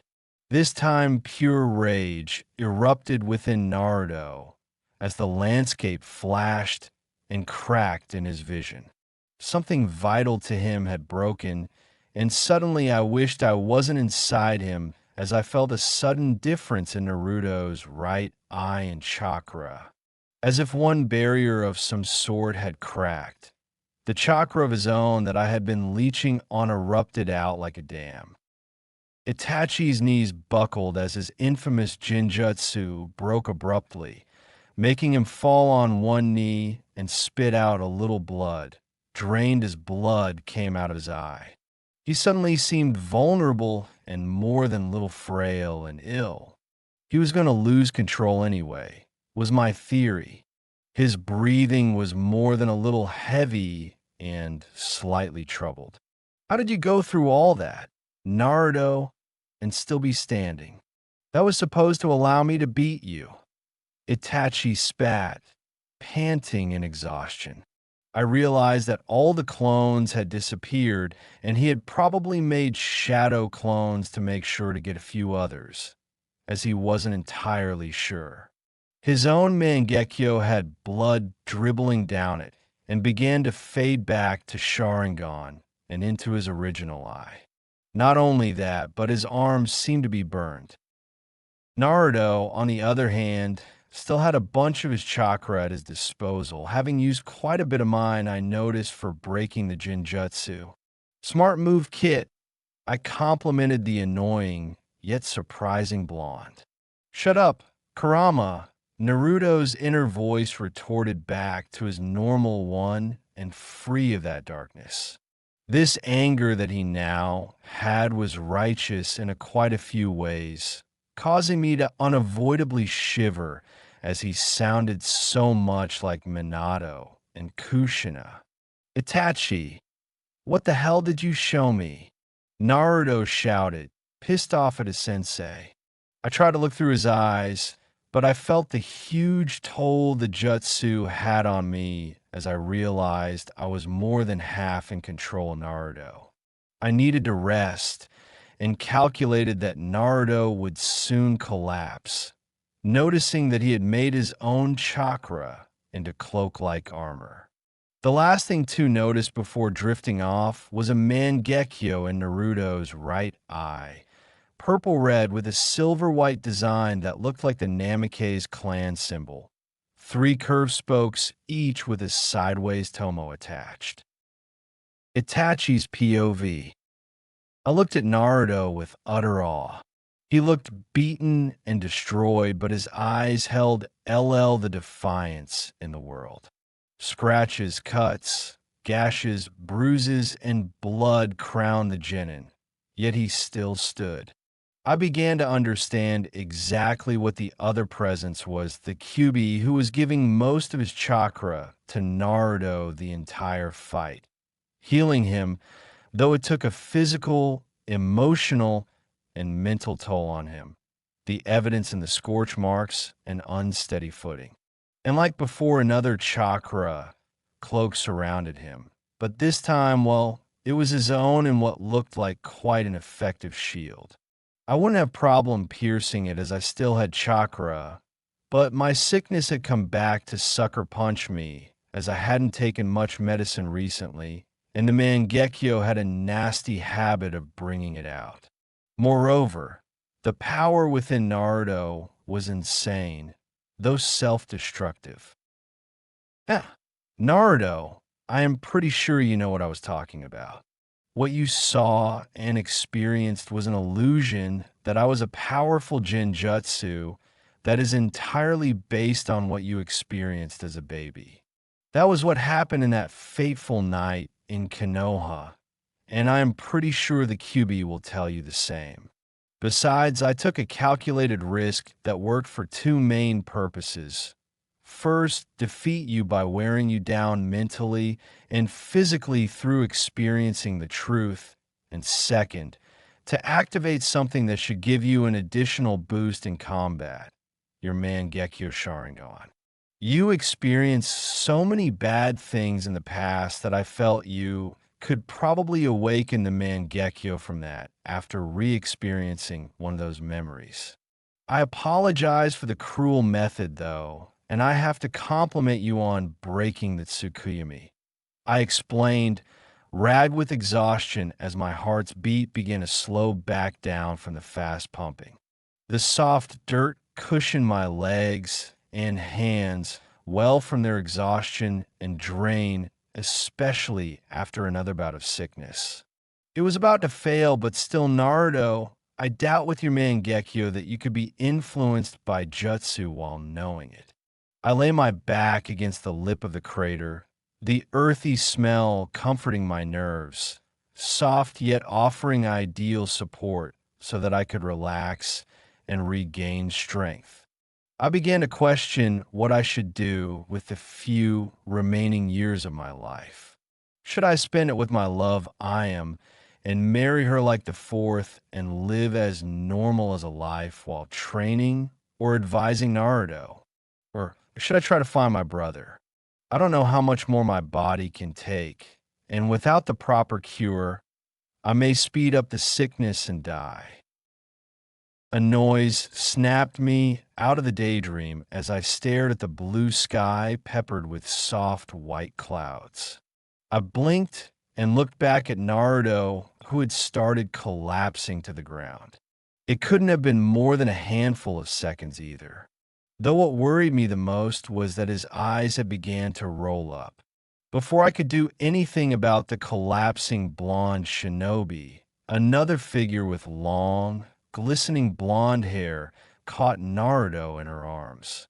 Worry creased her smooth face and blared in her sky blue eyes. I know I can count on you when it comes to Naruto. You know, you aren't the only one who can determine crushes. And besides, I am quite sure Naruto likes you.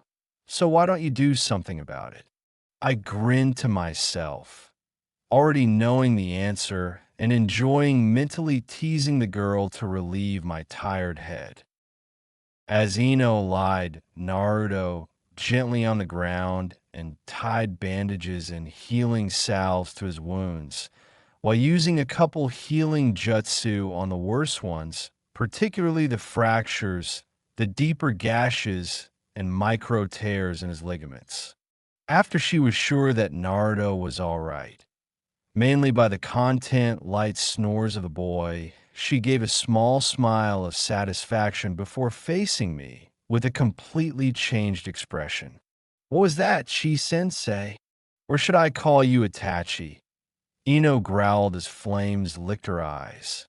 Fists clenched tight enough that knuckles popped while Chakra began to gather around her fists clearly to pump up her impact strength by quite a bit, or maybe even use Chakra scalpels on me. A little spark of fear that I hadn't felt before ignited in me at the threatening presence and killer intent Ino now radiated. Every alarm in my body blared danger, yet I made sure to seem unfazed. Look, Naruto tried to fight me and couldn't do it effectively despite me toning it down a few notches. I decided to up it a bit more, so he rose to the challenge. Eventually, he was using solely the chakra of another, more ancient being within him. It did do a number on me with a massive fireball attack, and when I noticed that, I decided to end it with my Mangekyo. I summarized for her in a nonchalant tone, knowing she had seen all of it. I knew that she didn't really do much because of the level of the battle, meaning I would need a trainer. Killer Bee may be able to train Naruto when I couldn't. The down look in her face made it all the more apparent, saddening me a little. Look, Ino, I will train you and teach you, all right? Just give me a half hour to rest, eat, and recover more chakra. I'm a little worn out, and also I'm a little sick, I said with a light, sympathetic tone. I couldn't forsake and forget about my other student. Ino gave a confident look, arms crossed sky blue, eyes now steel blue, indicating her determination. Perhaps her disappointment as well. Okay, Itachi, but can you teach me a couple combat jutsu? I need to be able to fight effectively, and honestly, taijutsu and medical jutsu isn't going to cut it. Ino reminded me matter-of-factly, though not in the annoying tone that I would have expected. She nodded when I gave her the directions to the large but well-concealed cave so that she could prepare properly. Turning around, she walked back to Naruto and picked him with the utmost care, probably using her chakra to enhance her strength, and began to carry him to the campsite. About a dozen steps into the process, Ino turned around with another look, this time more of a sweet one. Hey, Itachi Sensei, could you teach me the shadow clone jutsu? It may help speed up my training, Ino asked, batting her eyelashes, making me practically facepalm. She didn't need to do that for me to agree. She only made herself look like an airhead, which wasn't the case for the most part. Sure, Ino, I'll teach you the shadow clone technique, but only if you have enough chakra to make it worthwhile and helpful, as well as starting with summoning one perfectly and building your way up from there.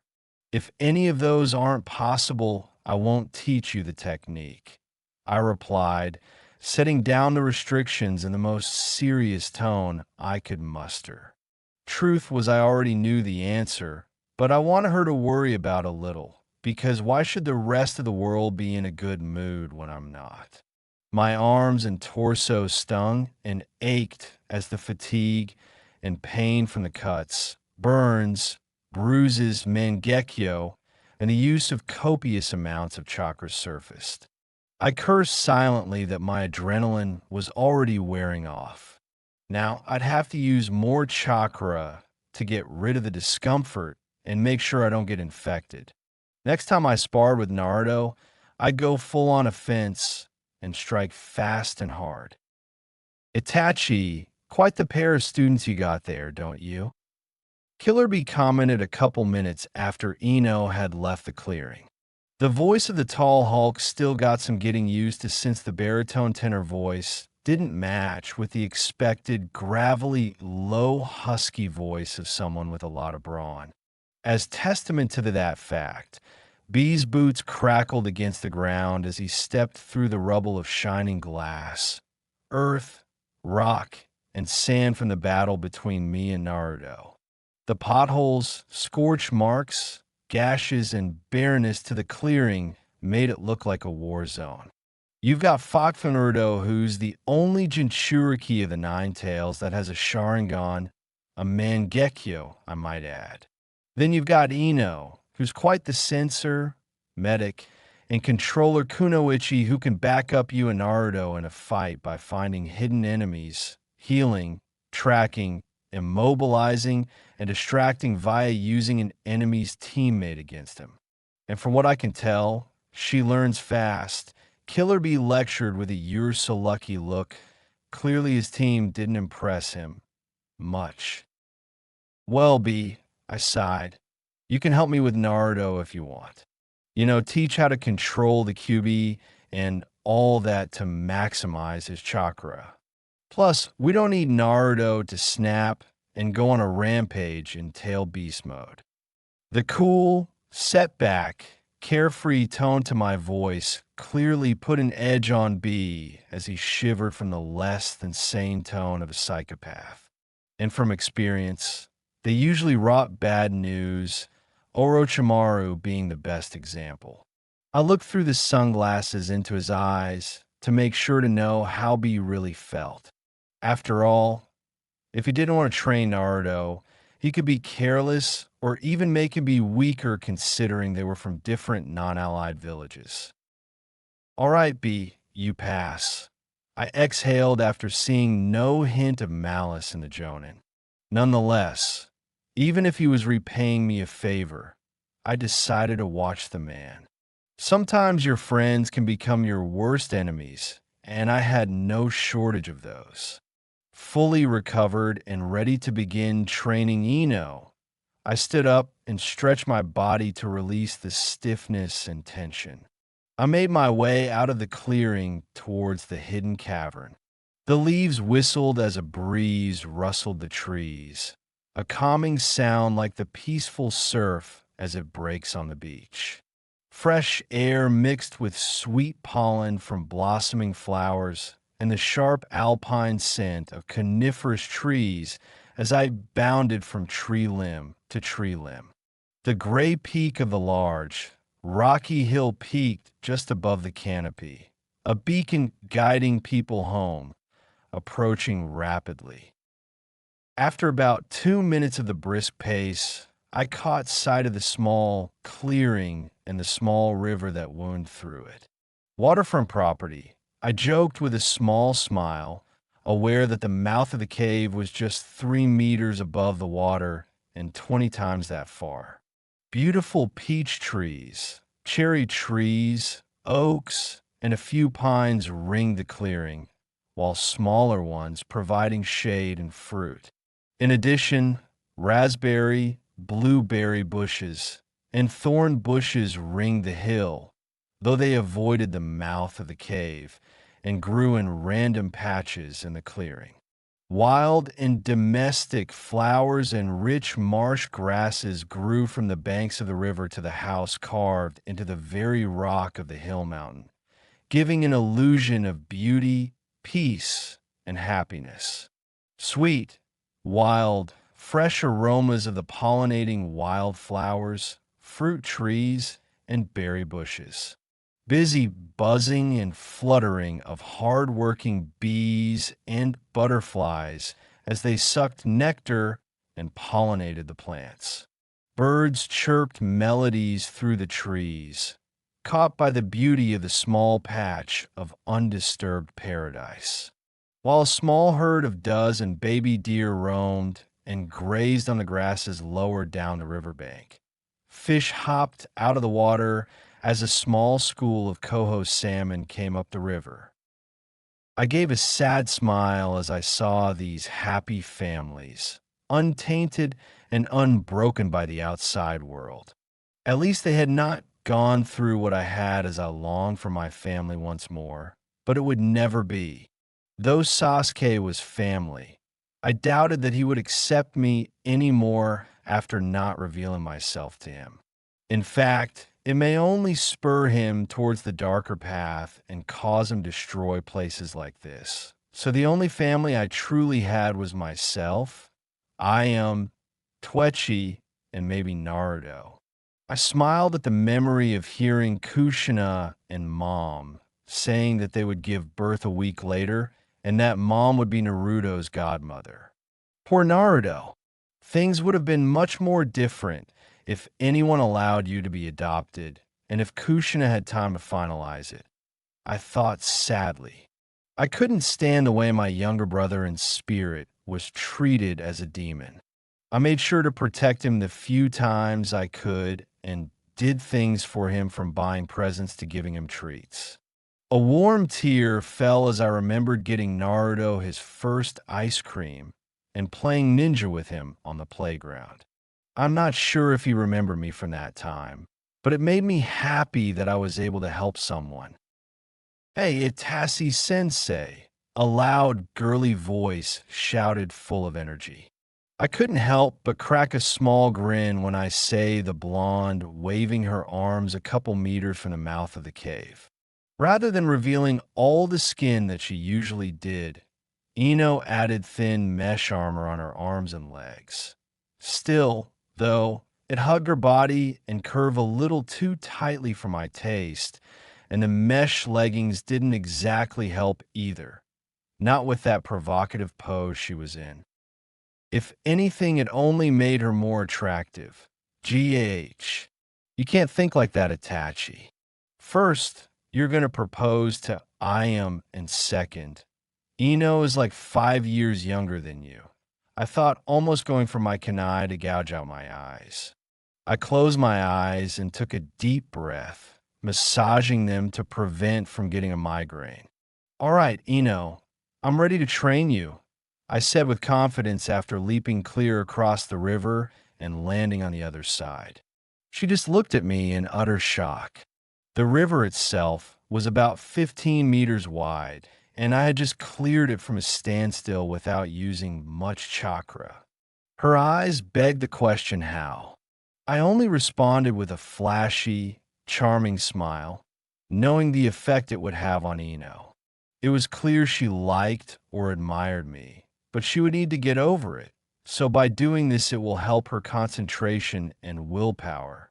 Okay, in order to do the shadow clone technique, I want you to go into my mind and watch what I do. Do not try to take control of me. Just observe. I order with a warm tone, making the necessary seal. Ino nodded, not questioning me, and used her oldest trick, which made her consciousness travel in me. Okay, I'm here, she said from inside my head, not taking control of me. As she realized the chakra I had at my disposal, her jaw dropped. How are you able to use more jutsus than Kakashi can when you only have as much as he does? She asked incredulously. My inner self could see the stars in her eyes, automatically aggravated by this. Two reasons. Very close to perfect chakra control and slightly more powerful chakra. This allows my jutsus to be more powerful and use up a lot less chakra. I replied as if I hadn't noticed the admiration and infatuation in her voice. Watch closely as I do the jutsu. Ino, go it. When she agreed, I molded a small chunk of chakra and split it into 3 different sizes before copying my image into them and expelling them. In a cloud of smoke, 3 clones appeared in a triangle formation with me in the center. You got that, Ino? I asked. Yes, I think I know what to do. The only problem will be replicating it, I think, Ino said with a saddish tone, which made part of me want to comfort her and another pissed off that she was trying to manipulate me. Kami. Now I understand why Sasuke didn't like Sakura or Ino. She quickly left my body and returned to hers, getting up ever so slowly to the blood from rushing to her head. The Genin dusted herself off and readied herself, taking a deep, determined breath that countered my suspicions from before. Shadow clone technique, she exclaimed as I viewed the chakra that she churned and split with quite the control. However, the amount of chakra that she pumped into the technique wouldn't suffice. The one clone that Ino summoned appeared to be the same, but almost as soon as it landed after dodging a kunai, it dispelled. Ino, this technique requires a lot more chakra than what you applied. Unlike normal clones, these are solid and take a certain amount of chakra to remain in a solid state and be robust, I lectured. Any additional chakra will be stored in the clone for its use. Also, once dispelled, its memories. The completely surprised expression on Ino meant that I clearly had not given enough information beforehand. Go figure. I have one who will screw up given information and another who will screw up if not given enough. Fate, if you would kindly appear before me right now, I prayed, mustering all the innocence I could. When nothing happened, my hopes felt dashed. If only you would appear so I could repay you by gouging out your eyes and turning you into a kunai pin cushion, I thought as rage erupted. Without my telling to do so, Ino attempted it again. Faster than before, she made the hand seal, channeled a large chunk of chakra, and morphed it into the clone about as fast as Naruto. A large smoke cloud billowed around her, causing her to start coughing a little. As the smoke cleared, it revealed to perfect copies of Ino with a decent amount of chakra in the clone. Doing the math concerning the levels of chakra she had, I postulated that her efficiency limit with clones was 5. Good enough for now, but as she progressed in control and chakra levels, growing as she matured, Ino would increase that efficiency limit.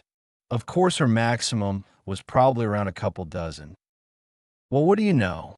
I said with a sly smile. You can make a shadow clone. Now, what I want you to do is create 8 more shadow clones.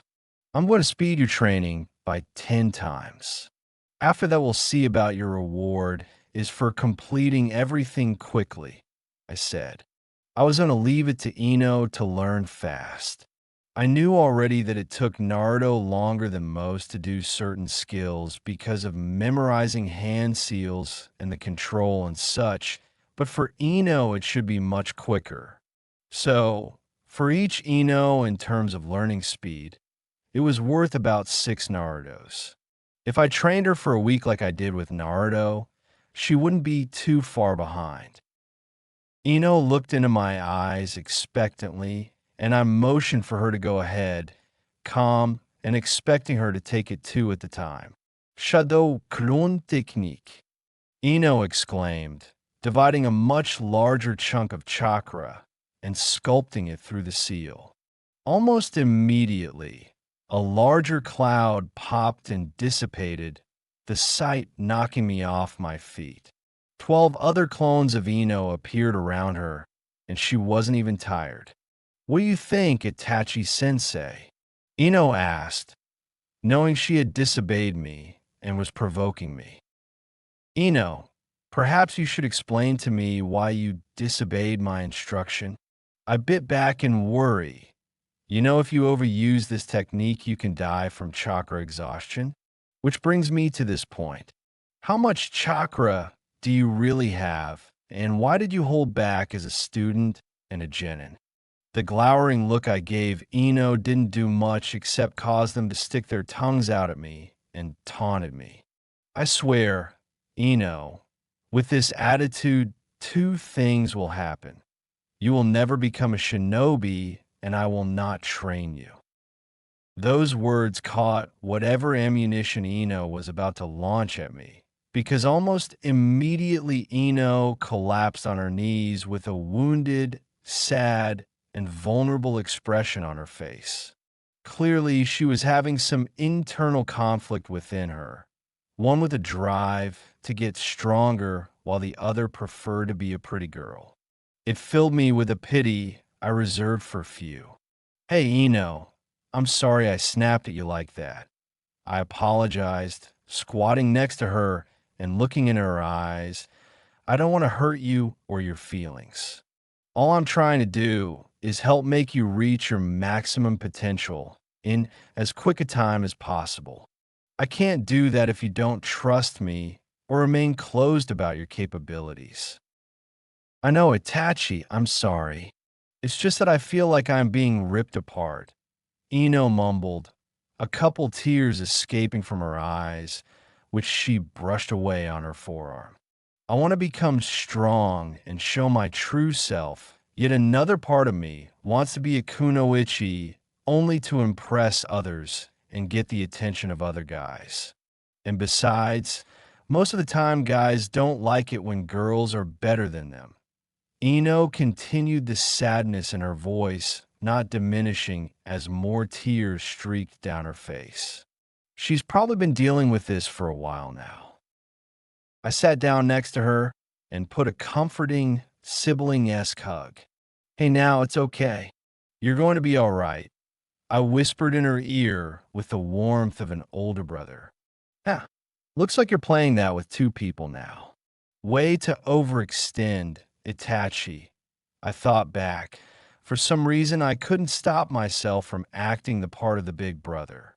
I kept comforting her, rocking her a little to calm her like I am used to do for me when I got scared. Let me give you some advice like a brother. I began as the blonde girl calmed down in my embrace. Don't worry about trying to be pretty.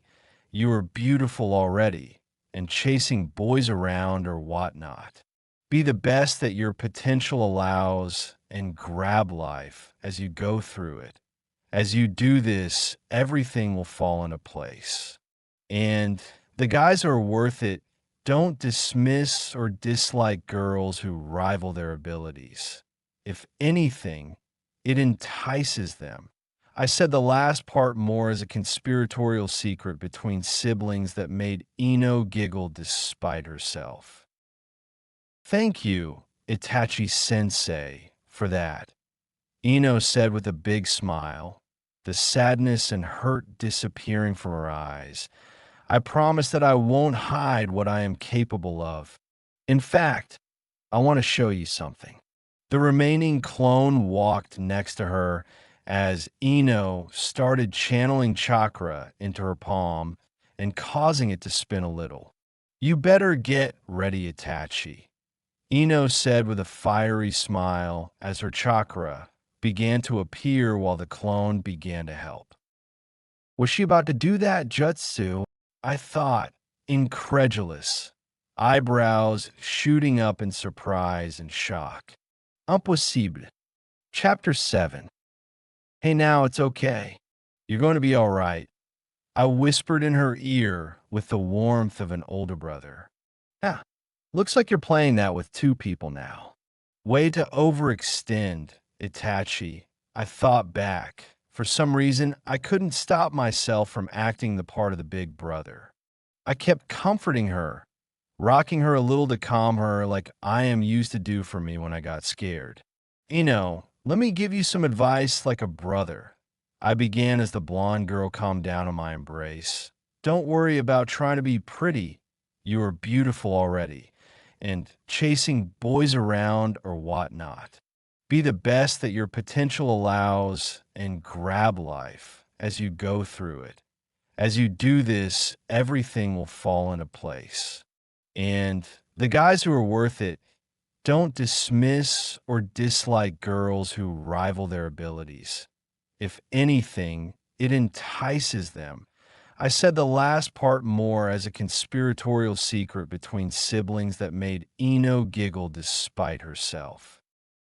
Thank you, Itachi sensei, for that, Ino said with a big smile, the sadness and hurt disappearing from her eyes. I promise that I won't hide what I am capable of. In fact, I want to show you something. The remaining clone walked next to her as Ino started channeling chakra into her palm and causing it to spin a little. You better get ready, Itachi, Ino said with a fiery smile as her chakra began to appear while the clone began to help. Was she about to do that jutsu? I thought, incredulous, eyebrows shooting up in surprise and shock. Impossible. Deep thrumming rose as the chakra concentrated and altered, its intensity still frightening. Ino couldn't possibly be making the Rasengan, could she? I thought, still disbelieving what I was seeing. The clone quickly started to form the sphere chakra similar to the way Naruto learned how to do it, drawing the final straw as her hair swirled from the force of the swirling chakra sphere. Ino, how did you learn the Rasengan? I asked, just remembering how to speak, the words coming out without any flow. Gotcha, The blonde's voice whispered in my ear as a molten hot sharp pain flared between my shoulders. Limbs spasmed and gave out, the ground rising to meet my face, all the while cursing from the pain and temporary paralysis from the neck down. The grass softened the blow, but I still grunted as my jaw hit the ground first and shot sparks in my vision. Nice. I groaned to Ino, seeing her shadow. I hate you for that, but nice. Still trying to figure out how she pulled it off. I relied on Bullfing to pretend I knew how she did it by donning a cool cloak. The thing was, though, I couldn't figure out how Ino got behind me given the amount of time. And why isn't she using the Rasengan either? What the hell are you? The answer hit like a freight train. You sneaky asshole. I whispered to myself in shock at her Jinjutsu abilities and her control over them. Ino, since when could you do a rank B Jinjutsu like that? I asked with a groan, still suffering the effects of her sneak attack. And what did you hit me with? I used Chakra scalpels coupled with boosted strength, similar to what Tsunade taught Sakura. Ino replied with confidence, a smile clearly on her face, though I could only see the river and the sky. I could feel the pressure of her hands tightening around my shoulders, though I could not feel the fabric of my jacket or t-shirt. Sorry about that. I just wanted you to tell me whether this combination was any good at all, she said guiltily before she began channeling chakra, cutting the pain of the muscle spasms and reintroducing my shoulders, arms, back, chest, and legs respectively to the world. Well, Ino, I think that Jinjutsu is extremely effective as long as the enemy is unaware of you using a Jinjutsu, because there would be no suspicion otherwise. I gave her an approving smile as I stood up, shaking off the last effects of the chakra scalpels. Ugh. I hated those things for their knack of immobilizing enemies and leaving them defenseless. I remembered the last time I had fought against a medic Nin using them, remembering the searing pain and lengths I had to go to defeat him. I shivered and felt a slight suction of blood from my face. Are you all right, Itachi-sensei? Ino asked, brows creased in worry, blonde hair and complexion still perfect, probably still thinking that the effects of the scalpels hadn't fully worn off. I'm alright, Ino. Let's just get back to training, alright? I asked, wanting to teach her a couple of jutsus while she used the shadow clones. I dug through my pockets, searching for the smooth post-it-sized square slips of paper. Though only brushing the cold, sharp edges of shuriken and caltrips or smooth rounded pills of all sorts. Note to self, remember to organize before training students so you don't look like an idiot. After a minute of futile searching, I gave Ino a hopeful look and asked, red-faced, do you know your elemental affinities, Ino? Yeah, water and earth, why do you ask? Ino replied, arching her right eyebrow. Well, I want to teach you a couple combat techniques and to teach you to channel your chakra into a weapon or limb, I replied, stifling the sigh of relief since I didn't need to teach her what I taught Naruto. Really, Itachi? Asuma already taught me, Shikamaru, and Choji to channel our chakra natures. I never got to learn any jutsu, though. Ino responded with stars in her eyes, excitement surrounding her in a tight cocoon. Ino proceeded to pull out a kunai and channel some chakra into it, its blade visibly sharpening and getting tougher as she channeled her earth chakra through it without any difficulty. Nice job, Ino, but I can't really work with you on an earth jutsu, since I don't have any earth affinity. I can only teach you water jutsu, which can be extremely useful, especially when there is water around you. That way, you don't need to create water with your chakra, thus you can save energy. But anyways, Ino, summon 24 your shadow clones. You should be able to master this jutsu in 4 hours, I said with a confident grin and looking Ino in the eyes so she knew I was telling the truth. She gave a quick smile back before channeling and dividing her chakra. A smaller puff of smoke appeared as exactly 25 Inos stood before me. All right, bring it, the kunoichi said, a challenge all too apparent in her voice, especially when she cracked her knuckles for effect. Gone was the vulnerable girl, replaced by a doubly determined and effective genin. I proceeded to tell her to copy what I did after going to my mind as she had done beforehand, seeing that possessing someone worked kind of like the Sharingan, as it allowed you to copy a move based on seeing and understanding what a ninja was doing. Before realizing it, I had cleared an area on the riverbank for training and stood still on the water despite the mild rapids. Go into my mind and watch closely, all right? I don't want to waste chakra. I instructed without emotion, eager to get started. The blonde followed my directions as I felt our consciences fall in sync. Quickly, I made the tiger hand seal and churned a large amount of chakra before injecting the water nature transformation. Water release, gunshot, I shouted as I released the highly pressurized ball of water, creating a bang as the pressure released and the water slammed into a boulder I had prepared to showcase the strength of the jutsu.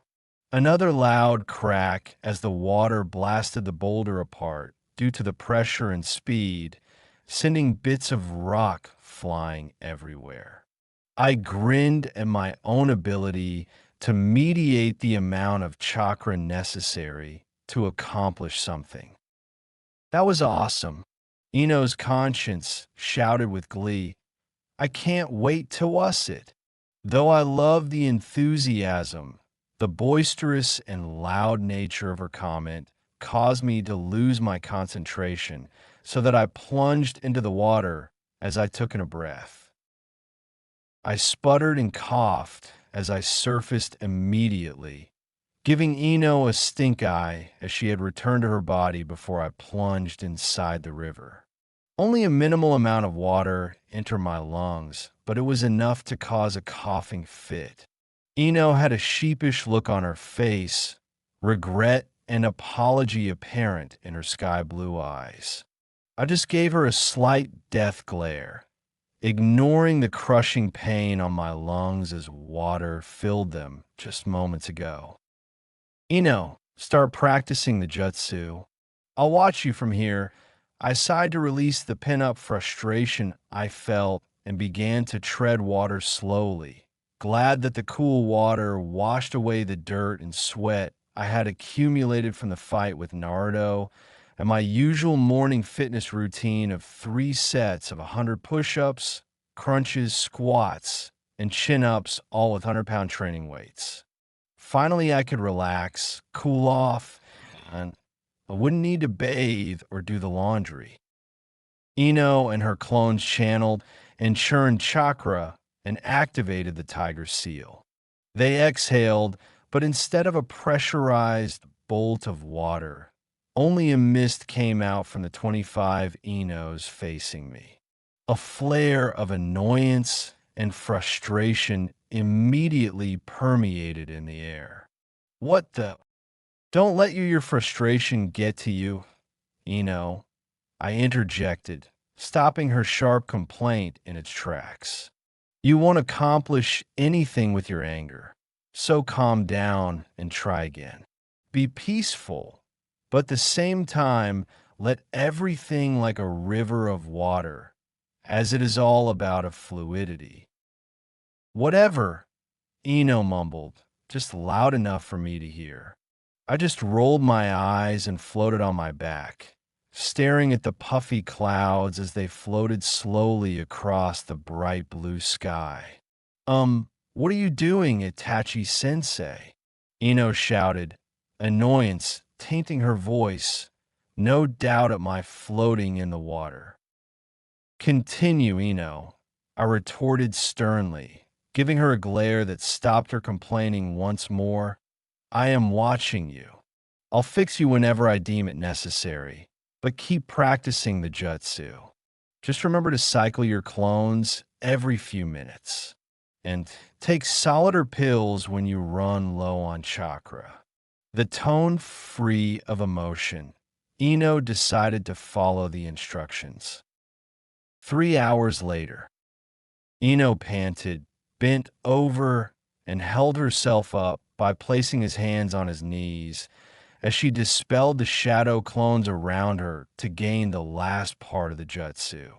After the hundreds of uses and a few soldier pills, the weariness and fatigue of the kunoichi became all too apparent from the dark sweat stains on her shirt and plastering her hair to her face. Hey, Ino, I said, try it just one more time. I think you have it. After that, feel free to join me. I gave her a large smile to fill her with confidence. I don't think I can, Itachi sensei. Ino puffed as she caught her breath in a pained expression. I immediately felt bad for the blonde as I tread water harder to keep my waterlogged black pants and tank top to keep my shoulders above water. Come on, Ino, you can. I believe in you. And look at how fast you improved. So don't be frustrated with yourself. You got this. I am soothed, goading Ino to persevere. She had come here after I sent a shadow clone to the hospital to tell her where I was. I felt quite bad at just disappearing all over again. She gave Ino a bright smile as well, sitting on a rock that protruded into the river and caused her skin to glow with the evening sun. Ino, giving a small smile to Iam with a thankful look on her face, made the tiger seal and churned chakra before exclaiming, water release, gunshot. A bolt of high-pressurized bolt of water shot out of her mouth, creating a sonic boom as it broke the sound barrier and collided with a tree, exploding and crushing the tree and causing a loud crack as the tree's trunk splintered and buckled under the force of impact and explosion. Cammy, I mumbled in awe, eyes wide at the spin and chakra she put into the meter-wide bolt of water. The fact that a genin could master it in a few hours using the shadow clone technique still surprised me despite what Naruto had done before with the different fire jutsu, wind jutsu, and sealing jutsu I had taught him. The only thing I could think of doing was clapping to show that her skill impressed me. Ino, great job. I am complimented, recovering from her slack-jawed expression. I haven't seen that skill before Naruto, Itachi, and the fourth Hokage. I am continued with sincerity, coating her words with admiration. Ino thanked Iam and gave a tired smile as the fatigue returned. Almost immediately remembering my offer, she pulled off the sleeved armored vest to reveal her tank top and stripped off her slightly heeled combat boots and let her feet walk across the soft sandy bank. The blonde ran and jumped up and ahead, straightening her body and stretching her arms past her head. She barely made a splash as she dived straight into the river a few yards away and quickly surfaced. I gave Iam a mischievous look and a sly smile, looking in her cinnamon eye and marveling how such a beautiful, kind, and smart girl ever became my girlfriend, noticing the amber tan of her skin and her shining hair. Without a second thought, I splashed her with a big wave of water to catch her off guard. She let out a yelp as she lost her balance and fell weightless from her perch on the rock a few feet above the water, right into my arms, bridal style. I am blushed a little at the loving smile I gave her and the few inches that separated our faces. Not able to resist, I pecked her mouth and let go gently, so she floated on the water, flipping so that her legs faced the bottom. She gave me a look that I wasn't accustomed to. Her head dived below the surface of the refreshing blue water of the river, out of my sight. I couldn't even feel her wake as she swam through the water. A slight sound of something breaking the surface before the loud splash as a wave of water took me by surprise from behind, arcing so that some even splashed on my face. "Hey!" I half shouted and half laughed with jovial surprise. I launched myself forward towards Ino, slamming the water with my feet, sending it in her face. "How dare you, Itachi?" I am asked with mock outrage. She could barely contain her melodic, sweet laughter that made me turn around to face the beautiful brunette in her blue tank top and shorts. She splashed my face 3 times in quick succession so that I had screwed my eyes shut and spit out water as I swallowed some wallowing. "What's on?" I said with a big grin, motioning for Ino to join if she wanted. I dove underwater, seeing Iam's long legs tread water. Angling myself just right, I gave a quick kick upwards and glided straight up and grabbed Iam's legs, pulling her down with me. I could hear the yelps since she wasn't expecting it as I surfaced. Iam popped up a meter away from me, spitting out a little water before chuckling. A jet of cold water hit me in the back of the neck, stinging and surprising me with the sudden shift in temperature. I spun around and saw Ino flipping the same series of signs before hitting me again with an extremely toned-down version of the water bullet jutsu, hitting me in the head with another stream of stinging cold water. My hair fell in front of my face, so she couldn't see the death glare I gave her.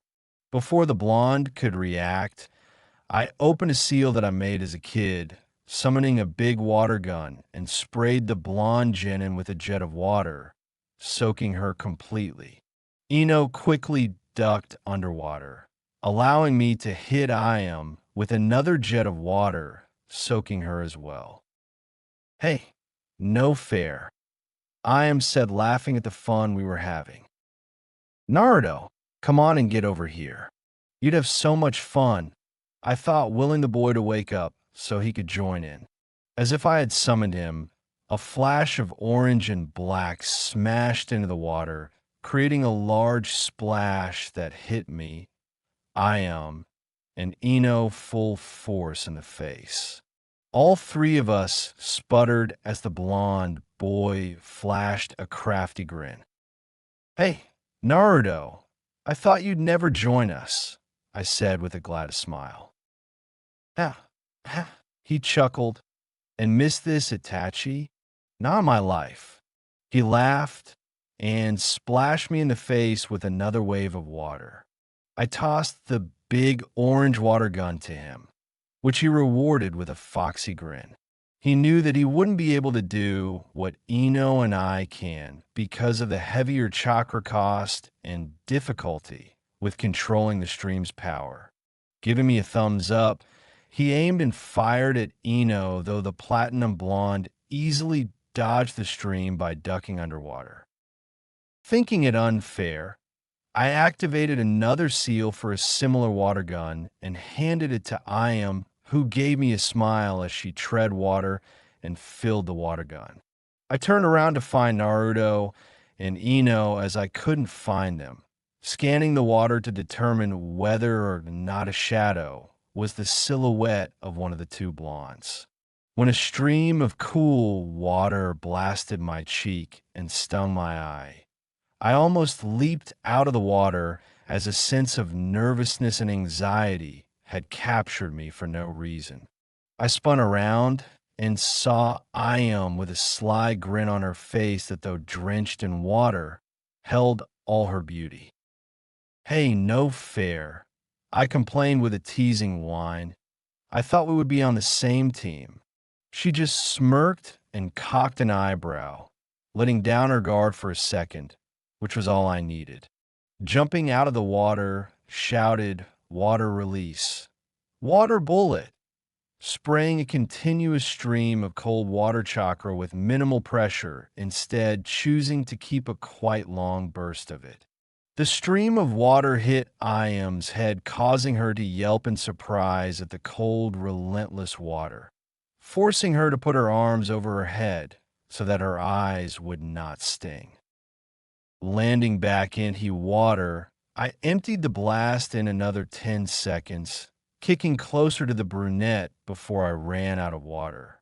As soon as the water stopped, she shook her soaked hair, stunning me on the spot, especially with the late afternoon evening sun acting as a radiant halo above her head.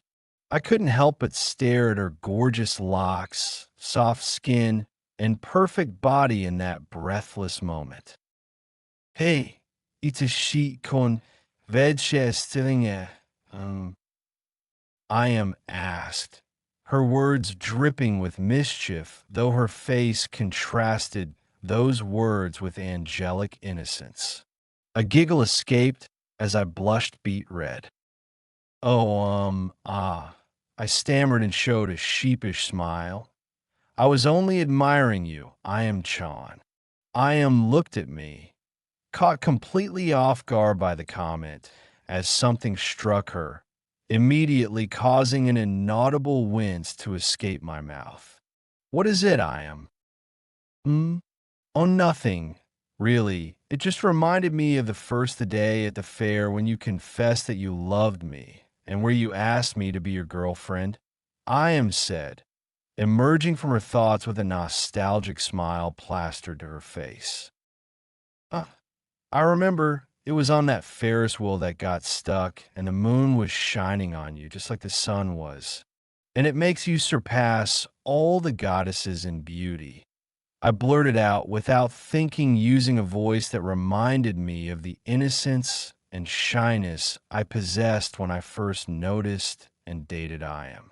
I put my hand over my mouth to keep myself from reminiscing on the past, since nothing good could currently come from it. I'd have made her only sadder. Instead, I wrapped my arms around Iam's body, warm and comforting like a blanket to a kid. I love you. I am Heim, I whispered, a shiver traveling down her spine as warm breath tickled her right ear. I gave her a kiss on the cheek, a hot sensation as her blood flowed up to meet the kiss. I love you too, Itachi, the brunette whispered sweetly, cinnamon eyes locking with my own, and almost as if she could read every memory and intention. She stifled a gasp of surprise, sadness, and happiness all at once as she brought her hand to cover her mouth. Itachi, whatever happened, promise me you won't leave and do whatever it is. I remember seeing that look in the fourth's eyes that night when I was running away. I tensed, realizing she knew what I wanted to do, freezing me in panic and guilt, knowing very well I may not return from it. Seeing the hesitant, vulnerable look, I am pressed on. At least go to Tsunade-sama. The Hokage could help you. I just don't leave me here and bring Naruto along. It's not that I don't think you can, it's what he can prevent and what he needs. You're the only real role model he's had so far. The whispered plea and prayer caught me off guard, more than a slap to the face. She knew exactly what I was capable of becoming, As if she saw the blood-soaked hands I had with Akatsuki, the endless obsession with staving off the disease, the vengeance and redemption I sought, the love I felt towards others, even the aura of sorrow around me. And yet, she wasn't revolted by it all. I am only had concern where I thought she'd have fear and disgust, tearing away whatever darkness I had and purifying my thoughts with the only true remedy around. I promise I won't leave you now. I'll finish Blondie's training and I'll see Tsunade-sama. And don't worry, when I go, I have every intention on coming back. I whispered the promise while I nodded with a new resolve. Before I could continue, a barrage of water collided. Small waves and streams combined for maximum soakage. I duved underwater to orient myself, eyes blinded temporarily from all the moving water and unable to take a breath without choking. Two pairs of legs, both slightly tanned, treaded water, not 2 yards on either side, one with more defined muscles, the other lithe. I grinned, eager to get revenge. I've got you now, Naruto, I thought with an evil smirk and a kick to propel myself behind him. A loud splash as water sprayed Naruto from behind as I broke the surface and proceeded to blast him from up in the air. The orange water gun fell from the genin's hands as the jet of frigid water assaulted him without warning, releasing a scream that would have been good blackmail material. I steadied myself just in time for Naruto to turn around with a surprised, annoyed, and jovial face. Ha, ha. You shouldn't have let down your guard, Itachi, Foxboy chuckled. It was too tempting an offer. A smirk crawled up his face as if he hadn't just gotten drenched and hadn't screamed like a 6-year-old girl. Look who's talking, Blondie. I retorted in as smug a way I could muster. You are the one who didn't expect a surprise attack and didn't follow up. Besides, your crush, or should I say Ino-chan, over there needs your help. I pointed over at Ino, who was getting sprayed by Iam, frantically trying to do the hand seals and block the oncoming onslaught of water. Hey, Sensei, it's nothing like that. I don't have a crush on Ino like that, or anything. We're just friends, that's all, Naruto retorted, defensively waving his hands as red crawled up his cheeks, guilt and embarrassment painfully obvious. Note to self, Naruto is a horrible liar when it matters. I can see why you like her. She is good-looking, determined, funny, interesting, and full of potential. You two are obviously made for each other. In fact, I should go tell her. I tease Naruto while I stoke my chin as if in deep thought. A dark, savage, and desperate killer intent fumed built up from the kid with every word I added. As I saw Ino and Iam slowed down, tired and laughing, a mischievous thought conjured itself and surfaced with a dark pleasure. I gave a dark, humorous sneer at Naruto, phasing him for the vital second I needed. I yelled out to the two girls, "Hey, Ino, Naruto wanted to share something with you. He loves Y dash." Before I could finish, Naruto cut off the last words with a tackle, growling with pure rage and fury. I could only laugh at the assaulter who was trying, unsuccessfully, to drown me with a vengeance. A string of profanity and threats followed Naruto as I escaped his grasp and he pursued after me. Out of the corner of my eye, I caught glimpses of a blushing Yamanaka, whose cheeks reddened more than the roses in her family's flower shop, wearing a cocktail of hope, embarrassment, shock, along with more complicated ones. Iam sent me a confused look that said, "What are playing at?" Which I answered with a grin. After an hour of swimming and splashing around, we finally climbed out of the river onto the riverbank as the sun began to set while we dried off. I ran into the cave to prepare a fire and change, passing the hearth beds, tables, fixtures, and skylights that I either bought or carved into the stone. In truth, the inside of the cave reminded me more of a mansion than a secret underground lair, especially with the wooden doors, wallpaper, kitchen, and a few good paintings. After all, I'd lived in and out of here for a total of 3 years. Once I donned the same outfit, plus raven-adorned cloak and hair pulled into a ponytail, I rummaged through the chest that I salvaged before leaving. A gift that I had planned on giving to Iam. A white and crimson silk kimono embroidered with gems and real gold and silver thread in the shape of ravens, doves, and roses. It was one of the few family heirlooms I salvaged from the massacre, besides the pristine yet century-old tanto, sword, and armor of my great-great-grandfather's brother. One of the only Uchiha to marry a Senju and a hero and martyr to those who wanted peace, though both clans refused to speak his name. I snapped out of it and decided tonight was not the night to give her the heirloom. It was still too early. I needed more time to think before I steered the relationship off a cliff. I left it in the drawer and went back outside, seeing that everyone had already dressed and had begun to converse, though Ino and Naruto blushed every time their eyes met, which drew a warm smile from Iam, if not a couple giggles. Smiling, I decided to make something special from what I had caught and foraged from early in the morning, since fresh food tasted the best. I prepared a pan-seared salmon teriyaki dish that I learned to make a year back, that learned from a family that helped hide me and let me recover from nearly dying at the hands of the organization I betrayed. Roars of hungry stomachs came in from the cave entrance as the delicious aroma found its way, making me chuckle since they didn't expect this at all. With 4 bowls heaped with rice and salmon, I made my way to my 2 ravenous students and to the love of my life.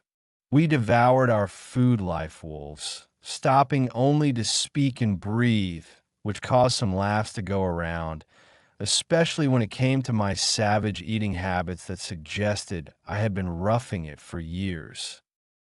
The stories and dinner must have lasted hours because Naruto and Ino had fallen asleep entwined with one another, curled up by the warm, crackling fire. Their faces looked so innocent in the warm light that I couldn't help but smile and feel at home, as if I had gained a new family somehow, something that I had never thought possible in the slightest. "Look at them," Itachi I am whispered, eyelids heavy and head resting on my shoulder. They look so happy, just like we were at their age. I could only nod in response to her comment, feeling a mix of happiness and sadness once more. I really needed to change my mindset of the past because it's not like I lost Iam. I have her with me now, and she did wait for me, still mourning and all. She whispered in "I love you" as she drifted off to sleep on my shoulder, which I only knew because of her deep and steady breathing. Sighing, I picked up Iam very gently and brought her to my room, tucking her in the warm white bed. I was going to sleep by the entrance of my sleeping bag. Realizing that I didn't have enough room for the pair of genin students who lay fast asleep, I put a blanket over them and a pillow under each of their heads before I went to sleep myself. Before closing my eyes, I remembered Iam's words and agreed with her immediately as I drifted off.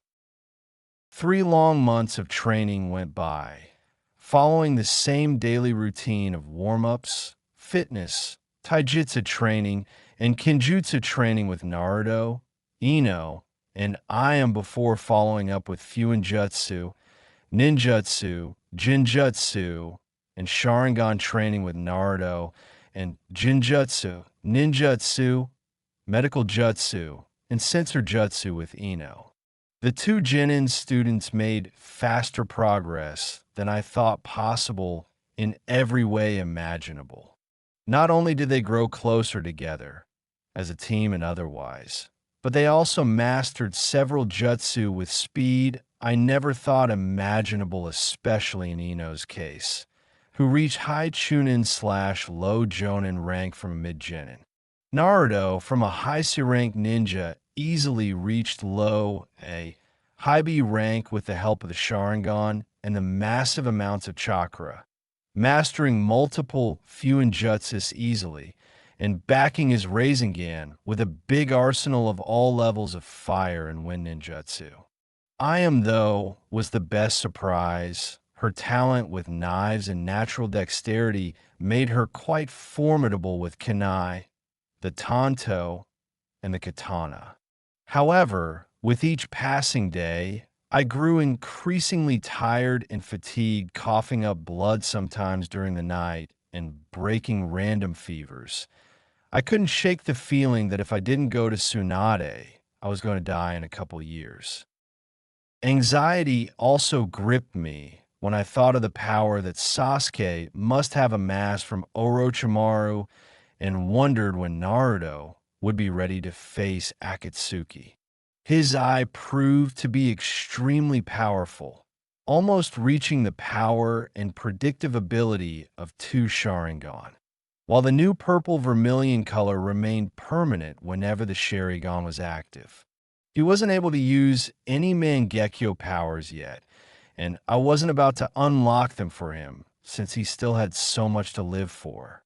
I could trade an eye for his, though, amping both mine and his more than normally.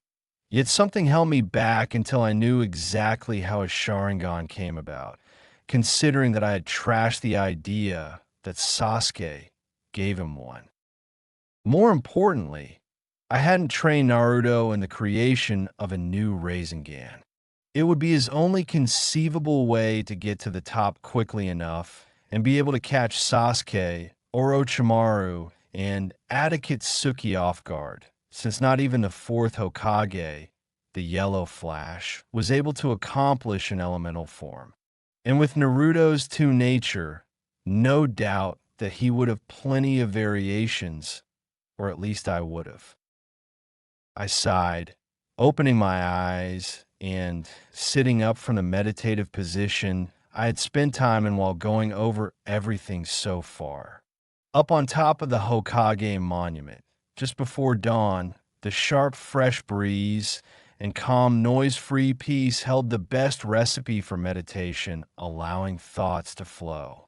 As far as I'm concerned, the two most important things are getting Naruto to create the new jutsu, talk to Tsunade, and get Ino to combine her mind-controlled jutsus to a one that is lethal. I thought, knowing that the two blonde Genins and I were close to being at our best shape to at least to defeat Orochimaru. Before my illness acted up again, I had absolute confidence in killing Orochimaru with both Tsukuyomi and Amaterasu. In this state, though, I let a low growl escape from my throat at the slight feeling of helplessness. Rage at the weakness bubbled up, impossible to control or dampen. Lashing out, I punched the side of the mountain above the third Hokage's head, launching a cloud of shards of rock, bits of stone, and dust following the deafening crunch. The world stilled for just a split second, no noise or movement from even the crickets and animals of the night. It reminded me of something so familiar, the damage from the punch, the noise from it, and the silence of everything, as if every animal was afraid of similar wrath. And you know what? I laughed. I arched my head back and let out a barking laugh at the absurdity of all of this. The similarity of that punch with Tsunade's, the child prodigy's reliance on young teenagers to defeat an enemy, and the general irony of the whole situation. This especially goes for the Uzumaki having a Sharingan, since they were closely related to the Senju clan, the enemy of the Uchiha. Whatever, Itachi, you know what you have to do. It's the only way to ensure your own safety. I mumbled while facing the Hokage tower. Just a couple of hours, and the Hokage will be there to talk. I took controlled breath to keep my nerves from exploding at the risk. If she finds out, I'm as good as dead, so I can't let that happen. Closing my eyes, I channel my chakra to do what I did best. Chapter 8. As the golden pink rays of dawn shone down on Konoha, warming the air, the noise of early risers and business owners filled the streets with light chatting, yawns, groans, and the tapping of sandals across paved and dirt roads alike. An older couple walked past me chuckling, their former beauty and graying blonde hair giving away that they were Yamenka, causing momentary panic to rise within me before realizing that they weren't ninja. No headbands, no sign of former muscle, no absent-minded quiet steps. Nevertheless, I couldn't help exhaling when they passed by without as much as a second glance or sign of acknowledgement. At least my plan was working. I plastered on a contented smile similar to Naruto's and strolled towards the Hokage Tower at a leisurely pace despite the urge to bolt over there.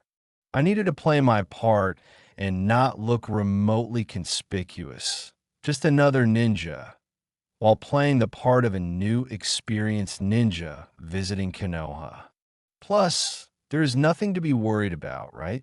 I thought, stuffing my hands in my pants pockets and gazing a little upwards, the delicious smell of dango snaked its way around the corner and urged a roar from my stomach. Idiot, I forgot to eat breakfast again.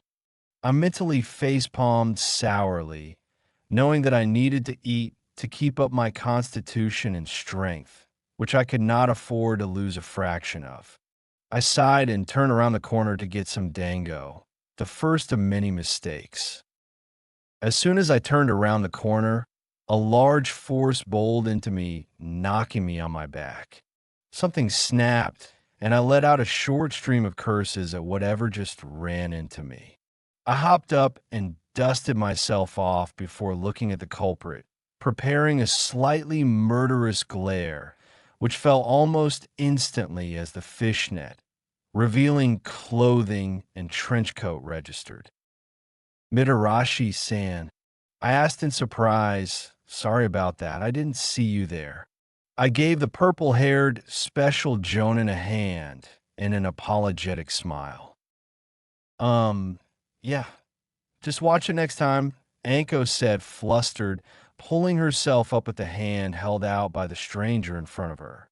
You aren't from around here, are you? A suspicious glare from the woman kept me pinned down, despite my instincts telling me that there wasn't any immediate danger. It reminded all too much of a snake. Not surprising considering the person in front of me was Konoha's other famous snake wielder. Yeah, how did you know? I said with a light chuckle and innocent grin. Anko snorted, smelling suspiciously of dango.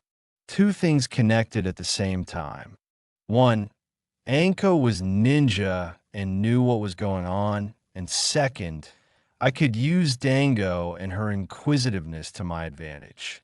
It would be much better to go unprepared with background knowledge to at least sound believable. Look, if you were from here, especially if you were ninja, you wouldn't be so nice. The kunoichi looked away for a moment, showing that it was indeed a soft spot. However, I am not surprised that you know me, considering that you are shinobi. It's easy to tell which is which from analyzing hands, eyes, and motion patterns, Anko added, answering my question in the process with a sly grin. So how about you tell me about yourself over some dango? After all, you're the first to be kind to me in a while. Anko clearly wanted to learn about me more than anything and had begun to scan my eyes and movements, calculating everything as quickly as a snake would. Of course, someone who didn't have my experience wouldn't be able to detect it, and it felt wrong to do so. All right, I answered with a happy grin. It would be nice, since I don't have any friends with me. Besides, I forgot to eat breakfast. I chuckled a little, playing the happy-go-lucky shinobi who only changed when in a fight. My favorite signature that allowed people to trust me with ease and spill the beans. It better be good, though. The town I came from had some pretty mean dango, and I can't say I haven't been disappointed most of the time, Mitarashi-san. I added. Ugh, stop calling me that. Anko groaned with a frown. It's Anko. My friends call me Chi. I supplied the alias for her. The kunoichi scrunched up her face in amusement at the name, which sounded a touch too feminine to be true. But my name is Karasu. I added, cusically seeing the hint of mischief and disapproval in Anko's eyes. A bead of sweat trickled down my forehead when she didn't react for an anxious few moments. Finally, when Anko nodded in approval, I exhaled knowing that I would be all right and not made fun of. Although I loathed to admit it, my ego couldn't take much more bruising at this point without some unfortunate accident from happening. All right, then, Karasu, follow me. Anko turned and began walking towards the joint, curvy hips swaying side to side seductively. I couldn't help but watch her as a few lecherous thoughts conjured themselves, captivated by her. Ah, proportionate and attractive features. Hey, Karasu, won't you join me? The purple-haired kunoichi half purred, half chuckled, turning to face me while batting her long lashes.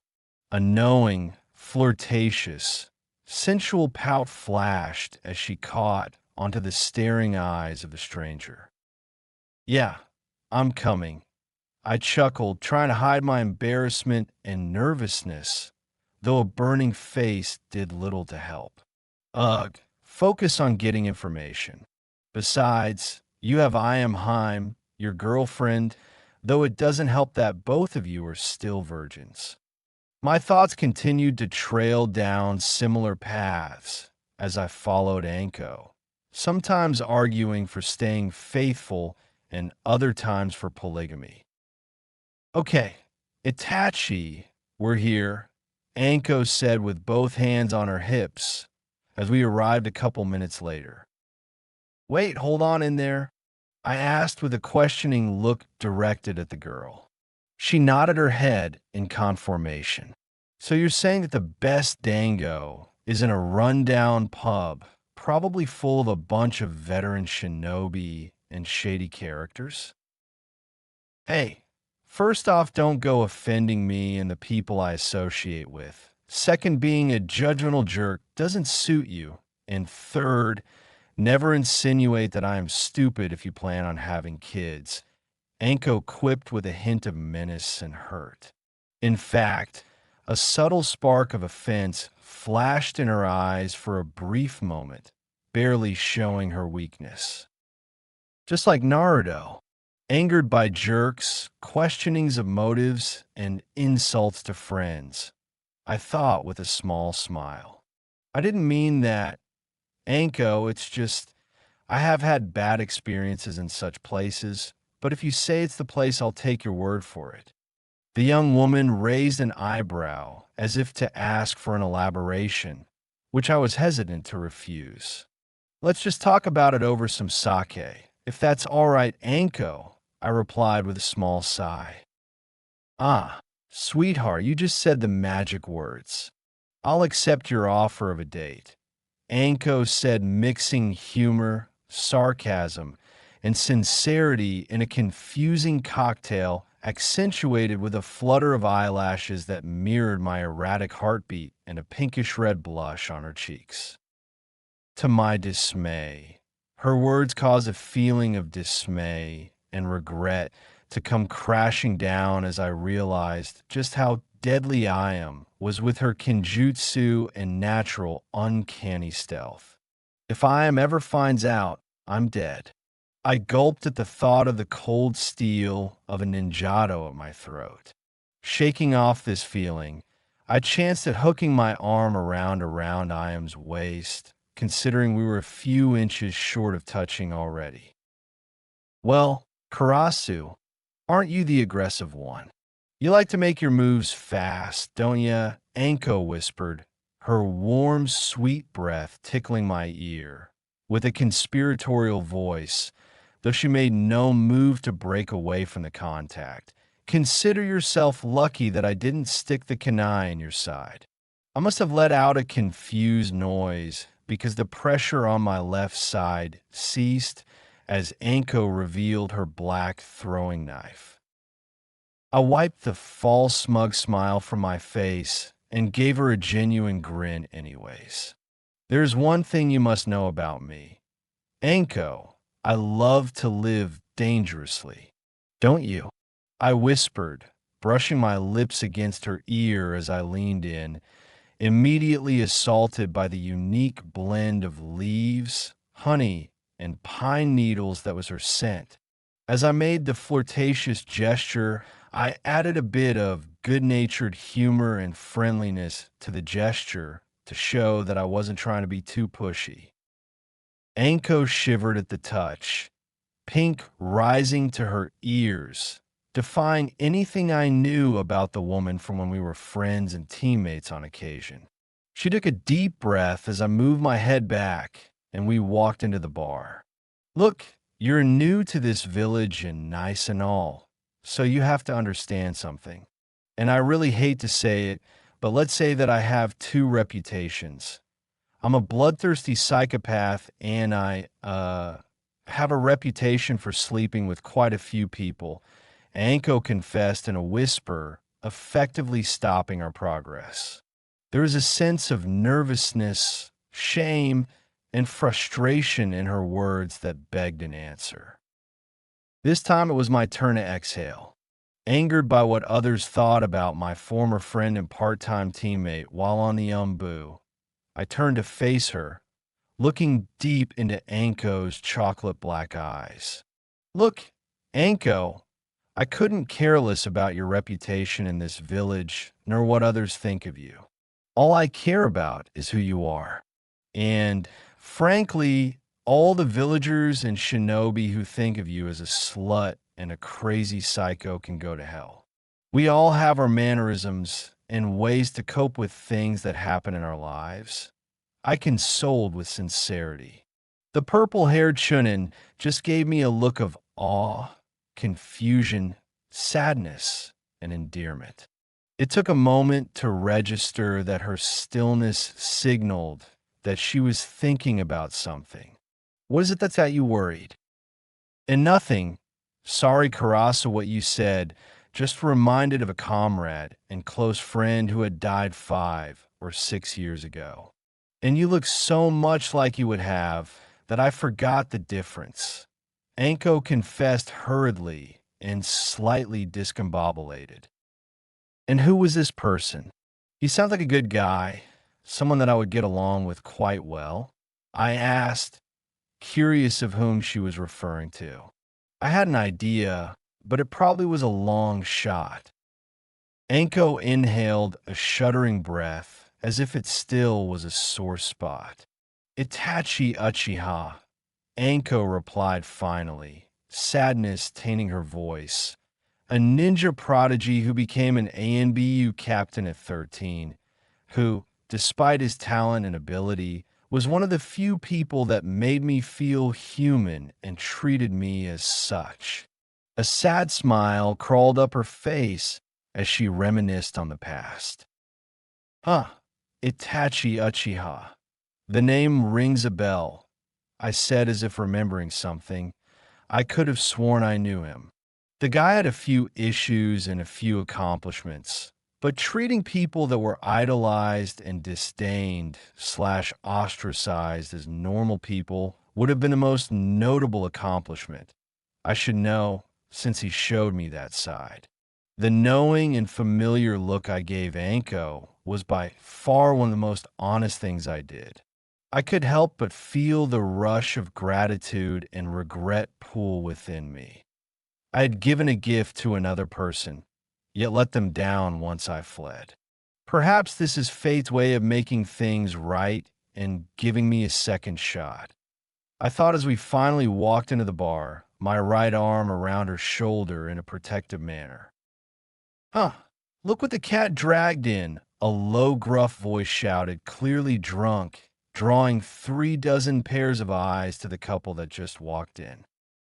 Looks like the snake bitch got another man in her coils. Another, younger man added. Anko rolled her eyes and held my arm to herself to prevent me from ripping the burly, short ninja's head off. If I were you, pal, I wouldn't get attached to her. It never lasts long, since she is a dash, the young, cocky asshole added. That was the last straw. Before Anko could blink, I had launched myself in the man's direction with an unsheathed, wind-enhanced tanto flying over a couple tables. I smashed the guy's face on the table, followed by an audible crunch as his rose shattered and a yelp of pain as I yanked his head up by the hair just as fast. You better choose those next words carefully now, bastard. I growled, pressing the blade to his neck, the wind edge cutting his throat just enough to draw some blood. I didn't give a flying fuck about the man's life after the comments he made, pure rage allowing the killer intent to erupt intensely. The man practically whimpered and proceeded to burst into tears as if he could read my mind. I'm SS so sorry. PP, please forgive me. I don't want to die. The man begged hysterically, tears trailing down his eyes. You sorry excuse for a man. You wimpy-ass bastard. You are pathetic. I don't want you to apologize to me. I want you to apologize to Anko Mitarashi, and maybe I'll let you go without making you wish you were dead. I spat, barely able to restrain myself as I fought the red haze tinting the corners of my vision. What? You're crazy. I will not disgrace myself so much by apologizing to that SL dash, the burly man exclaimed, completely forgetting the tanto and man who threatened to use it. I was about to press the tanto deeper in his throat, red haze descending over most of my surroundings, when I heard the rustle and slight swish of a kunai being thrown. I spun with a roundhouse to the man's head as I faced the kunai and caught it by the handle. Two loud thuds and groan cut through the silence as this occurred. Right heel having smashed into the bastard's head and sending him crashing into an empty table, bowling it over. Karasu, that's enough. I think the rest get the point, Anko said coolly, arms crossed over her chest, clearly having thrown the kunai. For the rest of you, take this as a warning.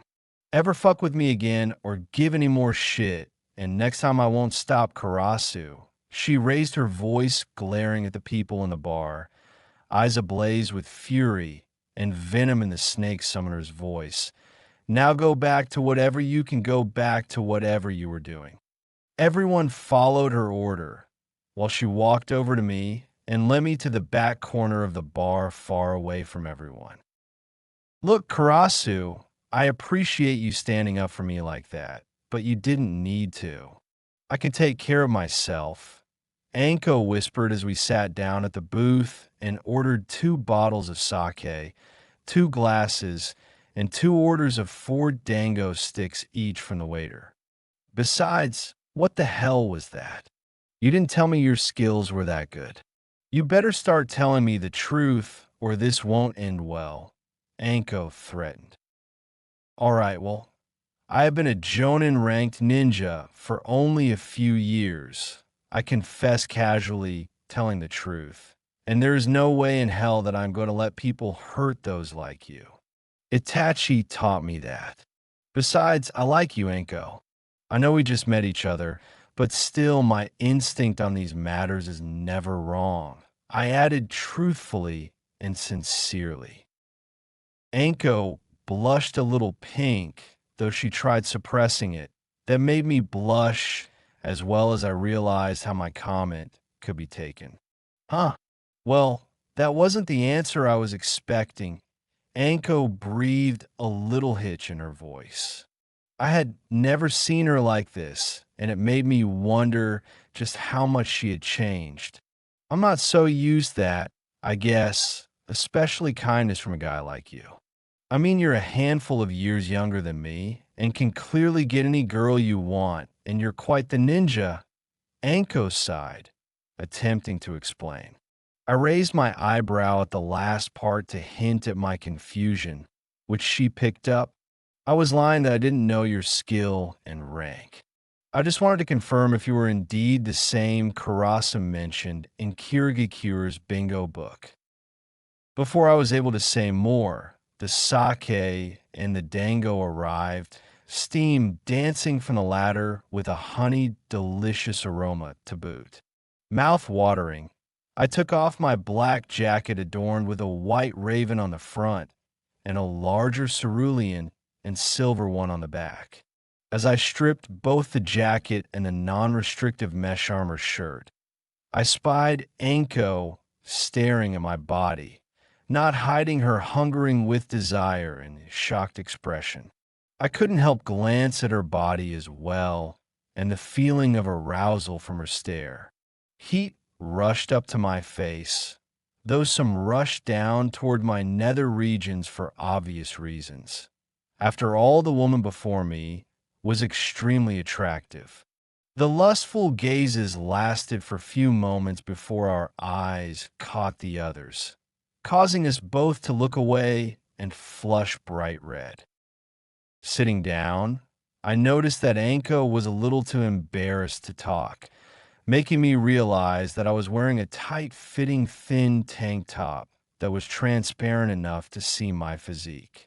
I mentally face-palmed and reminded myself to not take off the mesh armor next time. So, Anko, I said, breaking the awkward silence that fell between us. I was thinking of playing a game while we wait for the dango to cool off. All right, I'll play, but only if it's not a children's game, and only if you tell me what the catch is. Anko replied a little skeptical. Don't worry, Anko. I'm not going to make you do anything or ask for any favors. Unless you'd like to ask me for favors if you win and vice versa. I replied with a small smile. As Anko grinned and blushed a little, I realized the double meaning of the statement and immediately felt my face burn in embarrassment. Why do you do this to yourself, Itachi? Stop saying and doing things that seem sexual, idiota. Anyways, the rules of the game are simple.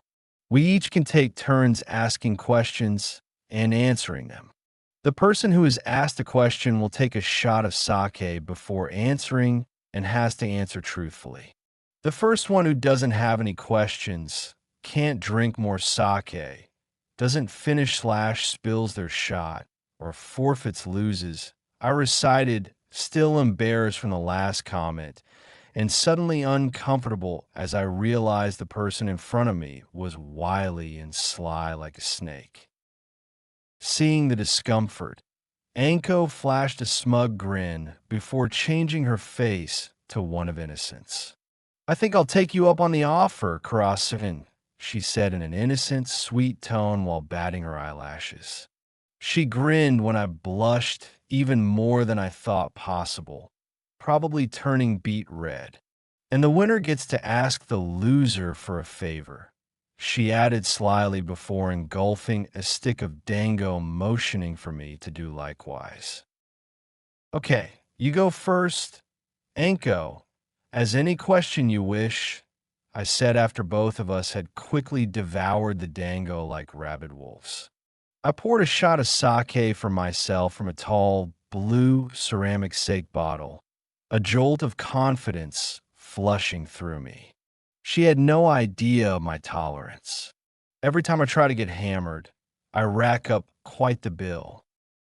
So, Karasa, what is your age? Anko asked, a glimmer in her eyes.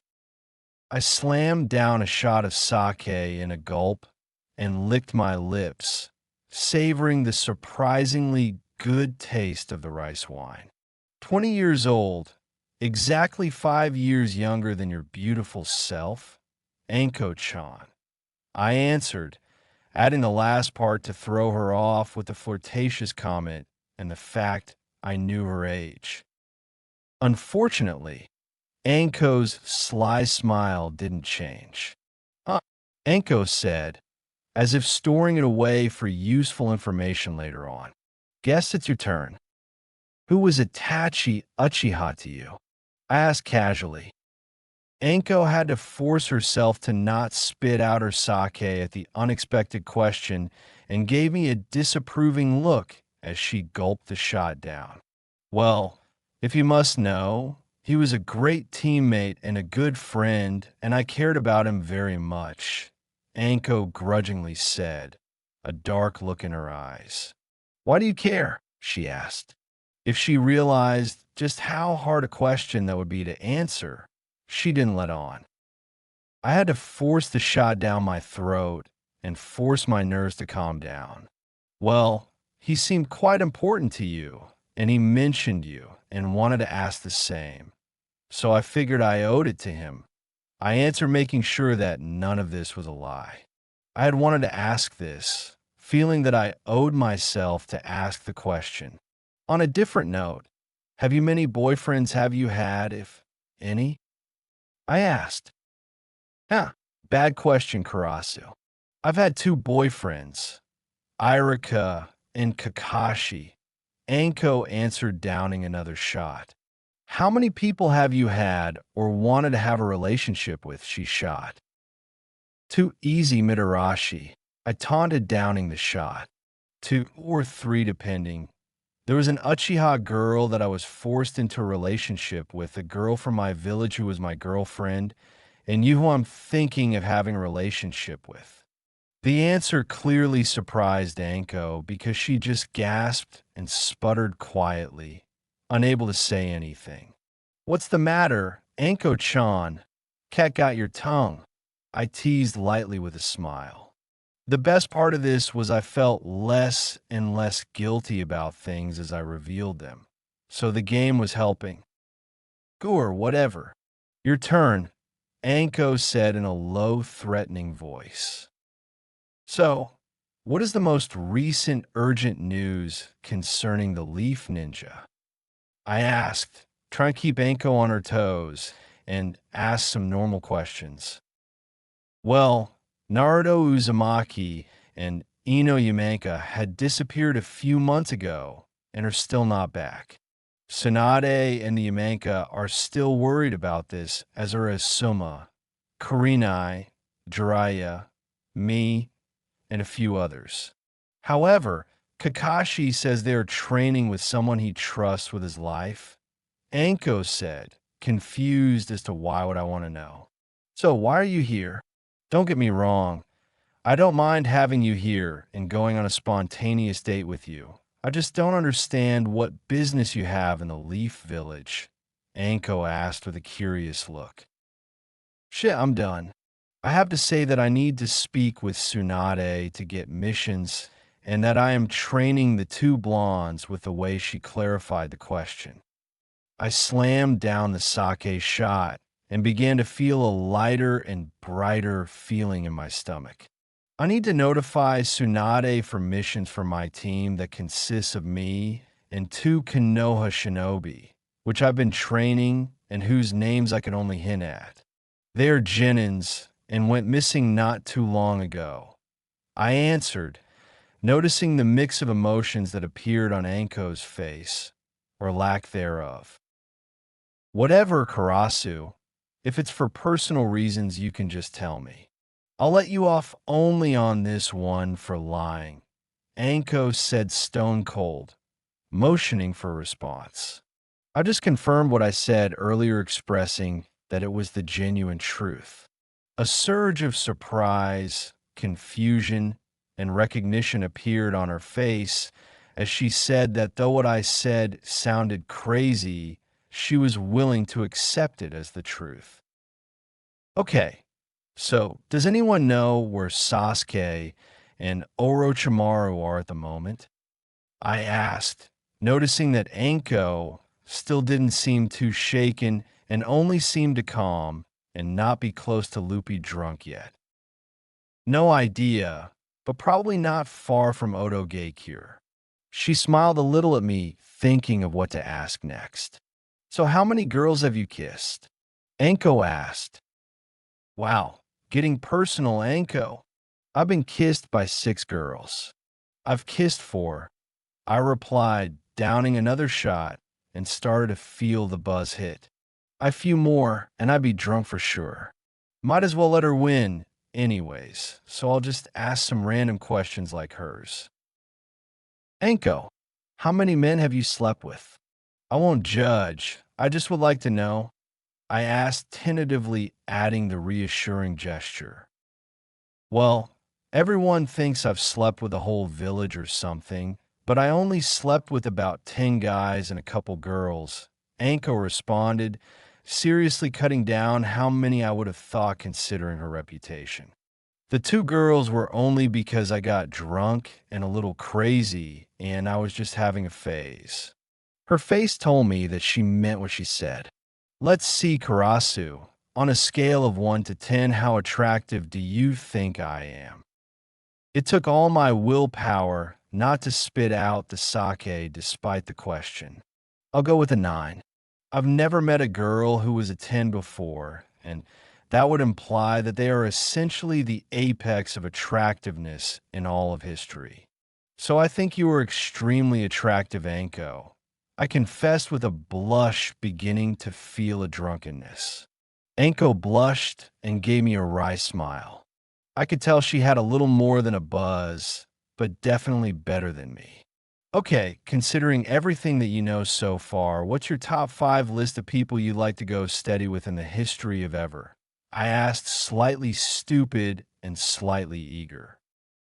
Well, Karasu. Finally, you ask, don't cha. Well, here it is. First is Itachi Uchiha, because he had every quality that I look for. Second is you, because you have similar qualities. Third is probably Irika. He dumped me, but that doesn't mean I don't like him. Fourth, no idea. Fifth, none. Anko's simple answer made me blush in drunken excitement, and I could tell from the way the words fell out of her mouth that she was getting drunk as well. What about yours, Karasu? All right.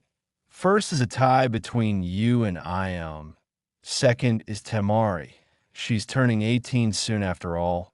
Third is Kurinai. Fourth is May. Fifth, none. I answer to the best of my ability. I noticed Anko's cheeks flare up bright red and couldn't help but feel the same reaction at my own words. For some reason, I felt drunk for certain, realizing that I had gone 2 shots overboard and that now I wouldn't be able to think straight. This is a waste of a question, but are you a good kisser? I asked. It took me a moment to realize what passed through my lips, though only a small part felt surprised. Her lips were so tantalizing. Anko took another shot, and there was a look in her eye that couldn't be mistaken for anything but drunken lust that I was sure I was radiating as well. Anko stood up and slid next to me with a sly smirk and a wink. The kunoichi leaned in close and locking eyes with me. Well, that is very subjective, isn't it, Karasu? She leaned ever closer to my face with every word, so that her lips and mine were tantalizing 2 inches apart. A weirdly sweet and enticing scent of honey, pine, alcohol, and sun rays wafted into my nose as began breathing in Anko's scent. Before I could register it, Anko shot forward, closing the distance between us. Her lips locked around mine and began kissing me, aggressive and demanding. Instinct snapping through the shock, I kissed back with the ferocity and need, pulling her down with me as I leaned against the wall, her body flush against mine to deepen the kiss. She parted her lips and bit my bottom lip, so I opened my mouth to let her tongue in. I groaned at the pleasure from the aggressive and needy kiss, completely different from that induced by the sweet, gentle kisses with I am. This was fiery and explosive. Without meaning to, my right had roamed underneath her trench coat along the soft, warm skin of her back, while my left hand untied her hair, letting it cascade down in purple waves. She did the same, burying her hands in my hair and drawing patterns on my neck and between my shoulder blades. Though it felt like a few seconds, we parted breathlessly and sloppily, some saliva falling from each other's mouths. Wow. Just wow, Karasu. How did you learn to kiss like that? Anko panted, wiping saliva from her mouth. No one has been able to keep up and match me like that. I have to do most of the work usually, because that is how I used to kiss. It usually caused them to melt. In any case, the answer to both our questions, Anko-chan, is that you were amazing, I said with a goofy smile. Hey, I never asked a question. Anko protested half-heartedly before realization struck her. She had asked an implied question. So why do I like Itachi so much? I asked in a way that gave something away for a brief moment that she caught on to. Surprise lit her face, but also nervousness and contentedness. I told you that already, but whatever. He was handsome for his age, and no doubt looks like you minus facial hair, and he had kinder eyes, no offense. He was the only that cared about me and treated me as someone special and as a person. I looked up to him since in some ways he was older than his body let on. And finally, he was caring and respectful of people. His physical condition and melodic voice would be identical to yours. Anko said, excitement and frustration breaking up all of a sudden. Which brings me to this.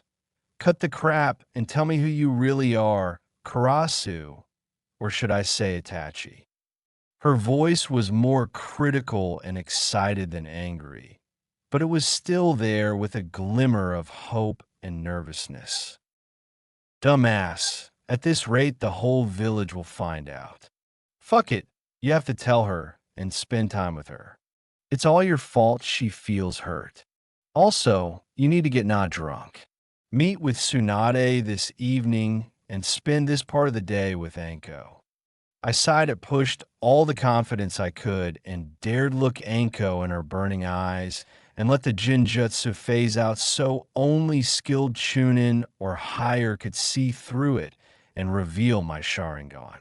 Yes, Anko, I am Dash. My face snapped to the side, my cheek flaring in pain. That's for being a bastard and not telling me you were still alive? Asshole. Anko growled. I feel like such an idiot right now for not noticing earlier. Of course you're still alive. I never found your body. And I even kissed you while you still care for Iam, who is probably your girlfriend. You know you are such an Dash. Her eyes shifted from murderous and frustrated to something different entirely. Holy shit. I frickin' won, Anko muttered in awe. So now you owe me big time for lying to me about saying you didn't have girlfriend in Kano, huh? I can get total revenge on you, Karasun. Chills shot down my spine in alarm and horror at what she may do. Hey, Anko, would you ever marry? I asked honestly and just to throw her off. Not for a while if I can help it, she answered. Double. Oh, I get it. You like both me and I am. You were going to propose to I am soon, and now that you've found me again, you're going to ask me to be your girlfriend. And unlike what most people think, unless I am is cool with it, it's a no. However, that's only when you propose to her. Before then, fine. It's your feelings, and it's not a commitment or anything, she rambled as if reading my mind. Itachi, oh, the horror. Now you have three people you know who can read your mind, all of which are girls, and only one of which needs ninjutsu to do so, and is your student, I thought with a grimace. Yep, I said simply. I was thinking along the same lines, Anko, I said with a smile. Do you mind if I spend the rest of the day with you? I asked, to which I got an immediate, passionate, lingering kiss, a conformation that implied something different that I had expected. Oh, by the way, the favor I'm going to ask was that you make sure to tell Iam before you propose if she's all right with this. In fact, tell her this week, Anko said with an evil grin on her face. Also, I can't believe how much you grew, Tachi. I mean, I kind of knew you would be tall and handsome, but not to the same extent as the man I'm looking at right now. Anko added, which made me blush as I remembered how she used to tease me about being the shortest and least experienced on the team despite being its leader and most able shinobi. After a few more drinks and couple orders more of dango, I pulled out wad of cash and unfurled a few bills that would cover the expenses and large tip, handing them to the waiter who thanked us and was the only person out of the bar being remotely normal to us, especially after kicking ass and terrorizing the clientele. Anko and I walked out the bar, leaning on one another to keep steady, laughing maniacally whenever one of us would stumble. As we half walked, half stumbled down the street towards Anko's place, our drunken ruckus didn't go unnoticed by those in the streets. In fact, a few people asked us if we were all right before realizing that we were drunk despite it being about noon. Anko stopped me as we got inside of her spacious apartment, mustering as serious of a look as possible. Look, Itachi, you understand everything that I was serious about everything I said during the game, right? Anko asked with a little urgency. I just nodded with a dumb grin that I usually had whenever I got drunk with a close friend. I need to know if everything you told me was true. Please, Anko said with pleading eyes while holding me in place by the shoulders. She gripped tighter as she felt me move under her a little, causing a slight throbbing pain that punctured through my drunkenness. Anko, I said kind of softly, a little louder than normal volume, but I was drunk and tapped her arms, which only made her squeeze tighter. Can you let up a little, please? It hurts. While I'm drunk, I grunted, sighing as she loosened up the grip. Of course I was serious. How could I not be, Anko? You're beautiful, kind-hearted, serious, and a highly skilled kunoichi. I promised I'd tell you the truth, and I did. Just replace Karasu with Itachi, and everything I said during the game would be true. I uttered, stumbling with a few words, still grinning stupidly.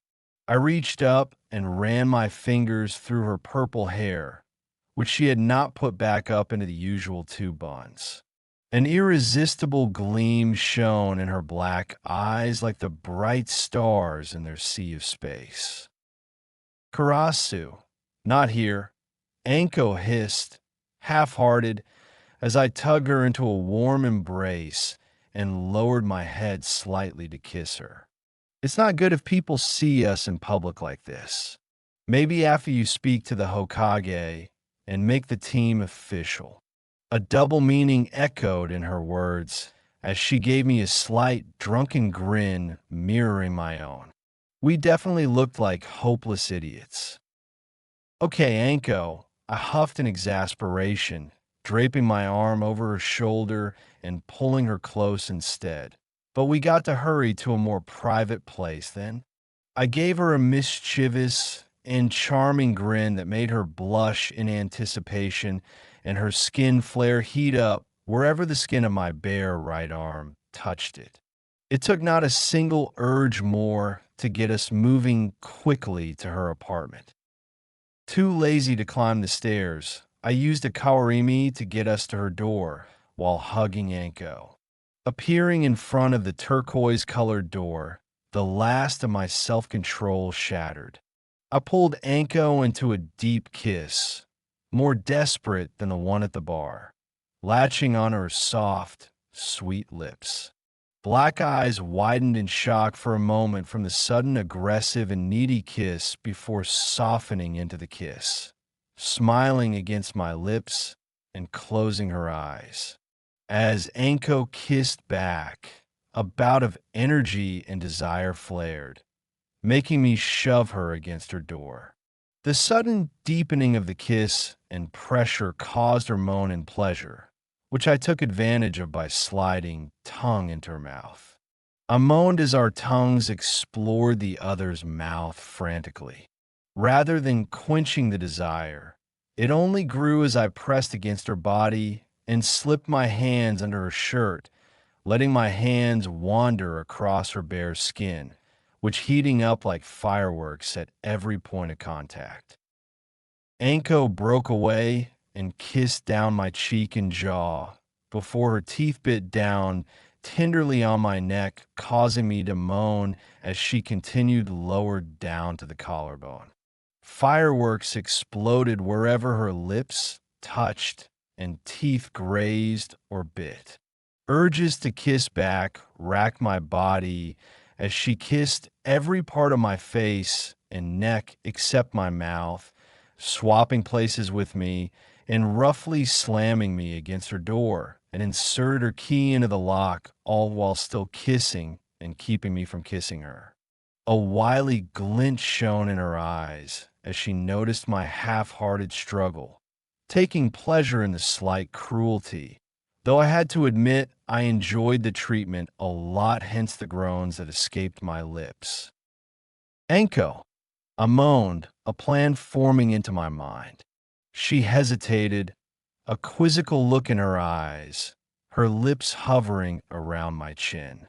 Though it was only a moment, it was enough for me to latch back on her lips, biting down on her lower lip.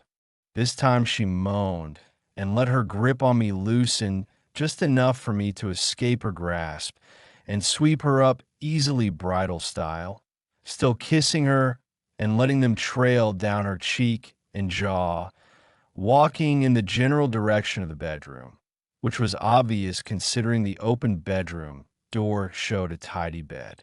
I couldn't help but notice that the turquoise and raven black coach, coffee table, love seat, and wallpaper in the living room. I nibbled on her neck, increasing the pressure, slightly causing her moan out. A small part of me smirked at my getting payback. Cerulean bed sheets, pillows, and blankets stitched with black ravens intertwined with purple snakes brought a smile to the epic irony of it. I must have stopped kissing for an instant because Anko craned her head to see what I was looking at and blushed heavily at the picture of her, me, a kind-faced Hugo woman, and hate as a Team ANBU picture as we celebrated my promotion to Umbu captain. Another picture was me and Anko laughing as we ramen at Ichiraku's with Iam. Yet another was me with a shredded sleeveless shirt that revealed highly defined muscle, hair blowing in the wind, Sharingan active, determined look on my face, and a katana drawn in an awesome, intimidating stance. Leaves floated in the background, sky golden red lit by the dawn sunrise. It brought me back 6 years ago, just after taking out a group of 4 Jonin, single-handed, on the first mission as captain while protecting a wounded Anko, and Hayato had taken the picture and told us all to keep it as a reminder of our awesomeness. Anko, how long have you had crush on me? I asked her, putting everything together from a multitude of pictures to the bedsheet pattern. I gave her a quick kiss, still holding her bridal style, enjoying the intense pink blush and embarrassment that made her look lovely. You know, some may frown upon it as pedophilia, I teased. How did you find out, Itachi? In pedophilia, you looked like and were as mature as a 17-year-old. Plus, you were an ANBU, so you've got to be fucking with me when you tell me it's pedophilia, Anko said with an odd mix of nervousness, excitement, embarrassed stammering, and outrage. Her excuses were funny and quite bulletproof. No, or at least not yet, I replied cockily, taking advantage of the double meaning, at which she blushed even more and gave me a pat on the cheek. It was quite obvious. Just look at the bed and the pictures. Sure, there's some of the team, but a large amount of them are of only me or of both me and you. Besides, the shirtless life-size picture of me that's on your ceiling, coupled with the poster-sized one of that mission, make it a total giveaway. With the kind, flirtatious, and teasing tone, Anko smiled as she knew I wasn't mad and totally understood. We all have pictures those we like and idolize. I never would have guessed that Anko would be such a fangirl, but unless I want to be castrated, I probably shouldn't point that side out, I decided. Good boy, Itachi, Anko said using the same voice that one would use with a puppy, as she lightly scratching my chin and smirked. You didn't say that I was a fangirl, because if you did, well, say good to your manliness. I just laughed at the sadistic look on her face and couldn't help but kiss her until spots danced across my vision and both lungs burned. A flustered Anko looked up, panting. Cammy, Itachi, I love you. I had a crush on you since we started doing missions together as ANBU. What? It's not like I could help it with you being kind to me and amazingly handsome. Anko confessed, dropping every shield and mask to show complete transparency. You know, Anko, I think I must have had a crush on both you and I dated Iam because I knew she had one on me as well, and at the time, I thought she looked at me more like a normal person, and because of the age difference, which I was afraid would get you into trouble, I confessed, more than a little guilty. I could feel the alcohol wearing down, remembering that the medicine I took enhanced metabolism of food and alcohol by quite a lot and sped up cell growth in tissue and blood regeneration. Essentially, alcohol intoxication never lasted too long, and hangover side effects were hard to achieve since the alcohol burned fast to repair the damage from the disease. Unfortunately, this often killed the cheery mood and lack of contemplation that came along with being drunk, too. So when Anko blinked in surprise, I couldn't blame her. All right, thanks, I think. Anko asked, confused and unsure what to say, head resting on my shoulder. Was that supposed to be a compliment or something? I mean, you rock for trying to keep the Uchiha clan from riding on my ass. But, look, it was better that you went with Iam. You wouldn't have understood me or my habits. Ah, good point, I said, not realizing how that would have changed a lot of things. I probably would have thought of Anko differently had I known those habits and not understood that people cope in different ways when confronted with loss. And anyways, Chikun, Anko said with a cute, innocent grin that hinted something terrible was about to happen. I will not have you pitying me or anyone else. So cut your pouting and act like a fucking shinobi. Anko shouted menacingly at the top of her lungs, whipping out a kunai right at my face. Thankfully, her drunken state allowed me just enough time to bob my head to the left, so the kunai only cut a shallow streak of white pain across my right cheek, only for the woman's knee to come flying at my chin.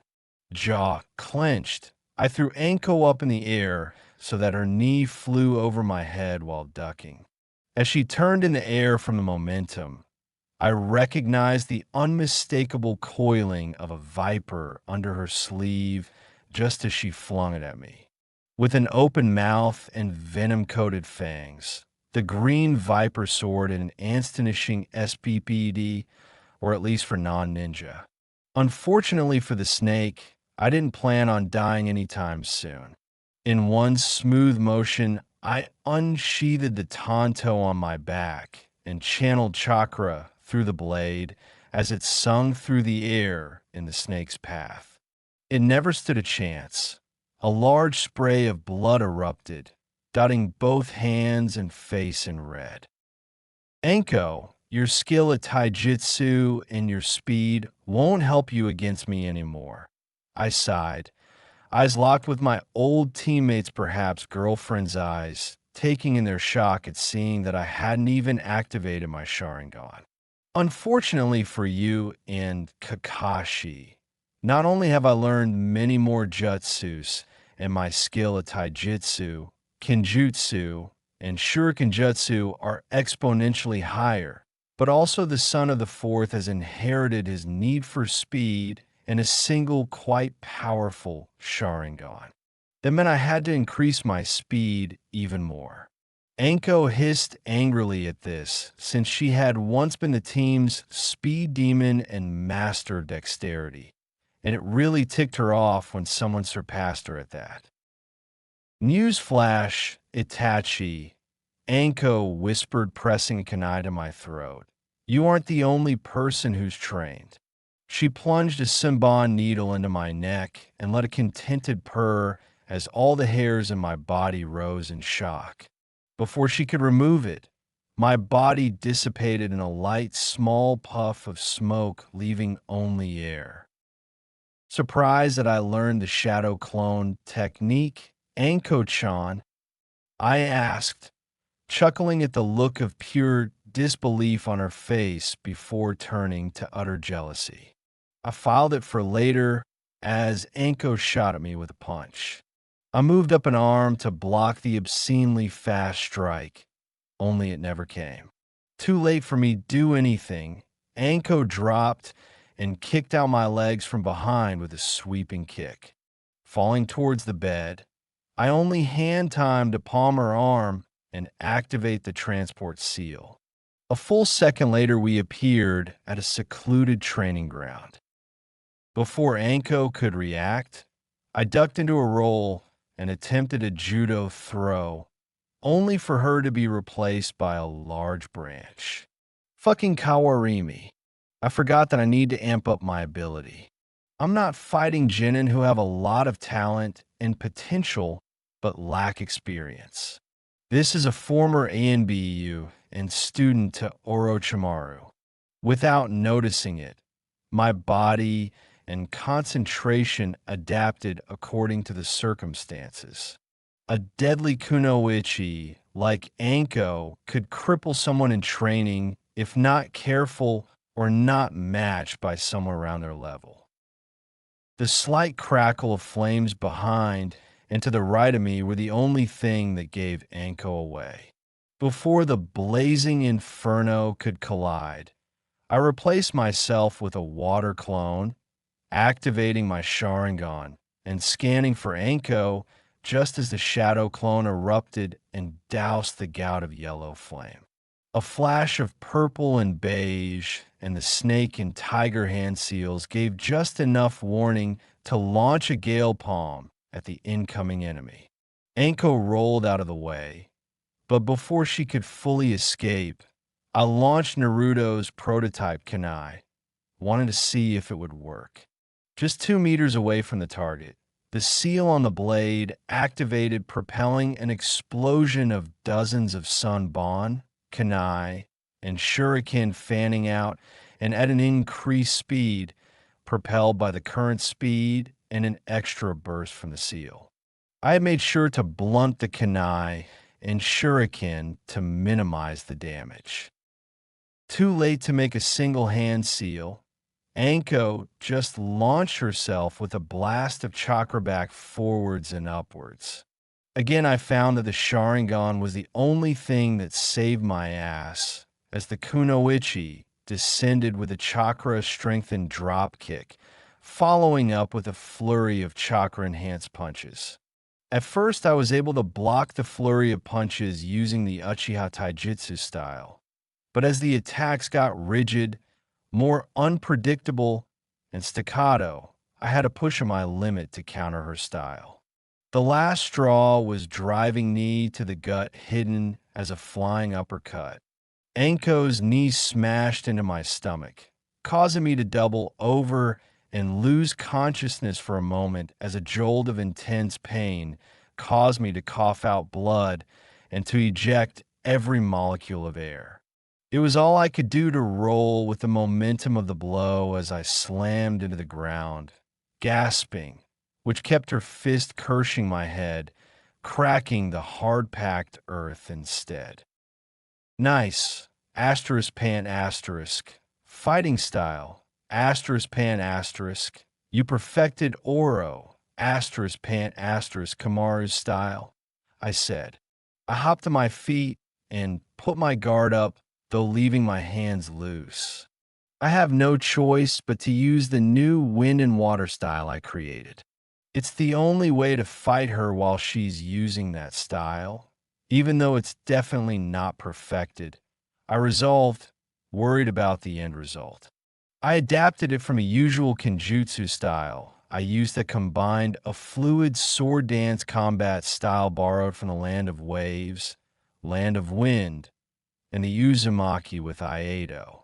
The Kenjutsu style had few weaknesses and could only be matched by very experienced swordsmen. As Anko came at me once more, I slid out of the way and drove my left fist to the side of her head.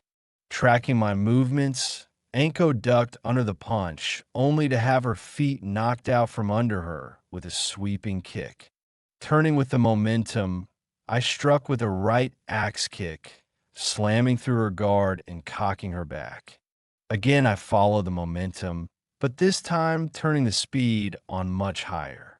Now to add the wind and the Aido component, I thought even as I rocketed towards the surprise kunoichi now on the defensive.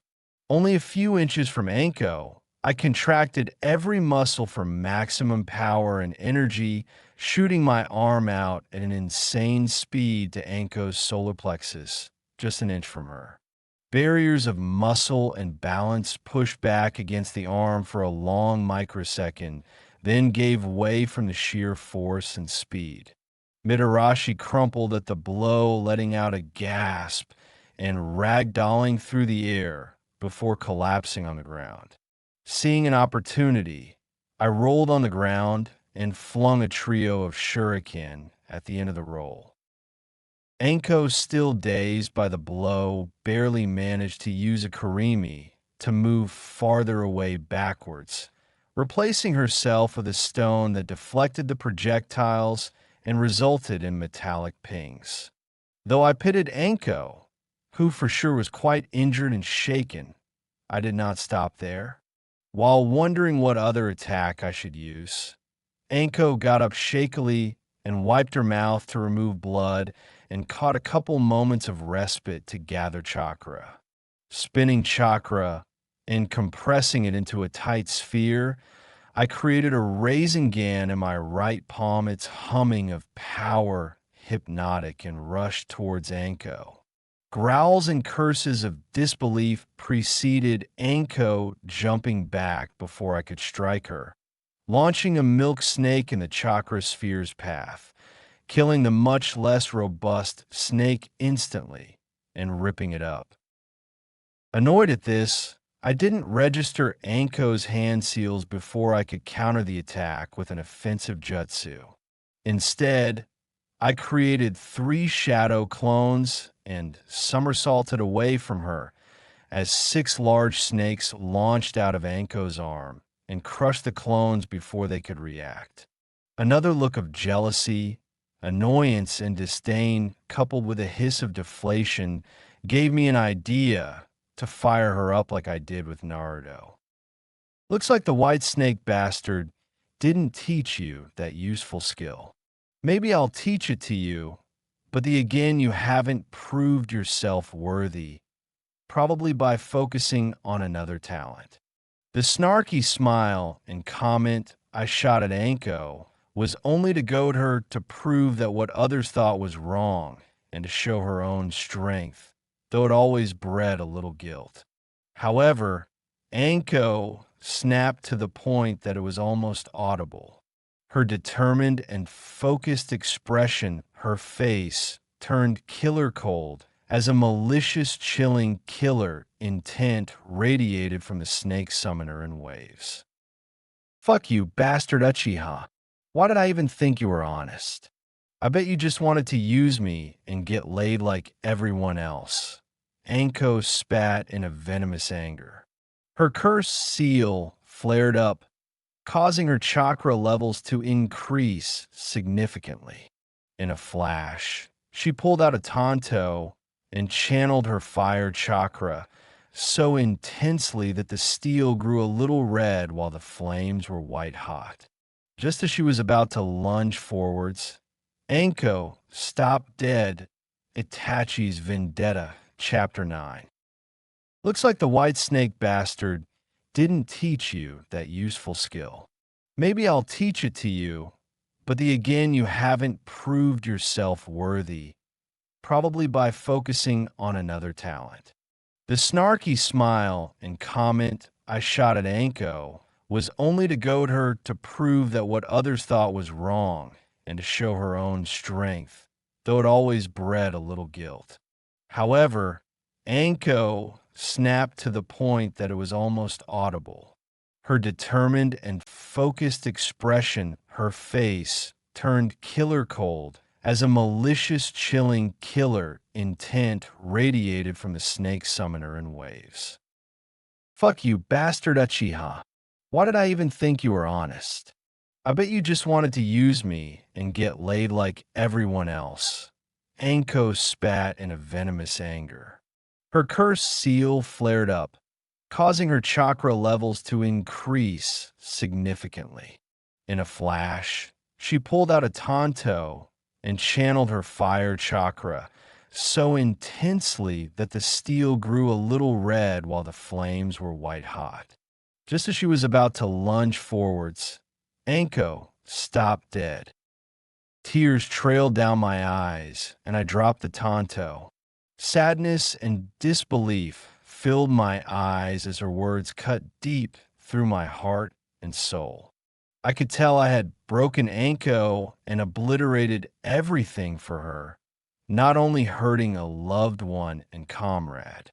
It felt like 1,000 daggers impaling the heart and the body while being eaten from the inside by maggots.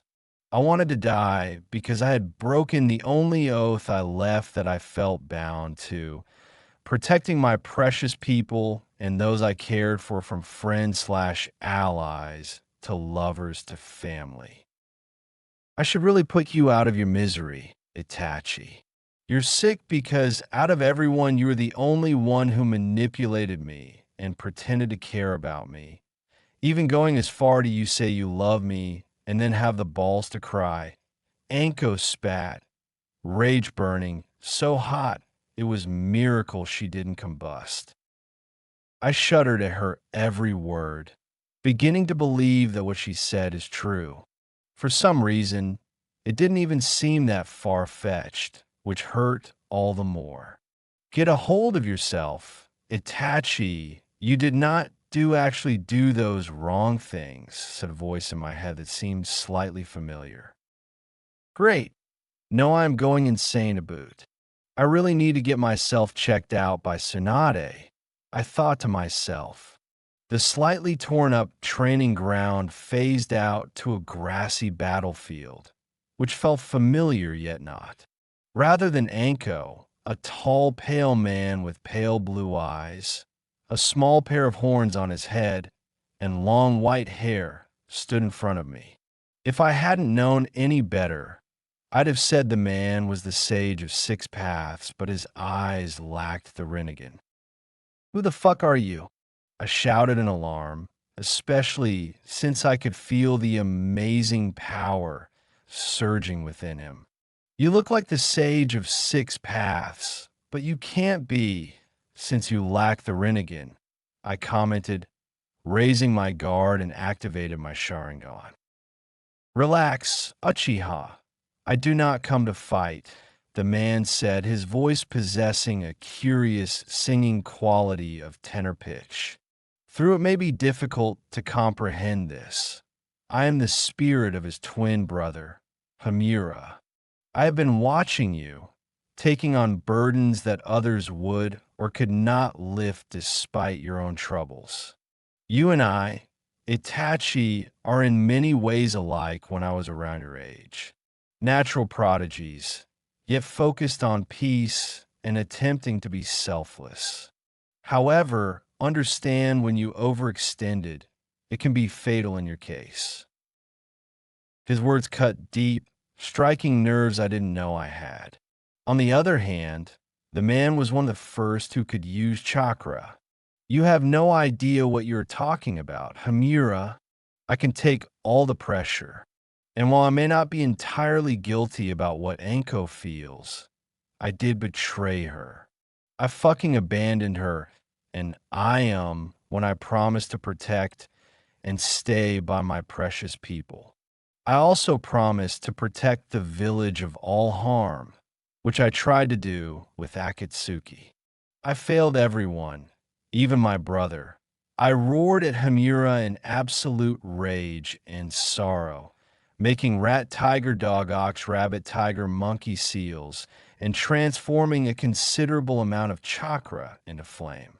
Fire release, phoenix, sage flower, crimson nail, I exclaimed, releasing a rapid fire cloud and blast of fireball encased shuriken. Hamura just stood there, an exasperated sigh escaping his lips as the large volley curved to attack from the front and sides. They collided, creating a blinding flash of blazing light and heat. Ichin, a disappointment, Hamura, I thought bitterly. Suddenly, a black ball of pure power flew out of the blaze at a blinding speed, allowing me to barely dodge it. What the fuck? I told you, Itachi, I am the sage's twin. You may be a great shinobi, but to me you are like a genin to Kakashi. Yet I sense a great potential within you that you haven't even begun to tap, Itachi. You also possess a hidden Kekkei Genkai, but it does not work in the same way. It rarely surfaces and seemingly at random. Hamura lectured, kind patience on his face. It's something that Naruto possesses as well.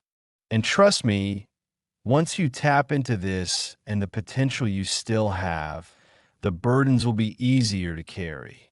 Remember when all seems bleak and that there is no hope things will get better.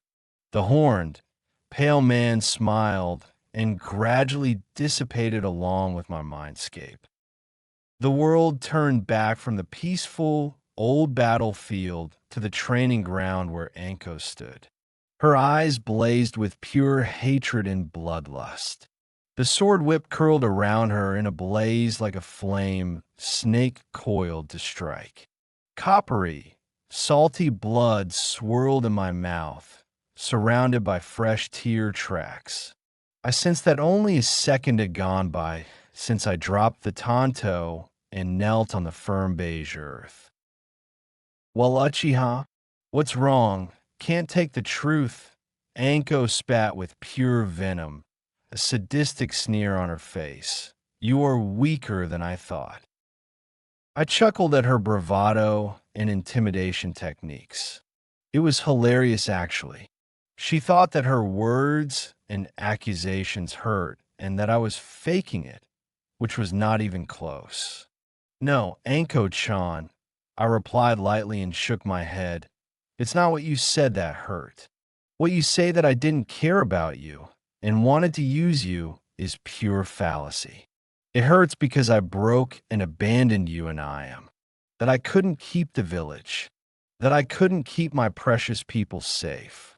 That is the truth, Anko. I wasn't able to keep my promises when people needed them most.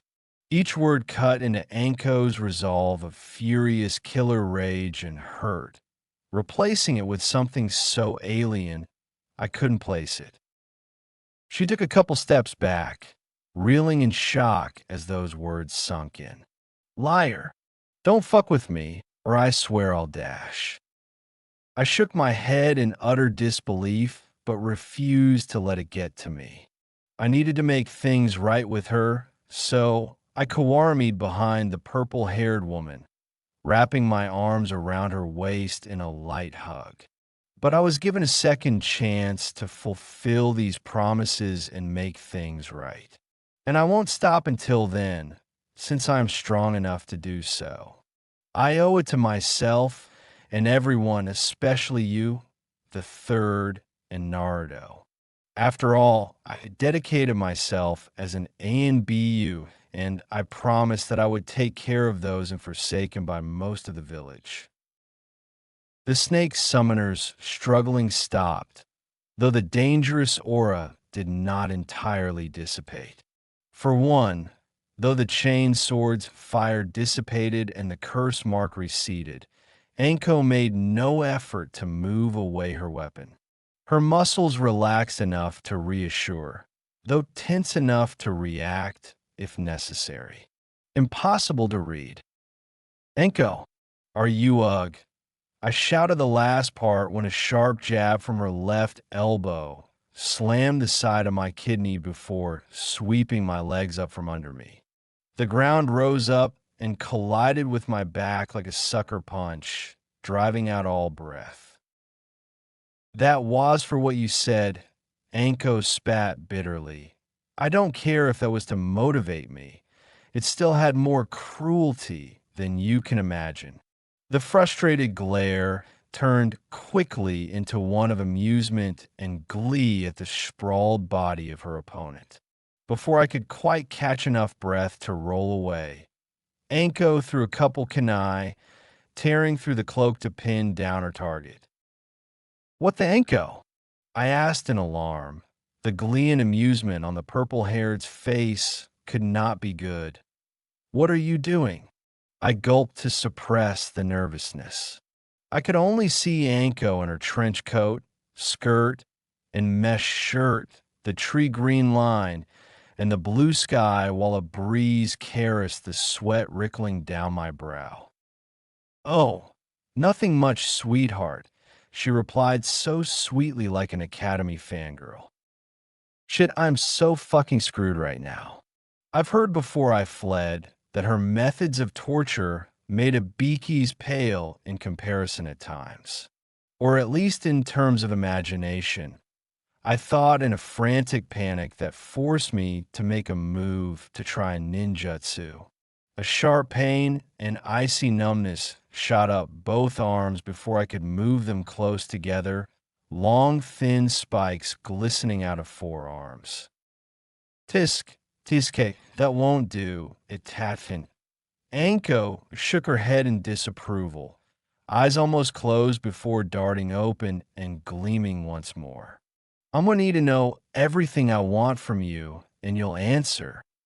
A slight pause and a kunai thumped extremely close to my nether region, or you'll be a virgin forever. How does she keep that sickly sweet voice while doing this? I really need to get Anko a psychologist and fast to diagnose her. No way someone could take this much pleasure from torturing people. All right, no problem here. I replied, trying to hide the worry in my tone, though I clearly failed. A pleading look sparkled in my eyes, to which Anko gave a slight grimace. All right, now tell me, what do you want from Naruto, and why are you training him? Anko growled more than asked, a black carbon steel shuriken between the four fingers of each hand. Wow, so you have to ask the only question that would really make me sound insane. Basically, it'll sound kind of pathetic like Kakashi's excuses for being late. I sighed, exasperated and trying to calm the little flutter of nervousness in my heart. Anko just deadpanned, as if saying, try me, before pulling back both arms as if about to throw them. All right, all right, all right. So, I trained Kakashi with the Mangekyo power he has in his one Sharingan. And so, to repay me the favor after Sasuke left to join Orochimaru, Naruto somehow activated a Sharingan. In order to most effectively save Sasuke, eliminating him if not possible, kill Orochimaru, and stop an organization of missing Nin, I need a small but highly deadly team. Moreover, I feel that I owe it to Konoha to train its greatest asset, and owe it to the fourth to honor his last wish and to make him proud of his son. A blood-curdling aura of cruel menace flared as the last words left my mouth. Calloused knuckles cracked in anticipation. Itachi's sweetheart. That's a cool and admirable story and all, so I'll let that pass. Anko responded with a sarcastic giggle that didn't hide the venom of every word. Now tell me the fucking truth, or I will make good on my promise. The thunderous shout sent flocks of birds flying out of the trees, letting out a cacophony of flapping. The insects stopped making noise, and small forest mammals squealed and squeaked in alarm, running away from the training ground. The sun's sudden sharpness and heat and brightness did not do anything to tone down the dark omens. Anko's tanned arms glistened with sweat and shook as if she had trouble holding back while her glare bored through my chest.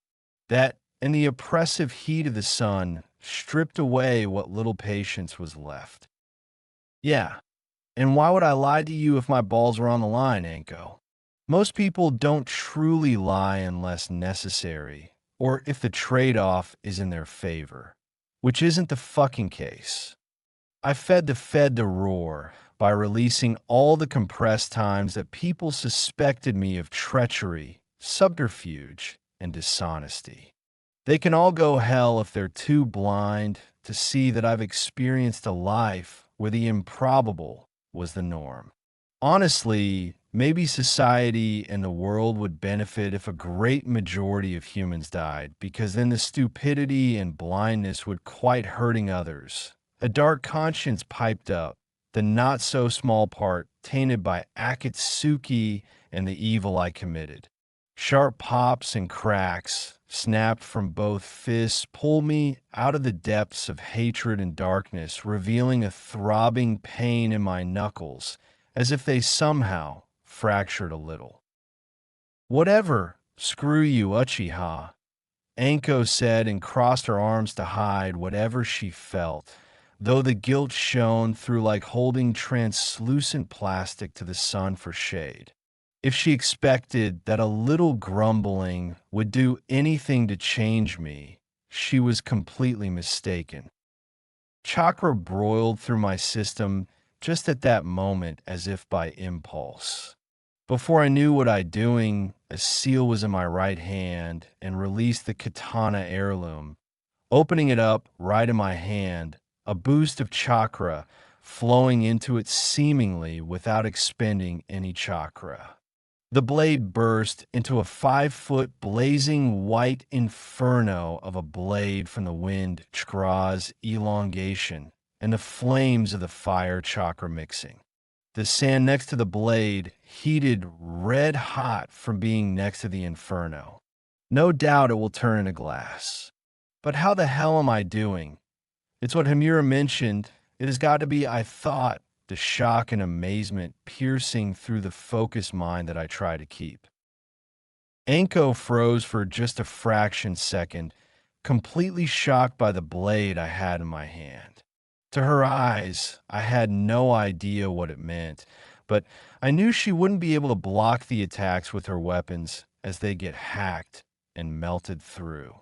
In fact, her freezing up gave me the best opportunity one had yet to try the other mini Fuinjutsu seal I tried.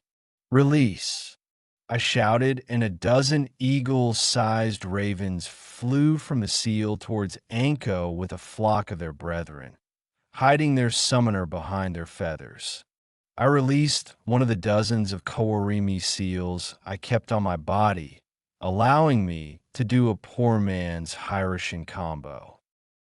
The blackbirds dive-bombed Anko, attacking with their claws, though they knew they wouldn't be able to do too much damage. Mostly they were good for distractions, spying, clones, overwhelming, scaring enemies, and hiding shuriken attacks. In other words, by the time Anko had time to use her dragon fire jutsu against the ravens, I had almost completed the water dragon jutsu, while drawing water from the massive amount I kept in a seal. The crows cawed one last time as flames engulfed the flock and incinerated them in a fraction of a second.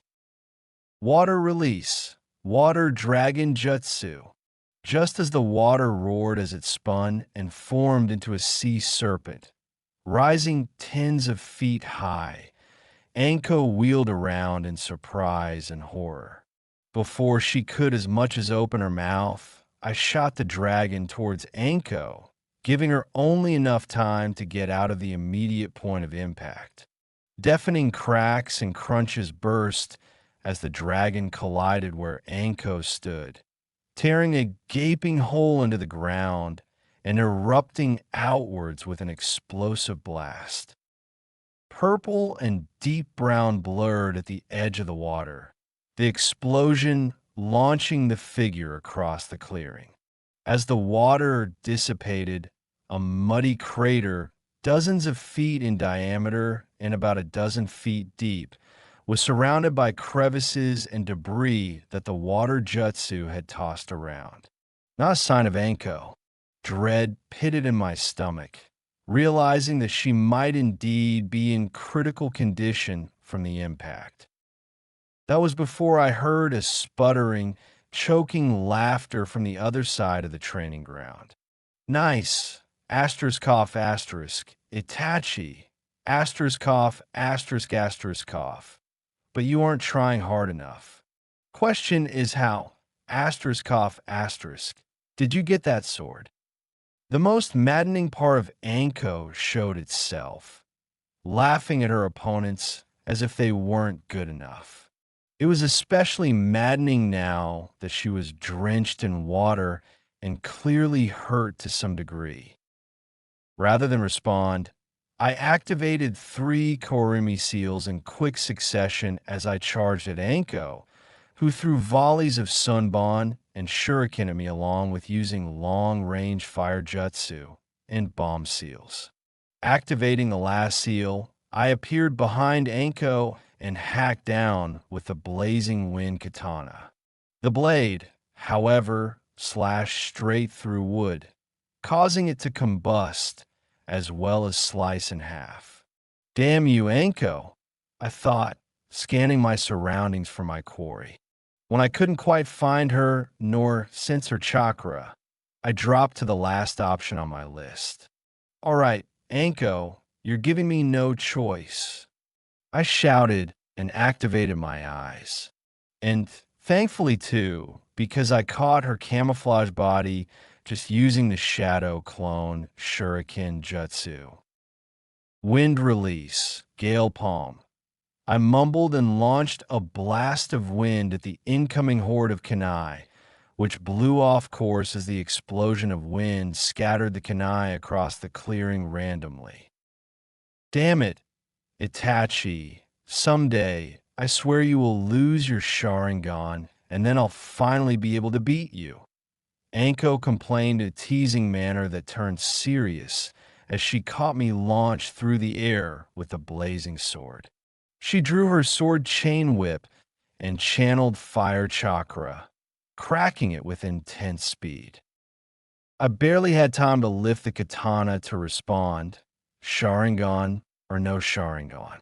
The wind blade cut into the chain, though it only caused the whip's flames to intensify to almost match the heat of the flames of the katana. Rather than struggle with her movement to disarm the sword, I followed the motion of the flick before planting my feet and spinning the sword from the whip's grasp. I lunged straight at Anko as I got inside the range of her flaming weapon. I knew that if it were to grapple on a limb, I would most certainly need an amputation, so being inside the range would make it harder to kill or block. Anko pulled out a shorter, yet straight katana with a blade about 3 feet long with her fire chakra. She smirked, knowing she had trained under perhaps one of the greatest sword masters in the Leaf for a couple of decades. However, the Whitesnake pedophile feared me for my Sharingan, and for good reason. I outclassed him in Kenjutsu and Taijutsu. After all, no matter how much you can regenerate, being brained, a sword left in the heart, or cutting out a vital organ killed you.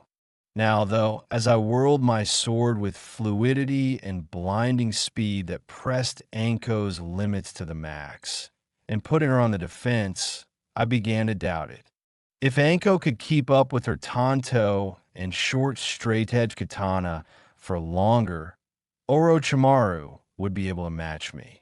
As Anko placed a counter roundhouse kick at an opening in my side, which I blocked with the hilt to burn through the mesh armor, it hit me as so obvious. While I raged and fought, I kept using the Uchiha style and not what I learned. You know, Anko, I said, blade clashing on blades as she narrowly blocked an overhead strike that notched her blades. I just realized something. Oh God, Itachi, please don't say you love me right now. Anko moaned in exasperation, yelping as my intensely hot blade grazed her shoulder. If you do, I swear I'll cut your tongue out right now. It would be worse than those Ika novels. I had to keep myself from laughing because Anko was completely right about that. Honestly, I probably would have expected someone to say that if I were in her position. No, just 2 observations. 1, you may be close to rivaling Orochimaru in Kenjutsu. 2, I'm going to beat you right. As Anko blocked double-bladed for the umpteenth time, I used the strike to leap/roll over the kunoichi. Now, still facing away from the kunoichi, she let out a shriek of white-hot pain. Her blades fell to the ground, and she fell to the ground, reeling in shock. The radiant solar-like blade had slashed Anko from the left shoulder to her right hip, making the wound cauterize, burn, and bleed. How the fuck did you do that? Anko groaned, barely conscious, her eyes revealing the torturous wound that looked terrible. Another problem was that now her torso was naked as well. I praised Cammy that I at least had highly effective quick healing seals that I learned. I bent down and coated May's hands in water chakra, massaging Anko's soft skin to clean the wound and quench the burning, while soothing the pain. Hold still, Anko, I growled as she bucked and squirmed at the contact and massage, wincing at the intense pain.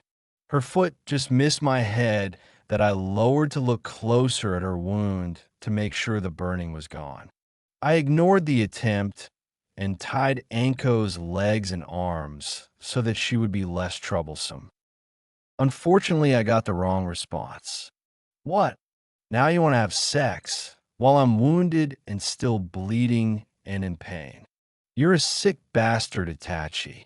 Anko didn't move to stop me, however, knowing she didn't have to.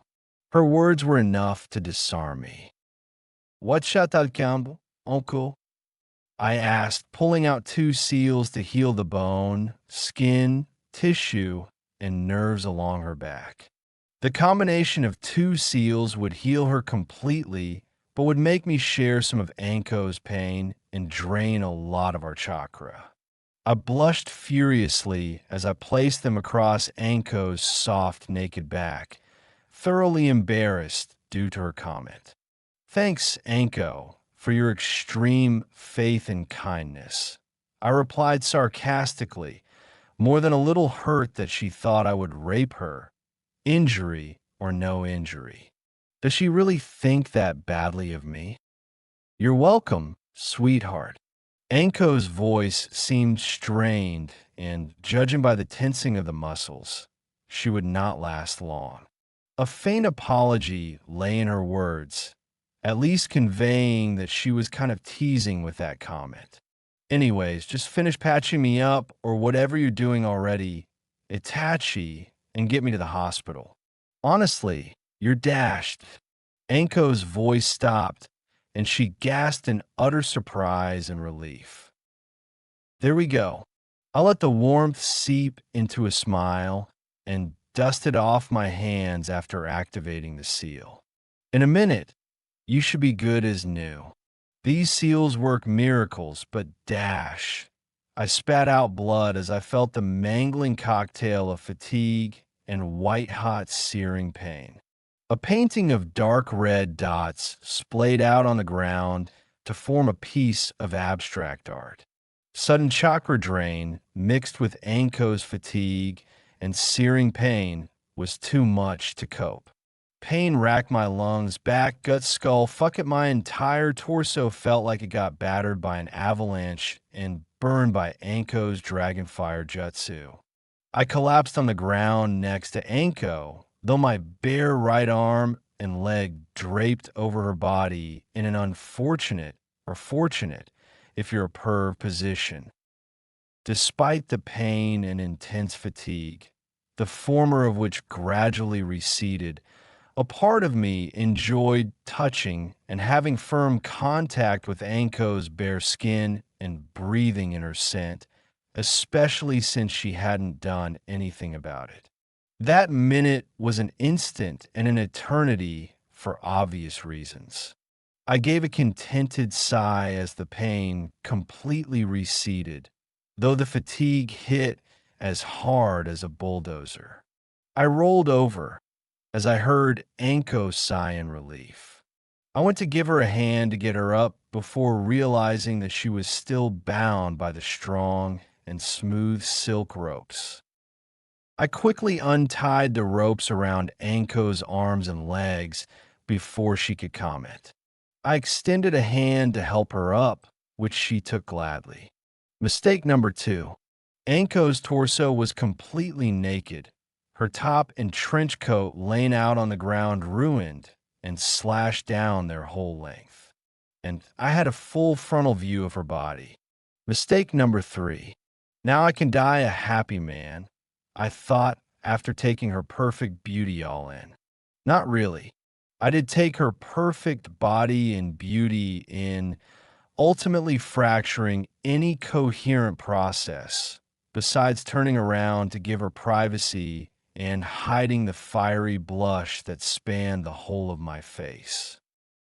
Anko, I said and cleared my throat, offering all the explanation of my walking a couple paces back and giving her her privacy. Oh shit, Anko muttered in embarrassment, and I could practically see her blushing. Oh well, Itachi, mind taking me back home doing whatever you did before? She pleaded with a sweet tone that I could not resist. Okay, I will, I replied, but, there's only one problem. You're half naked. I don't have any overclothes on me, and the jutsu requires me to carry/hold the person. I blushed a new shade of red at the mere thought. Itachi, it won't be weird unless you make it weird. Besides, I don't bite. Anko said, the last part somewhat sensuous. I pointed to the half-dozen highly noticeable hickeys on my neck in response. All right, well, not that much or hard for that matter. Anyways, you seem to enjoy it. Anko's comments honestly made feel as if I overreacted, especially considering that I did care for it would be for a couple seconds, and it was no big deal if I was professional about it. All right, Anko, I said, cleansing my mind of whatever thoughts were in my head besides the jutsu and getting Anko to her house. I held her with my side, facing her, and did the jutsu, effectively transporting us halfway across the village in a second.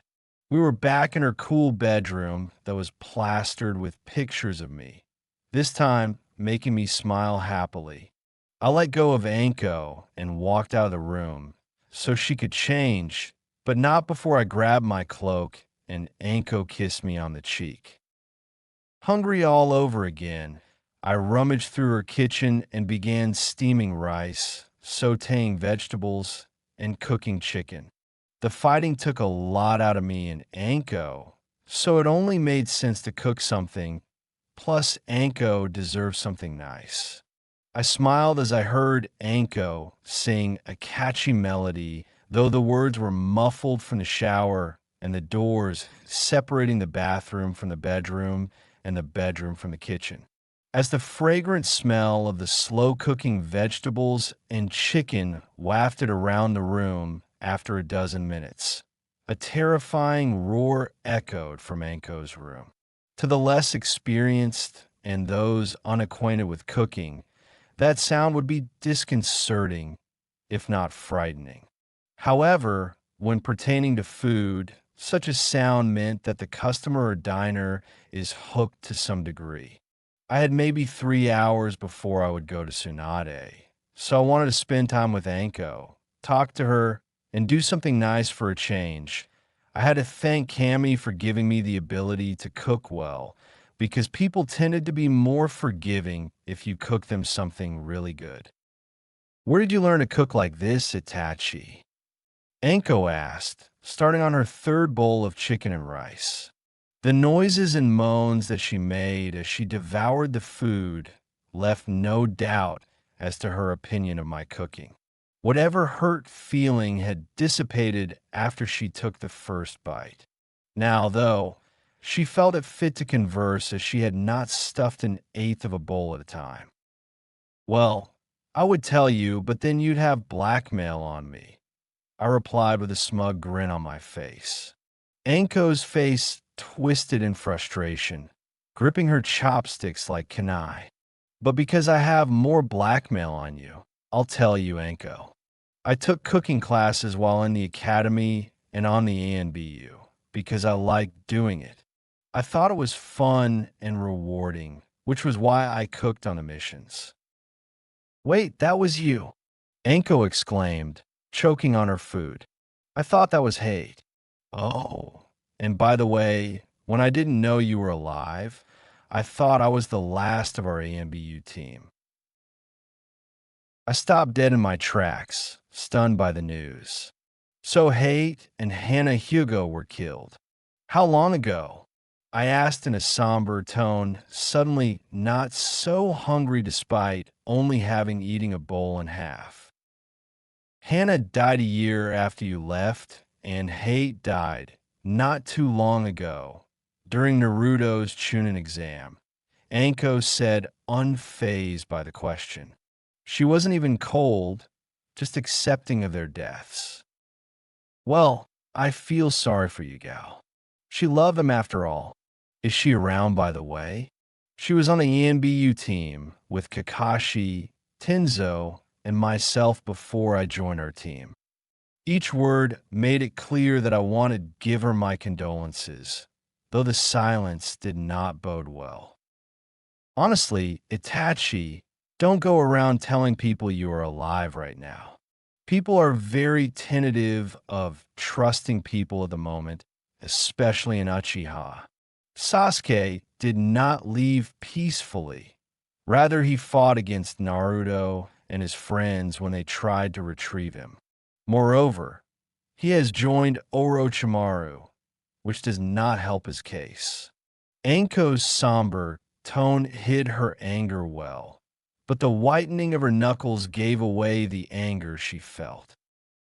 Understood, Anko, I replied curtly before finishing the rest of the bowl of food. I began to inquire about the shinobi and the state of the village and what to expect from Tsunade when I reveal myself to her. The conversation held no hint of emotion, rather reflecting more of a mission debrief than anything else. It was clear that Anko did not agree with revealing myself, so soon after being in the village urging me to keep up a lie. Once I mentioned that Tsunade would probably use Inoichi to determine everything. However, Anko finally conceded. Reluctant to leave the comfort of Anko's apartment, I slowly got up, nervous to go to the Hokage Tower, now that the time had almost come. Anko's hardened teal eyes, catching the sudden reluctance and nervousness, softened and offered warm encouragement. Come here, Itachi. Anko beckoned with a motherly tone, opening her arms. She hugged me tight and gave me a kiss on the cheek, Anko's warmth and scent remaining there. You don't need to worry, baby. Everything is going to work out. Tsunade will listen and things will go without a hitch. Finally, just as the butterflies died in my stomach and the sweat that threatened to break out stopped, Anko let go and ruffled my hair awkwardly since I was taller than her by a few inches. With that last gesture, I shined right outside the Hokage's office window, which by pure coincidence happened to be exactly when Tsunade turned to look at the afternoon sky. Surprise followed by anger and killer intent flooded through the closed window from the blonde Hokage. Why is it that the blonde Kages are always the most intimidating? I thought with more than a little fear. At that moment, Anko's words seemed to be sarcastic. I kawarmied to the door of the office just as the great Sannin shattered the glass of the window with enough force to launch the shards like shuriken. The office seemed cooler than the oppressive heat that had swept the outside, giving a feeling of calm when combined with the oak floors and doors and the cream-colored walls. Hey you, what do you think, your dash? I slugged the umbu in the face with chakra, enhanced strength and speed, surpassing that of Might Guy. Unfortunately, the blow only caught the side of the umbu's face as he attempted to dodge, sending the shinobi careening into the door of the Hokage's office and shattering half of the cat mask. Oh shit, I am sorry, Yugao, I exclaimed, shocked that I had just harmed an ex-teammate for little reason other than surprising me. How the fuck do you know who I am? Yugao growled, drawing her straight-edged katana on her back. The anger on the kunoichi's face chilled the air in the room. Lesser ninja would have frozen or run in fear. She wiped blood off her lip and grabbed the katana with both hands and launched herself with amazing speed, the point aimed at the abdomen. I shifted to the side and drew my own katana, deflecting the strike in that same sweep. It would have seemed easy, but it had taken quite a bit of effort to do that move, which I still had been perfecting, courtesy of the Land of Iron. Yugao darted back to avoid any counterstrike. Shocked eyes met mine, mouth slightly open. Ow, how did you that? Yugao asked, dazed for a moment before recovering. Only 4 shinobi have been able to block that before. Who in the world are you? Yugao growled the last question, grinding teeth together. One keyword there, shinobi. And by the way, I'm in a different league than most ninja, including the legendary swordsman. The determination and steeled gaze cut off any argument, and she knew it. And I knew she wasn't bluffing either. That strike alone would have impaled Orochimaru and Zabuza. But luckily for me, I'm above their league thanks mainly to the samurai's training. But you're a shinobi.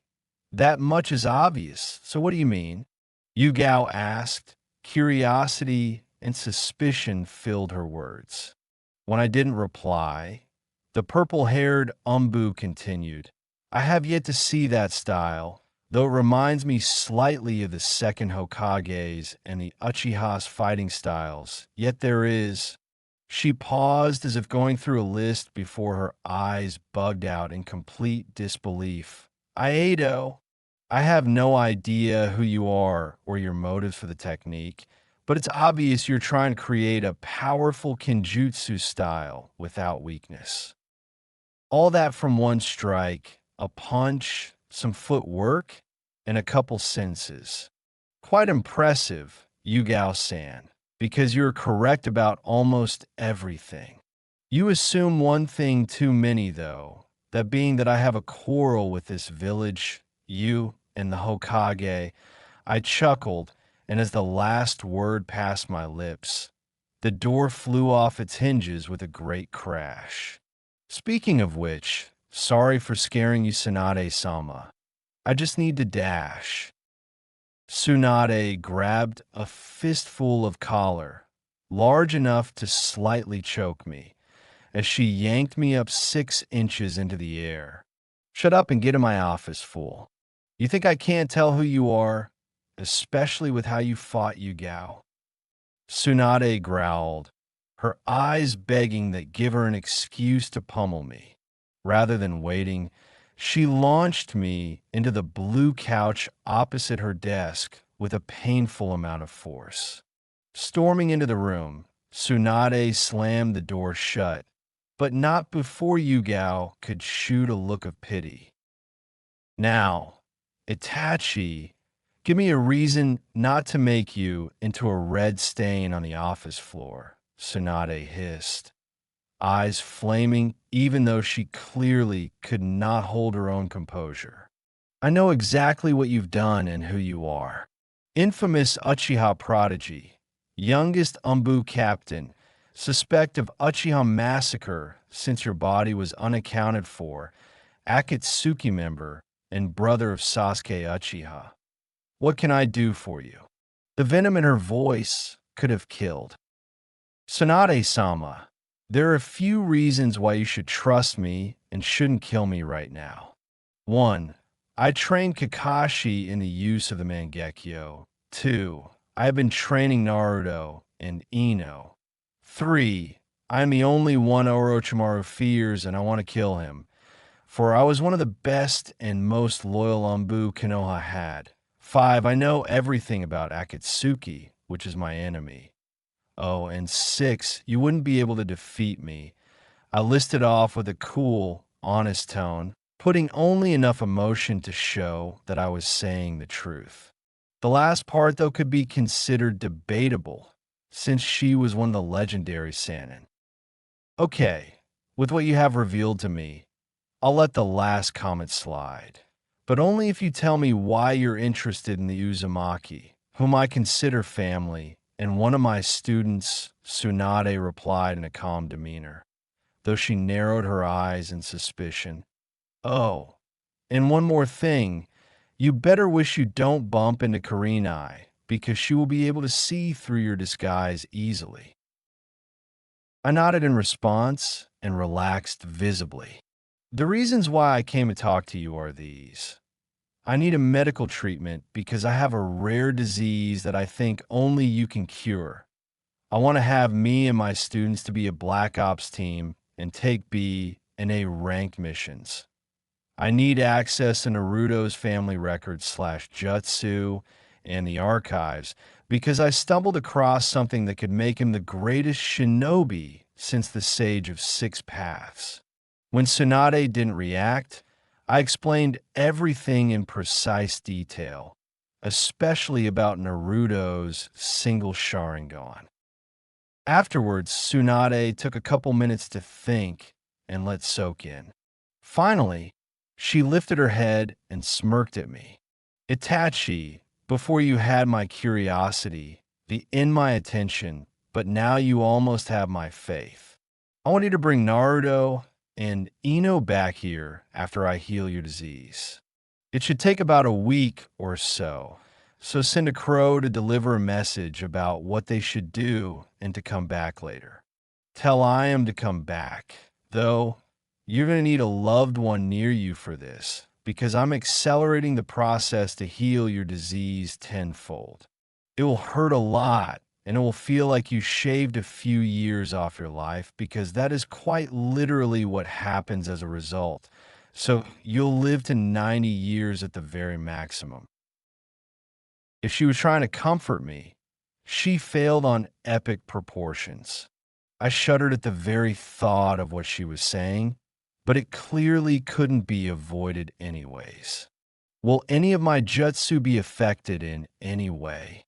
I asked, taking into consideration that it might alter my abilities as well. I prayed to Kami, hoping that nothing would change. Tsunade gave me a pitying look. Of course it will, Itachi, she replied. There was no surprise on her face when I looked deflated, though the gleam in her eye told me that she hadn't told me something, so I kept from making a decision. It will boost your chakra reserves and power, whether you realize it or not. It looks like your chakra has been at reached half maximum capacity at most. I am assuming the fatigue and damage wrought by the disease kept you from reaching your maximum capacity, and your body leached it to heal. And your chakra was weaker, a side effect of the disease. Once I cure it, though, few Uchiha would compare to your abilities. I just sat on the couch spellbound and awestruck at her words. The fact that I hadn't been able to access to half my chakra and that it would be stronger when the disease will be cured made me excited. Something dark within me moved, and I recognized it as the Uchiha curse, the lust for power that we possessed. And before it could grab hold, I squashed it. I would not try to take things by force because of the power I would receive. Too many Uchihas have let that mistake consume them. That what are we waiting for, Senju-sama? I said with a half grin, half smirk. Time to whip this cripple back into shape. Tsunade let out such a loud and powerful wave of laughter. She fell off her chair onto the floor. I couldn't bear but join in at what I had said. First off, I, an Uchiha, just asked a Senju for help. Second, I had made a joke about being crippled, which would be the first time in a million years an Uchiha would joke about that. Hokage-sama, what's wrong? Two voices chorused, barging into the office. The thump as she fell and rolled around, combined with the gasping, probably brought the two in because they wanted to talk. The most curious part was what Asuma had on his neck, which he tried to hide. Looking at the couple, another bout of laughter bubbled up from nowhere. I knew it. Kakashi owes me 300 Ryo. I grinned looking at the two before realizing my mistake. Wait, aren't you Dash? Itachi Uchiha. Kurenai finished, cutting off Asuma. Her eyes hardened and could sense she was about to launch a Jinjutsu at me. Upon hearing my name, Asuma channeled wind chakra into his trench knives, getting into a defensive stance, almost between me and Kurenai. What are you doing here? The crimson-eyed Kunoichi asked, her voice chilled and angry. Whoa, Hold it, guys. Why do you want to kill me again? I asked, incredulous. Before anyone could say anything, Kakashi shined into the office. Hokage-sama, I have something important to report, the silver-haired Jounin said, before realizing the scene before him. Looking at Tsunade on the ground and his two friends standing with cold killer eyes behind him. Yo, Kakashi, I said, you owe me 300 Rio, I won the bet. Kakashi's face was priceless. The shock on his face quickly turned to alarm when he looked over and saw what I had seen on Asuma's neck. With a sigh of defeat, he fished out his black wallet and tossed me a wad of bills. The gloomy look on his face made it clear that he really did not want to be here because of what he'd need to do. As if on cue, Kakashi, what do you know that you haven't been telling us? You've got some major explaining to do, Kurenai said, eyes flashing blood red. Asuma only grunted in agreement, too focused on whether I'd do something, considering I'd come across them while still in Akatsuki. Before you kill Kakashi, guys, can I explain? I asked, suddenly feeling guilty. I didn't want my first student to get killed by his teammates just because he didn't tell them about me. For pairs of eyes refocused themselves, startled that the person semi-responsible for the conflict was still here. Sure, Asuma replied, gruff and icy, probably because of the grudge he still held about being not able to defeat the prodigy almost 10 years younger than him. But how about after you tell me where the fuck Aino is? The rage consuming him would have made lesser ninja wet their pants, and I had to admit that I cringed at the roar. Kurenai quickly interjected by stepping in front of Asuma and hugging him, more to restrain him and calm him down than to show affection. Why would you think that Ino has anything to do with the Uchiha? Kurenai asked Asuma with a confused expression that bordered on aggravation. When she didn't get a response from Asuma, she shot Kakashi a look that promised death if he didn't explain what he knew. Thankfully, Hatake didn't twitch or move a muscle, rather crossed his arms and returned a bored expression. As the staring battle continued, Kurenai's fist started shaking as if it took all her power to not let loose. Before anything could go wrong, however, Tsunade cleared her throat to get the Jonin's attention. All right, everyone, quit acting like a bunch of whiny 6-year-olds and calm the fuck down. Itachi here has been training Ino, Naruto, and, remarkably, I am for the past few months. Supposedly, he's trained all of them in Tai Dash, Kin Dash, and Shuriken Jutsu, as well as improved their strength and speed by a lot. Ino and Naruto should be at high Chunin level at the moment, with Naruto being capable enough to take the Jonin exams, which I may consider. Naruto possesses a powerful Mangekyo Sharingan that is not, as rumor had it, one of Sasuke's eye, while inheriting Minato's potential with Fuinjutsu and speed. More importantly, however, is that Itachi has been training them in order to hunt down Orochimaru, Sasuke, and the Sound Four, along with Akatsuki as a Black Ops team. However, I would like to leave the decision up to you, Asuma and Kakashi.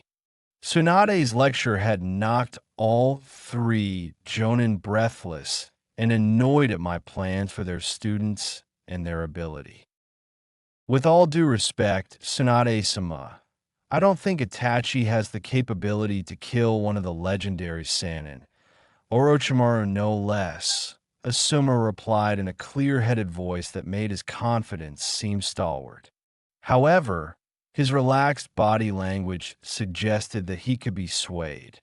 Kurenai just nodded with Asuma, while Kakashi gave me a heated glare before returning to a pensive position. It was at that moment that Yugao chose to reveal that she had walked into the room. I would beg to differ. If Itachi were to get into a Kenjutsu and Taijutsu fight, I believe he would win without the need of a Sharingan.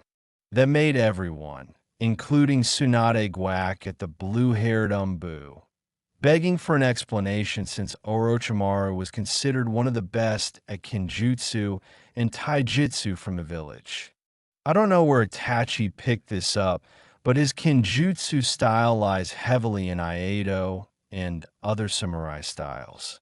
He blended that with the Uchiha fighting style and elements of Uzumaki and Senju Kenjutsu styles, making it virtually unbeatable. Asuma finished with a small grin, clearly appreciating my creativity to some degree. Nice combination, Itachi. But the question is, do you use a master-crafted weapon or just an ordinary katana? Another look that seemed like a smug smirk appeared on his face, thinking that he had me cornered. Wrong again. I do use a master-crafted katana, in fact, though it was a family heirloom, and I'd like Kurenai to take a look at the weapon because there is a Jinjutsu covering up something. I replied with an equally sly smile. With that, I drew the katana, which began to form a wind and flame aura almost immediately. I shut off the tiniest flow of chakra in a panic to keep it from bursting to life. Fortunately, only Kakashi noticed it, but he wisely chose not to comment. Nice blade, Asuma whistled, impressed at the quality of the razor-sharp edge and the titanium steel alloy making up the weapon. He took the katana from me and handed it to Kurenai, who looked at it in awe, though obviously not of the make of the weapon. Huh. The Jinjutsu covering the blade is quite intricate and incredible. Now, why would someone go through all this trouble to hide? Kurenai said as she released several different Jinjutsu negations with different chakra patterns. The sight was quite remarkable, especially as the Jinjutsu lost its intensity and wore off completely. The weapon that she held now was truly a sight to behold. Not much of the weapon changed except the complexity and plethora of seals engraving on the sword, which would make a seal master like Minato have a wet dream. Chapter 10. Itachi. HN. The seal on the sword is quite interesting, Kakashi said, balancing the heirloom by the flat of the blade with both palms. This doesn't look like anything I've seen before from Minato-sensei or Jiraiya. And while the blade looks brand new without a scratch, the seal itself is clearly old. The only thing I can gather is something equivalent to chakra amplification, which the fourth attempted, but never successfully in chakra shape and nature transformations. He went on, the awe in his voice increasing with each passing moment. The white-haired Jounin was about to pass it to Tsunade, but not before I intercepted it. Thanks, I said with sarcasm before looking at the complex series of seals on the first foot of the blade and along the hilt. My heart skipped a couple of beats as I analyzed that it held the key to Hamura's said. I know quite a bit about seals myself, and Kakashi, you were right on both accounts. In addition, the nature transformation seals are wind and fire related in a combination of sorts beyond just overlapping the two. I have an idea of what it might be, but there are a few things I need to go through first. I need to know the records of all the masterwork blades made by the Uchiha, the Uzumaki, and the Senju. This weapon was made around that time, when the smiths and Fuinjutsus were much more abundant and effective. Each word grew increasingly rushed, though it kept an inquisitive and contemplating tenor. The blonde Sannin gave me a baffled look. I understand that the weapon is old, but a couple decades before the founding of Kodash. No, much older. It's about twice that. Approximately 2 centuries old. I replied automatically, confounded by the fact that someone would use a jinjutsu to hide something this big. A mediocre ninja wielding a sword of this caliber could defeat experienced and powerful shinobi, in theory. If I had gone by chakra expenditure versus intensity while fighting Anko, I could have easily overwhelmed her. The amount of chakra flow was minimal. If I dared channel the amount I usually do, I shivered at the thought of the result. The aura of heat would have melted rock and steel into slag, while the blade would have sliced and liquefied it. But that's impossible. A powerful ancient sword, just simply forgotten, even by the family that possesses it. Asuma shook his head in disbelief as he trailed off and put an unlit cigarette to his lips. Under most circumstances, Asuma would be right, but with the Jinjutsu, even a Sharingan wielder would have difficulty detecting that the sword was different. Kurenai muttered to the group. Her eyes looked searchingly on mine. I think it would have been used to deceive enemies and take them by surprise. Most everyone nodded in agreement. The black-haired woman's gaze bored through a thick armor of confidence and self-control with ease. I froze. She knows that there is something more I am not saying. That I already know who the sword belonged to. That the sword contains more power and secrets. Beads of cold sweat broke along the back of my neck. One of Kakashi's hounds would smell the fear from miles away. With the intensified stare pinning down thoughts and actions, I forced a breath of cool air. "Excuse me," Yugao said, a bit of a blush on her cheeks. "I think there is something that we aren't taking into consideration here. That the Jinjutsu was used to hide a secret from the wielder's descendants and relatives until the right one came along. There are chakra attunement seals on the hilt. So if the chakra didn't possess any of the correct patterns and flows, the jutsus wouldn't activate. And you only use those when trying to hide something." The words sliced across the room, butchering any hope of escaping without suspicion or a tail. "That makes more sense, Yugao. So I would indeed quite high clearance at the records office and library now," I replied with a thoughtful look. Meanwhile, an internal war of frustration broiled beneath the surface. Anger and rationality brawled in endless battle, angry either at the suspicion I'd receive or the lack of trust one held for comrades. However, we can continue this discussion after I am out of the hospital. I supplied before anyone could open their mouths. And this cannot leave the room. I have a couple requests, though. Kakashi and Asuma, can you take your respective students back for the week, or so that I won't be available? I have the training that I would like you to do for them. The two Jonin nodded with a slight smile at getting to see the training methods I use and to see how their students improved. "Oh, and where might I find Jiraiya? I'll need help to train Naruto in Senjutsu," I added before handing over the training regimen. "I'll send for him, Itachi." "Don't worry," Tsunade replied with a curt nod, further quelling any argument. "Now, I will post Anko and another Umbu as a guard for your safety and for that of the village. You may want to dye your hair a different color or figure something out to diminish the similarities to the Uchiha, so that even if people see through your Jinjutsu, they won't get suspicious." Lifting her eyes off of me, she looked at everyone else and address them. You are dismissed.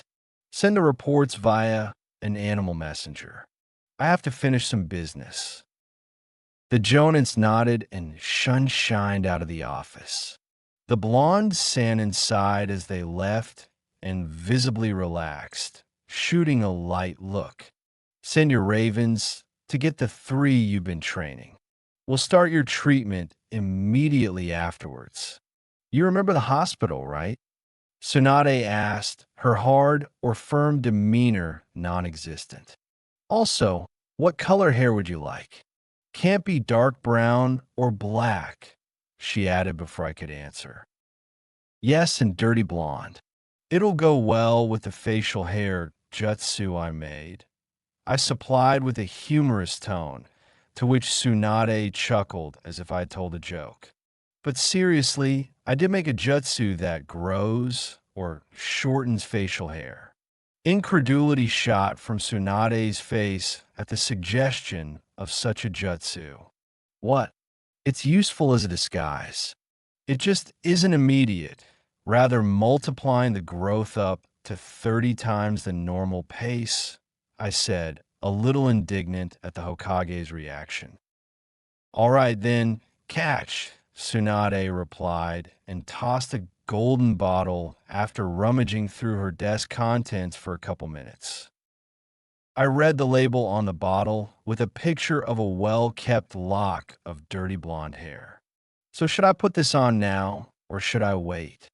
I asked, already knowing the answer. Put it on now. Itachi, we are on a timetable right now, Tsunade snapped, fidgety and annoyed, the frantic look in her eyes only leaving as I walked to the restroom. I rolled my eyes and closed the door in the tiny restroom and soaked my hair with the water from the tap before lathering the dye all over the raven-colored hair. It took a little while, but eventually I drenched every last black strand with the dirty blonde dye. I looked myself in the mirror and gave myself a toothy grin. Yup, you look a little like Naruto and a lot less like Sasuke, I thought, satisfied with the choice. Plus, Ayam would love it. She does like blonde hair more than black. I stepped out of the restroom back into the Hokage's office, deadpan, ready to go to the hospital, very unaware of what was transpiring in the Hokage's office. Almost as soon as I turned around after closing the door, a blur of horrible pain slammed into my gut. I felt weightless for a moment as I flew through the air, blood spilling from my mouth as the world grew dark hazy at the edges. As I slipped out of consciousness, I only caught the pink hair and slim figure cringing and the roar of a certain angry Sanin. Lungs burned and warm liquid hacked its way out of me, racking spasms and convulsions of pain throughout my body. Naruto POV. Ino, nice work. I groaned, pain tightening across my ribs, abdomen, and cheeks. A large minority felt as if it got pummeled by a gorilla, which in terms of strength was a little of an understatement. Thanks, Naruto, you sparred well, too, my blonde counterpart wheezed out. She half sprawled, half sat with her back against a boulder a few feet in front of me. Bruises and scrapes littered her body with a small trail of dried blood from the side of her mouth. Ino looked just as beat, yet her cerulean pupil-less eyes blazed with energy. I guess that was a draw, right? Yeah, even though I went 60% on you, I replied with a foxy grin, a pride in my voice. So, I would have won if you kept with the deal. The blonde kunoichi had an unmistakable look of pride on her face. Though the deal was that I went half power on her, I raised the bar by 10% so that she would have to push herself more and would improve faster, which was blatantly obvious. Well, I don't know what to say, Ino said with a chuckle, her cheeks growing a little pink. As she walked forward, the emotionless tone in her voice made me gulp in trepidation. I hope Ino's not mad at me, or I'm doomed. Hopefully she's not like Sakura, or I'm doomed. I thought, sweat trickling down my partially exposed back as I shivered. The cool night air and sweat did not make a good combination, especially with the black tank top hung in tatters, revealing most of my newish toned six pack, parts of my back, and bits and pieces of my chest and sides, all lean and toned as well. My pant legs were ripped at the knee to beat up shorts, revealing the toned muscles there as well. I didn't get as large as I hoped, but I couldn't deny that the muscles were larger and much more dense, boosting my speed and strength. Not to mention that I now reached 5'8" from the 5'3" thanks to the growth spurt I finally hit. I have to thank Itachi for the training and the nutrition. I guess eating only ramen did keep from growing in muscle and height after all. And I'm not as dumb as before either. I flushed at the realization that my diet wasn't the best for me. Hey, Ino, are you feeling all right? Your face is all pink, I said with a straight face, successfully suppressing the mischievous smirk. I only pretend to be clueless. I should probably put on a new tank top for Ino's sake. WH, what are you talking about? Ino replied with a cocked brow, voice tinged with embarrassment while her blush deepened. Her brow creased and blue eyes sparked in frustration. Sorry, Ino, I couldn't help myself. You look cute when you're frustrated. I blinked as I realized what I had thought, blushing in embarrassment and surprise at the thought. Ugh, here I go again. What's happening to me? My heart and body feel the same way I used to react when I was around Sakura-chan. I shafted the thought as soon as it appeared. Could you give me a hand, please? I asked, too tired and banged up to stand up. She smiled and extended her arm, which I took. Thank you, Ino-chan. I winced as pain stabbed the abdomen. Your hands are so smooth and soft. And you look gorgeous, I thought, really looking at the beat girl for the first time in the last couple months, utterly surprised at how she'd grown and flowered as well. She had curves in all the right places and C-cup breasts, yet had a lean and toned body befitting that of a kunoichi.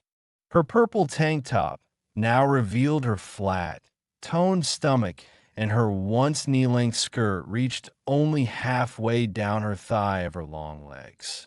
Realizing that I had stared at Ino's body, I blushed fiercely. You're welcome, Naruto-kun. Ino giggled as she saw the reddening cheeks, shooting an innocent look. A chilly wind picked up from nowhere, carrying Ino's long glossy hair, so it waved loosely. White teeth chattered and tanned limbs shivered as the wind whistled and blew across sweat. Hey, Naruto, you mind if you help me out? I nodded, having already warm body with a very small amount of fire chakra. I took the one step between us, hugged her close to my side, channeling chakra to the trembling blonde's body. An extra bit of warmth burned at every point of contact with Ino's smooth, soft, perfect skin that smelled of roses and wildflowers. Ha, ha. What do you think of the chakra nature control I have? I asked Ino, who had surprise written all over her face. Well, it's much better than before, Ino replied with a grin. You definitely are stronger than before, even while you had used the Kyuubi's chakra. I think you should try finding out the powers of your Sharingan and try to derive a jutsu from the Rasengan using either element. She looked over the river towards the large full moon that bathed the riverbank where we sat with soft silver light. Her eyes caught the light beautifully, making them shine like jewels. A content smile crept on her face while crickets, owls, and other night animals sang a soothing melody. Yeah, I probably should. And I am definitely more powerful than before, especially considering everything that Itachi taught me.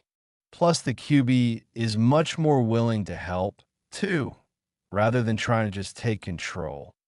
I trailed off, thinking of Ino and the friends I had in Konoha, a slight sadness washing over me.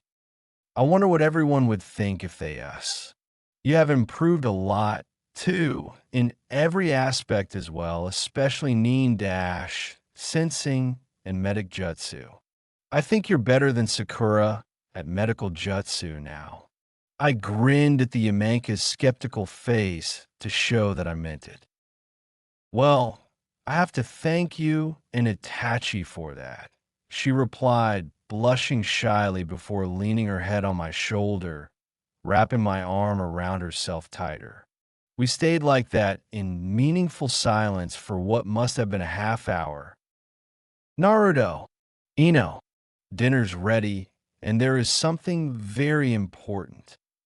I am shouted from the cave house, just as the succulent scent of ramen wafted through the air, a treat she prepared twice a week. Coming, Ino and I shouted at the same time before rushing back to the cave. The shunshin didn't work within a third of a mile of the cave. We were greeted with the sight of 9 bowls of ramen on the oaken table in the cream dining room and a comforting warmth and soft light. Everything seemed perfectly fine and the atmosphere filled with a familial air, especially with the different, huge group pictures of us on all 4 walls. That was until we spotted Iam at the head of the table, a piece of paper trembling in her hands and a distraught expression on her face. Slightly puffy eyes and small glistening tear tracks skimmed down her cheeks. She shook with obvious pain. It stopped my heart dead in its tracks, leaving me too shocked to speak. What happened? What's wrong? Ino said with a concerned look on her face, coming around and hugging Iam from behind to soothe her. It's Itachi. He sent this letter via Crow, she replied in a slightly pained voice, handing the white paper to Ino. Dear Iam, if you're reading this, it means I am in Konoha at the hospital. I haven't told you yet, but I've been dying for quite some time now from a blood disease and have no more than 3 years left to live. I have been trying to find a cure, but I had given up on it because there was little hope. I was going to finish business with Akatsuki and Orochimaru without finding a cure, knowing that I would die soon after. Because of you, however, I have decided against it and want to live longer and have an actual life. I have gone to Tsunade for help to get healed, and she said it was possible, though it would take 10 days or so. She said it's risky and that I may die. So she said I should have you come and watch over me throughout the process. Please come. I may die, but at least we'll get to be with each other. Because I don't plan on dying, I made a plan for the interim and afterwards concerning all of us. Tsunade approved of making us a Black Ops team, so we can go on missions and get better prepared. That said, I told Ino and Naruto's senseis to train them while I recover so that they would get as much training done as possible to get as powerful as possible. Oh, and good news, while it will be painful, I'm going to be multiple times more powerful than now. Give Ino and Naruto my regards and tell them all of this, please. Also, tell them that they will be promoted to at least Chunin, if not Tokubetsu Jounin. They have the strength, will, mindset, and ability required for it. Much love. Itachi Zakuso, Ino read aloud. Ino and I sat down to let it all sink in, leaving the room in complete silence.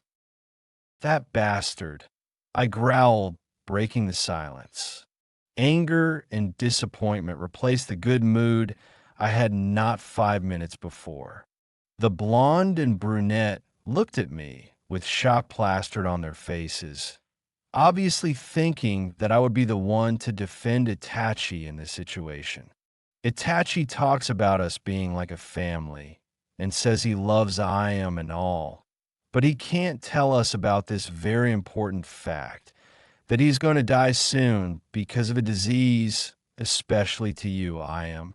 He has to just wait until something happens before revealing a very important fact like it was a minor detail.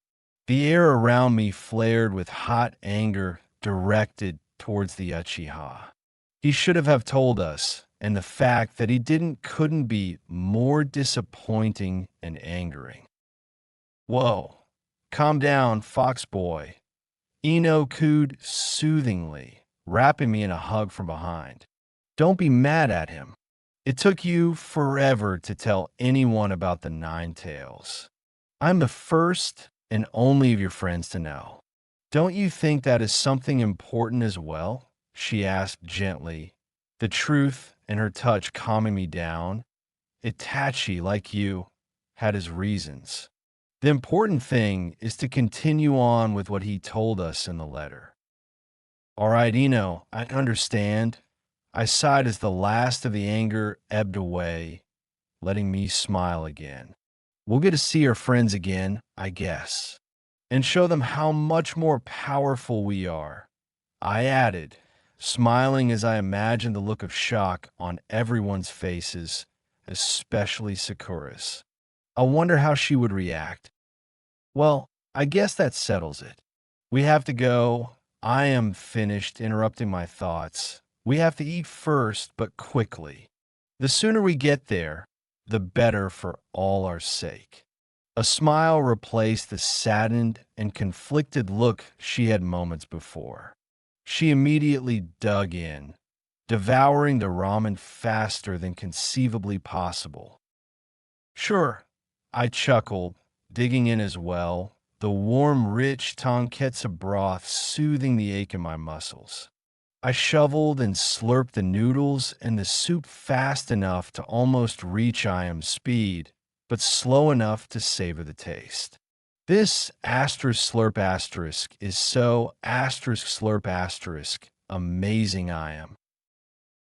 Thank you so much, Ino added, matching my pace.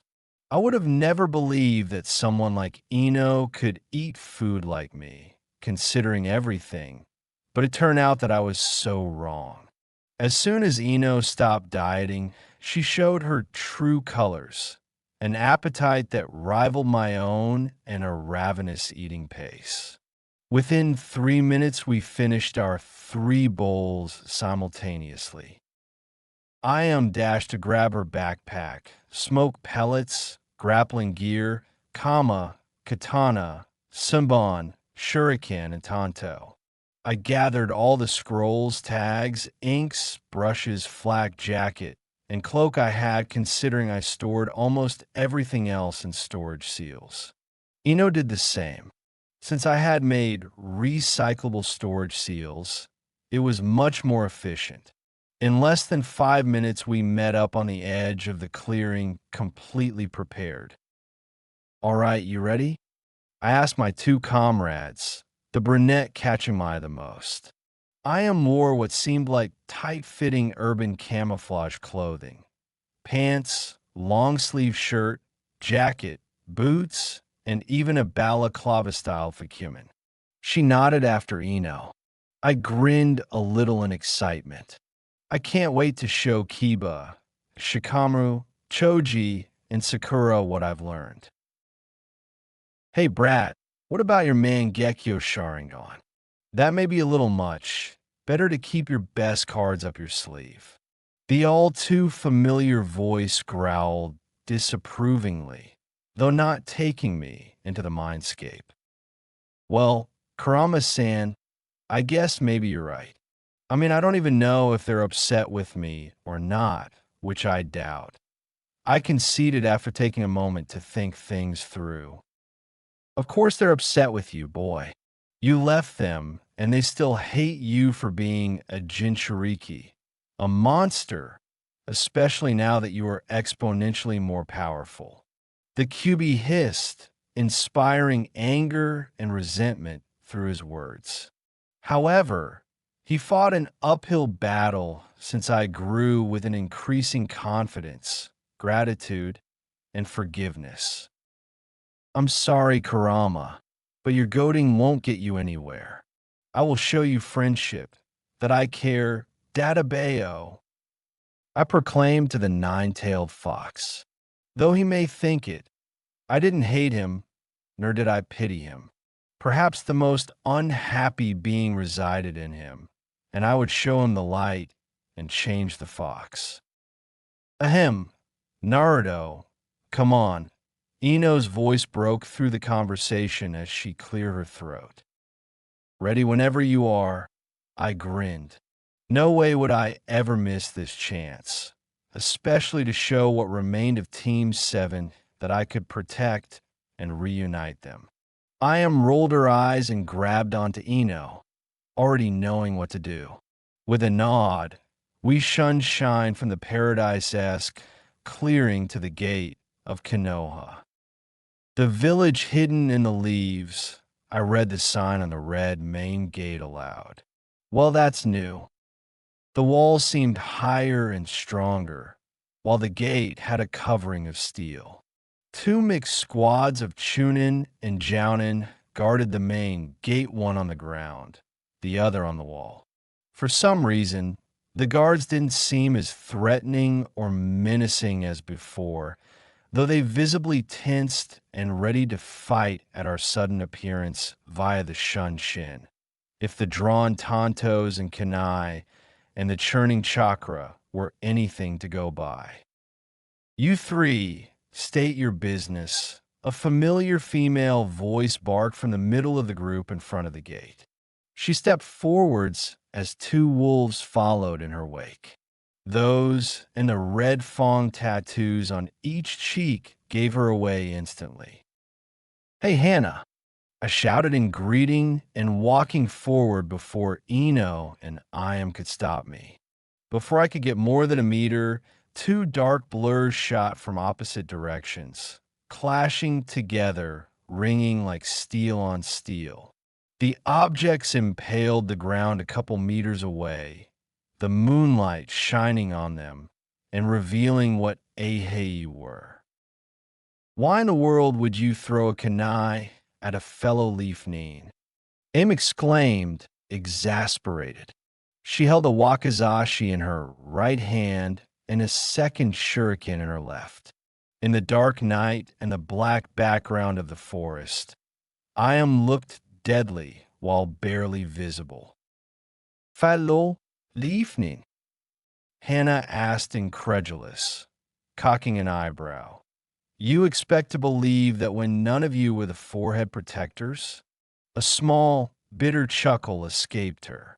You must be pathetic to forget that, honestly.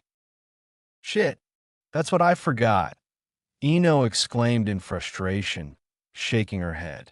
Hannah looked at her with sudden realization as the long blonde hair of the Yamanaka and pupil-less eyes gleamed in the moonlight. Ino, what are you doing with these people? Hannah asked, confused. And you're supposed to be training or something. Hannah sniffed the air, inhaling our scent and analyzing it, looking even more curious. Yeah, it's you, but why do I smell fox? I just stood there ramrod stiff, utterly baffled by the question. Do they seriously not recognize me? I thought, sweat dropping. Naruto, when was the last time you took a good look in a mirror? A foxy voice piped up in a way that I could practically hear the facepalm. Your face looks much more mature and like your father's, kid. And aside from height, your hair is longer and you're more muscular. I felt utterly baffled, though not at all displeased by the fox's observation. Almost killed is Naruto. Ino's voice cut through as I returned to the outside world.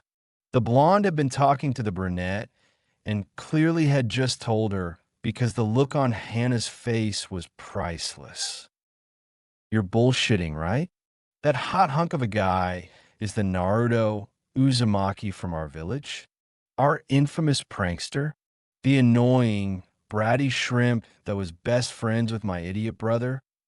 Hannah asked, wide-eyed and oblivious as to my approach, while Ino nodded at each question. Ahem, you know I'm still here. I cleared my throat. Both girls turned around, Ino smirking and Hannah blushing. I rubbed the back of my head, a hot feeling crawling up from the neck to the ears, blazing hotter than a fireball. So, Hannah-chan, will you let us pass? I asked sheepishly. Well, that depends, Hannah whispered, shifting from foot to foot, trying to fight through nervousness. She got the silent go on. I sent, recovering almost instantly and showing a wicked smile. That depends if you take me out to Yakiniku-Q. The Inuzuka shot a wily look at a slightly miffed Ino, which, because they still thought I was clueless, I pretended to not notice. Sure, Hannah-chan, I owe you one anyway, I said and grinned happily. Ino rolled her eyes at me, to which I gave a discreet wink. The blonde froze a little as understanding washed over her and brought a smile to her face. I turned my attention back to Hannah, and she told her team to let us through without spilling who we were. She told me to meet her tomorrow at 8 in the evening and winked mischievously before going back to the gate. What's up with Hannah, anyway? Ino asked a quarter hour later, after we dropped Iam off at the hospital. They wouldn't let us in, which was fine since we wanted to see our friends first. It looked like she knew some not too important secret that I didn't know about. Oh, that. I guess Hannah remembered she owed me for doing such a horrible job at patching me up after Kiba ambushed me while training. I said, shivering as I remembering the horrible job. I don't know if it's physically possible to miss a vein that many times for a shot. Ino winced as she imagined the scene and gulped. That's why you never get near needles anymore. Yamanaka shook her head when I gulped in confirmation. We continued on, jogging in silence through the village to try and spot any of the other Konoha 12. We knew where to find Lee and Niji, but we wanted to talk to Sakura, Shika, Choji, or Kiba, completely oblivious to the silhouettes that melted in and out of the shadows on the ground and roof. Well, I had caught sight of them once, but when Ino didn't notice, I quickly forgot about them. After all, if we were being followed, Ino would know. After what seemed like ages, we still found no one. All of them were probably on missions, except for Tenten, Lee, and Niji. The noises of battle and screaming about flames of youth and fated to lose painfully loud. Just as I was about to give up, however, Ino tensed sharply and stopped in her tracks. Naruto move, she shouted, shoving me back and using the momentum to leap away with a grunt. A crackling explosion thundered in a flash of lightning blue, tearing up shards of earth from the ground and splitting fissures around the point of impact. By instinct, I fired up the Mangekyo Sharingan, bypassing the normal 3-tomo version. Piercing through the cloud of brown dirt and dust, the eye revealed a black-sleeved arm sizzling with electricity attached to a V-shaped flak-jacketed torso, crouched legs, and a head with the leaf hideout over an eye and gravity, defying silver hair. The familiar young, masked man chuckled sadistically, a sound too scary to comprehend.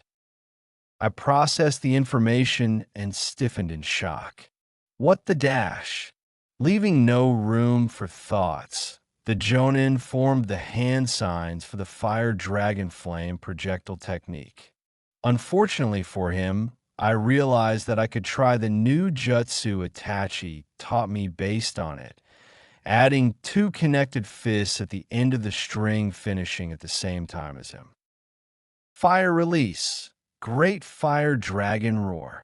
I shouted, releasing a huge blast of highly pressurized vermilion white flame at the Leaf Jonin as his own torrent of white hot flame jetted forth.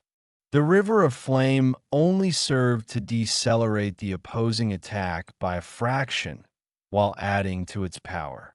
The spot where the silver-haired Nin stood erupted in a large explosion of fire and heat that tore up a large and deep crater, sending quasi-molten debris slicing everywhere.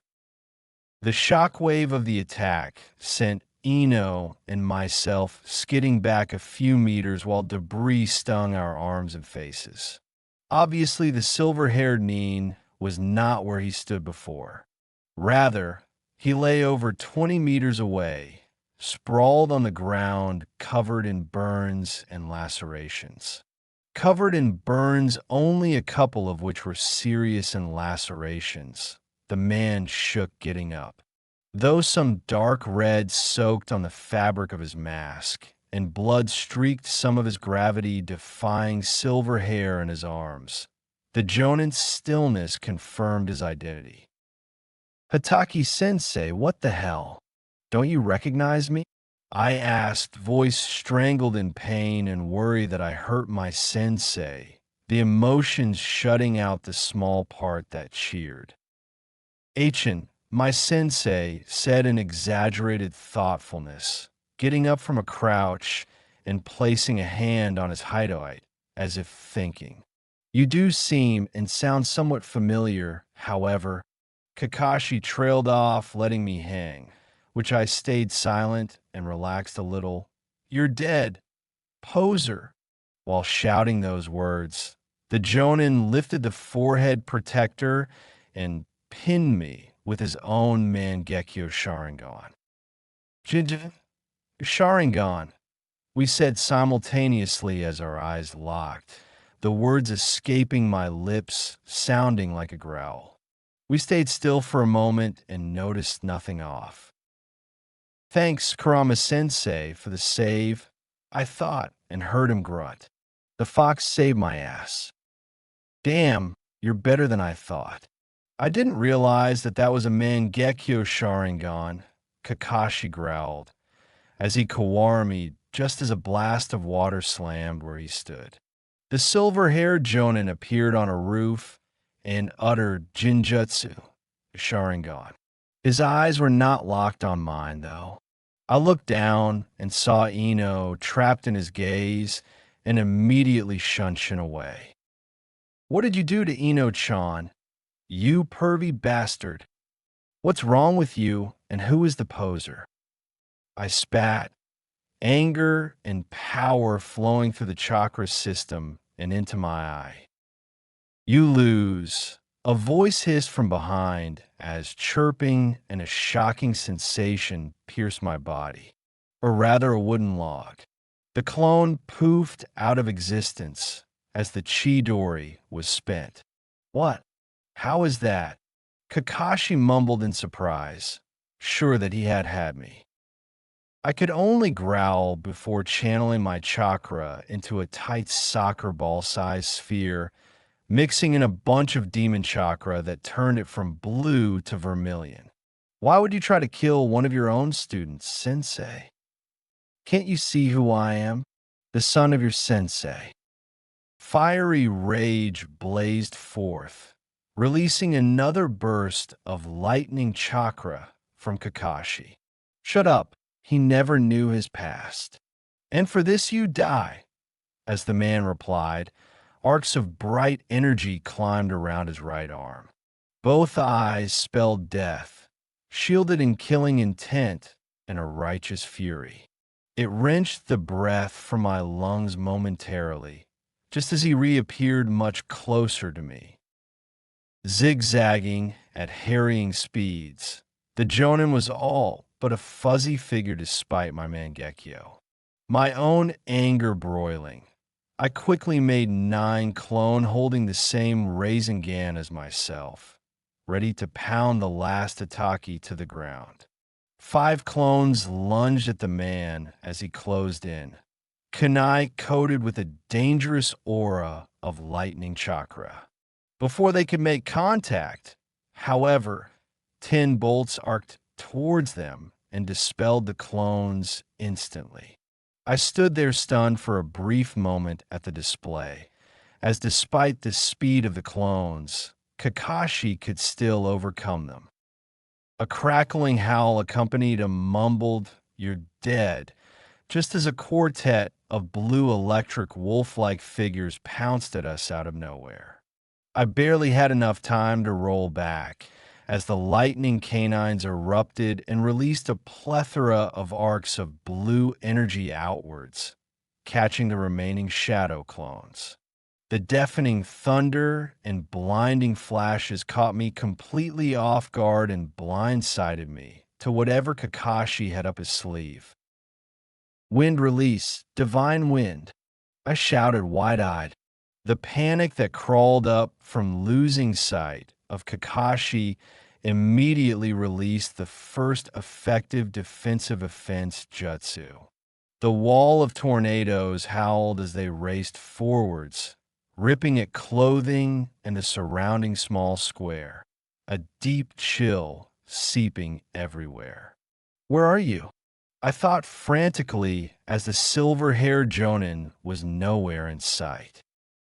Besides the breeze, only the softest crinkling vibrated kept the night from silence.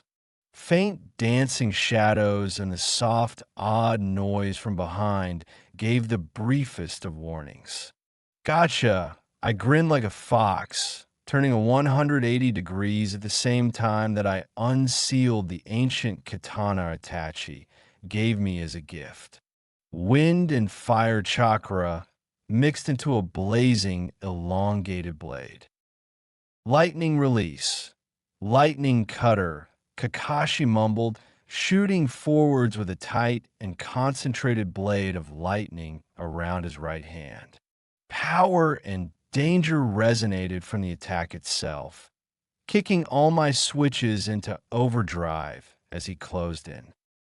I jumped to the side and slashed the blade to meet the attack, bracing myself. Lightning crackled and flared as it entered the flaming wind blade, jerking it away as part of the momentum was transferred to it. I grinned as I felt him slow down, but before I realized the intense heat had dissipated and the chakra blade didn't exist anymore. Icy sweat and anxious shivers burst at the realization, and the Jonin who still had the jutsu active. "Hey, nice moves," Kakashi chuckled darkly, the lightning blade resembling a concentrated Chidori. "Except that won't stop this jutsu unless you want to die. You're going to need a lot more power than that." I quickly formed the Rasengan once more, pouring in more demon chakra than ever before.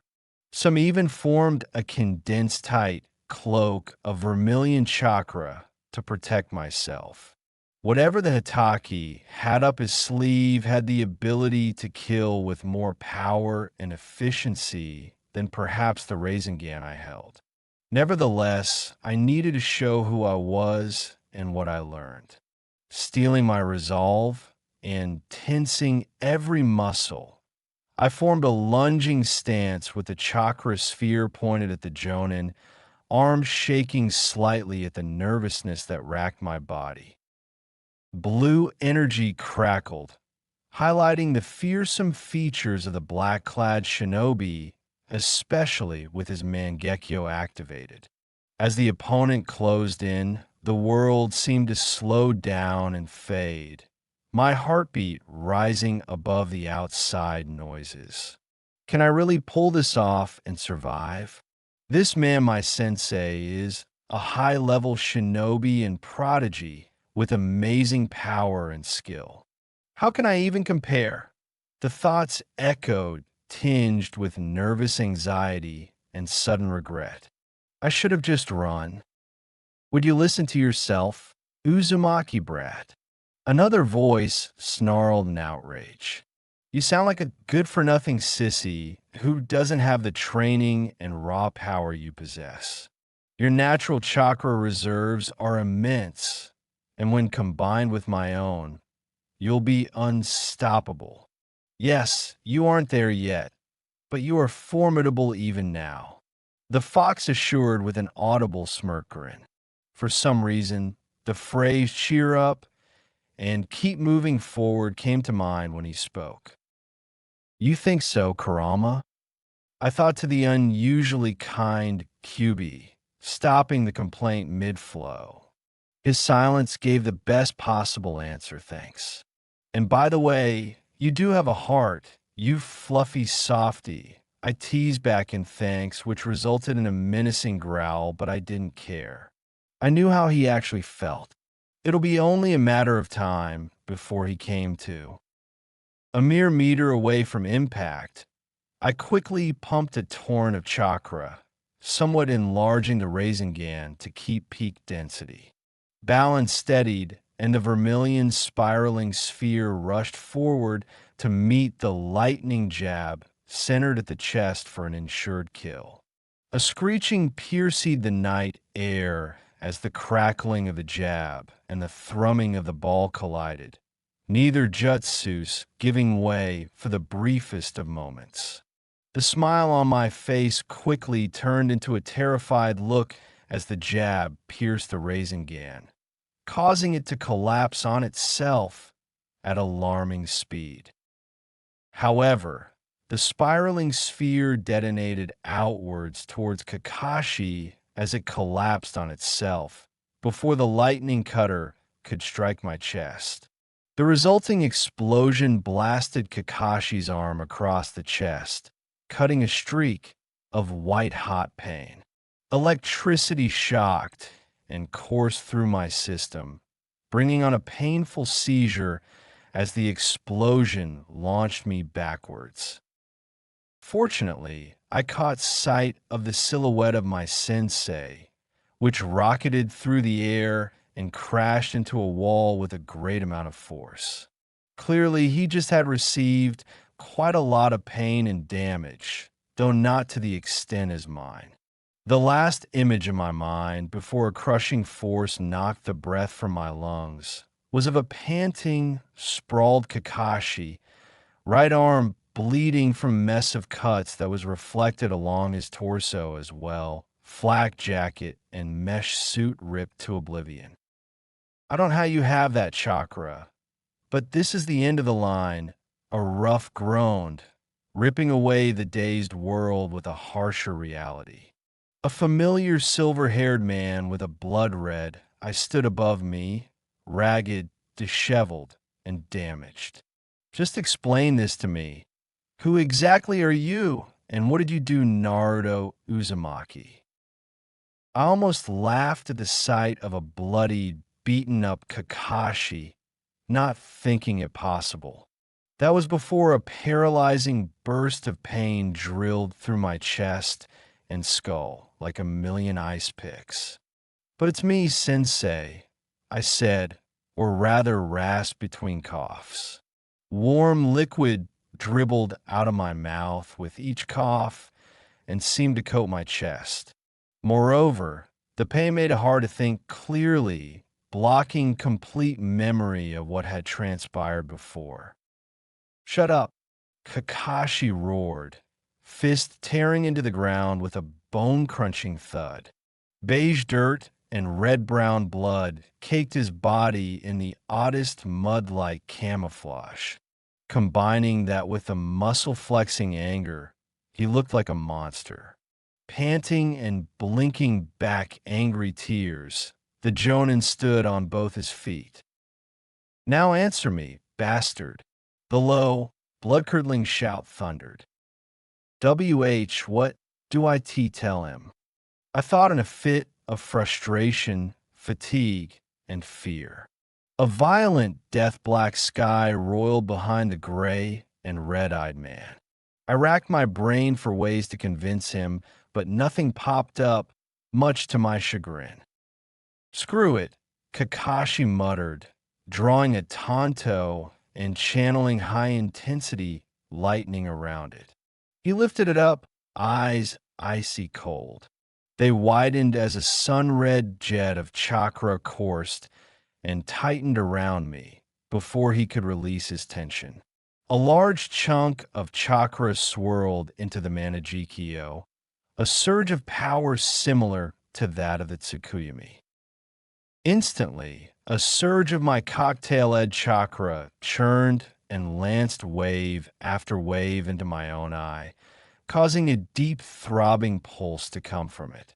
The small fraction of a moment for it to become constant felt like an eternity as I could see Kakashi nearing his jutsu's completion. Kakashi started, his Sharingan flashing as chakra began to surge outwards. An immense blast of screeching wind slammed into Kakashi before he could finish, launching his body far back. "Kami no Hariken," an ancient voice whispered within my head. Warm, stinging pain ebbed from the Mangekyo and right cheek.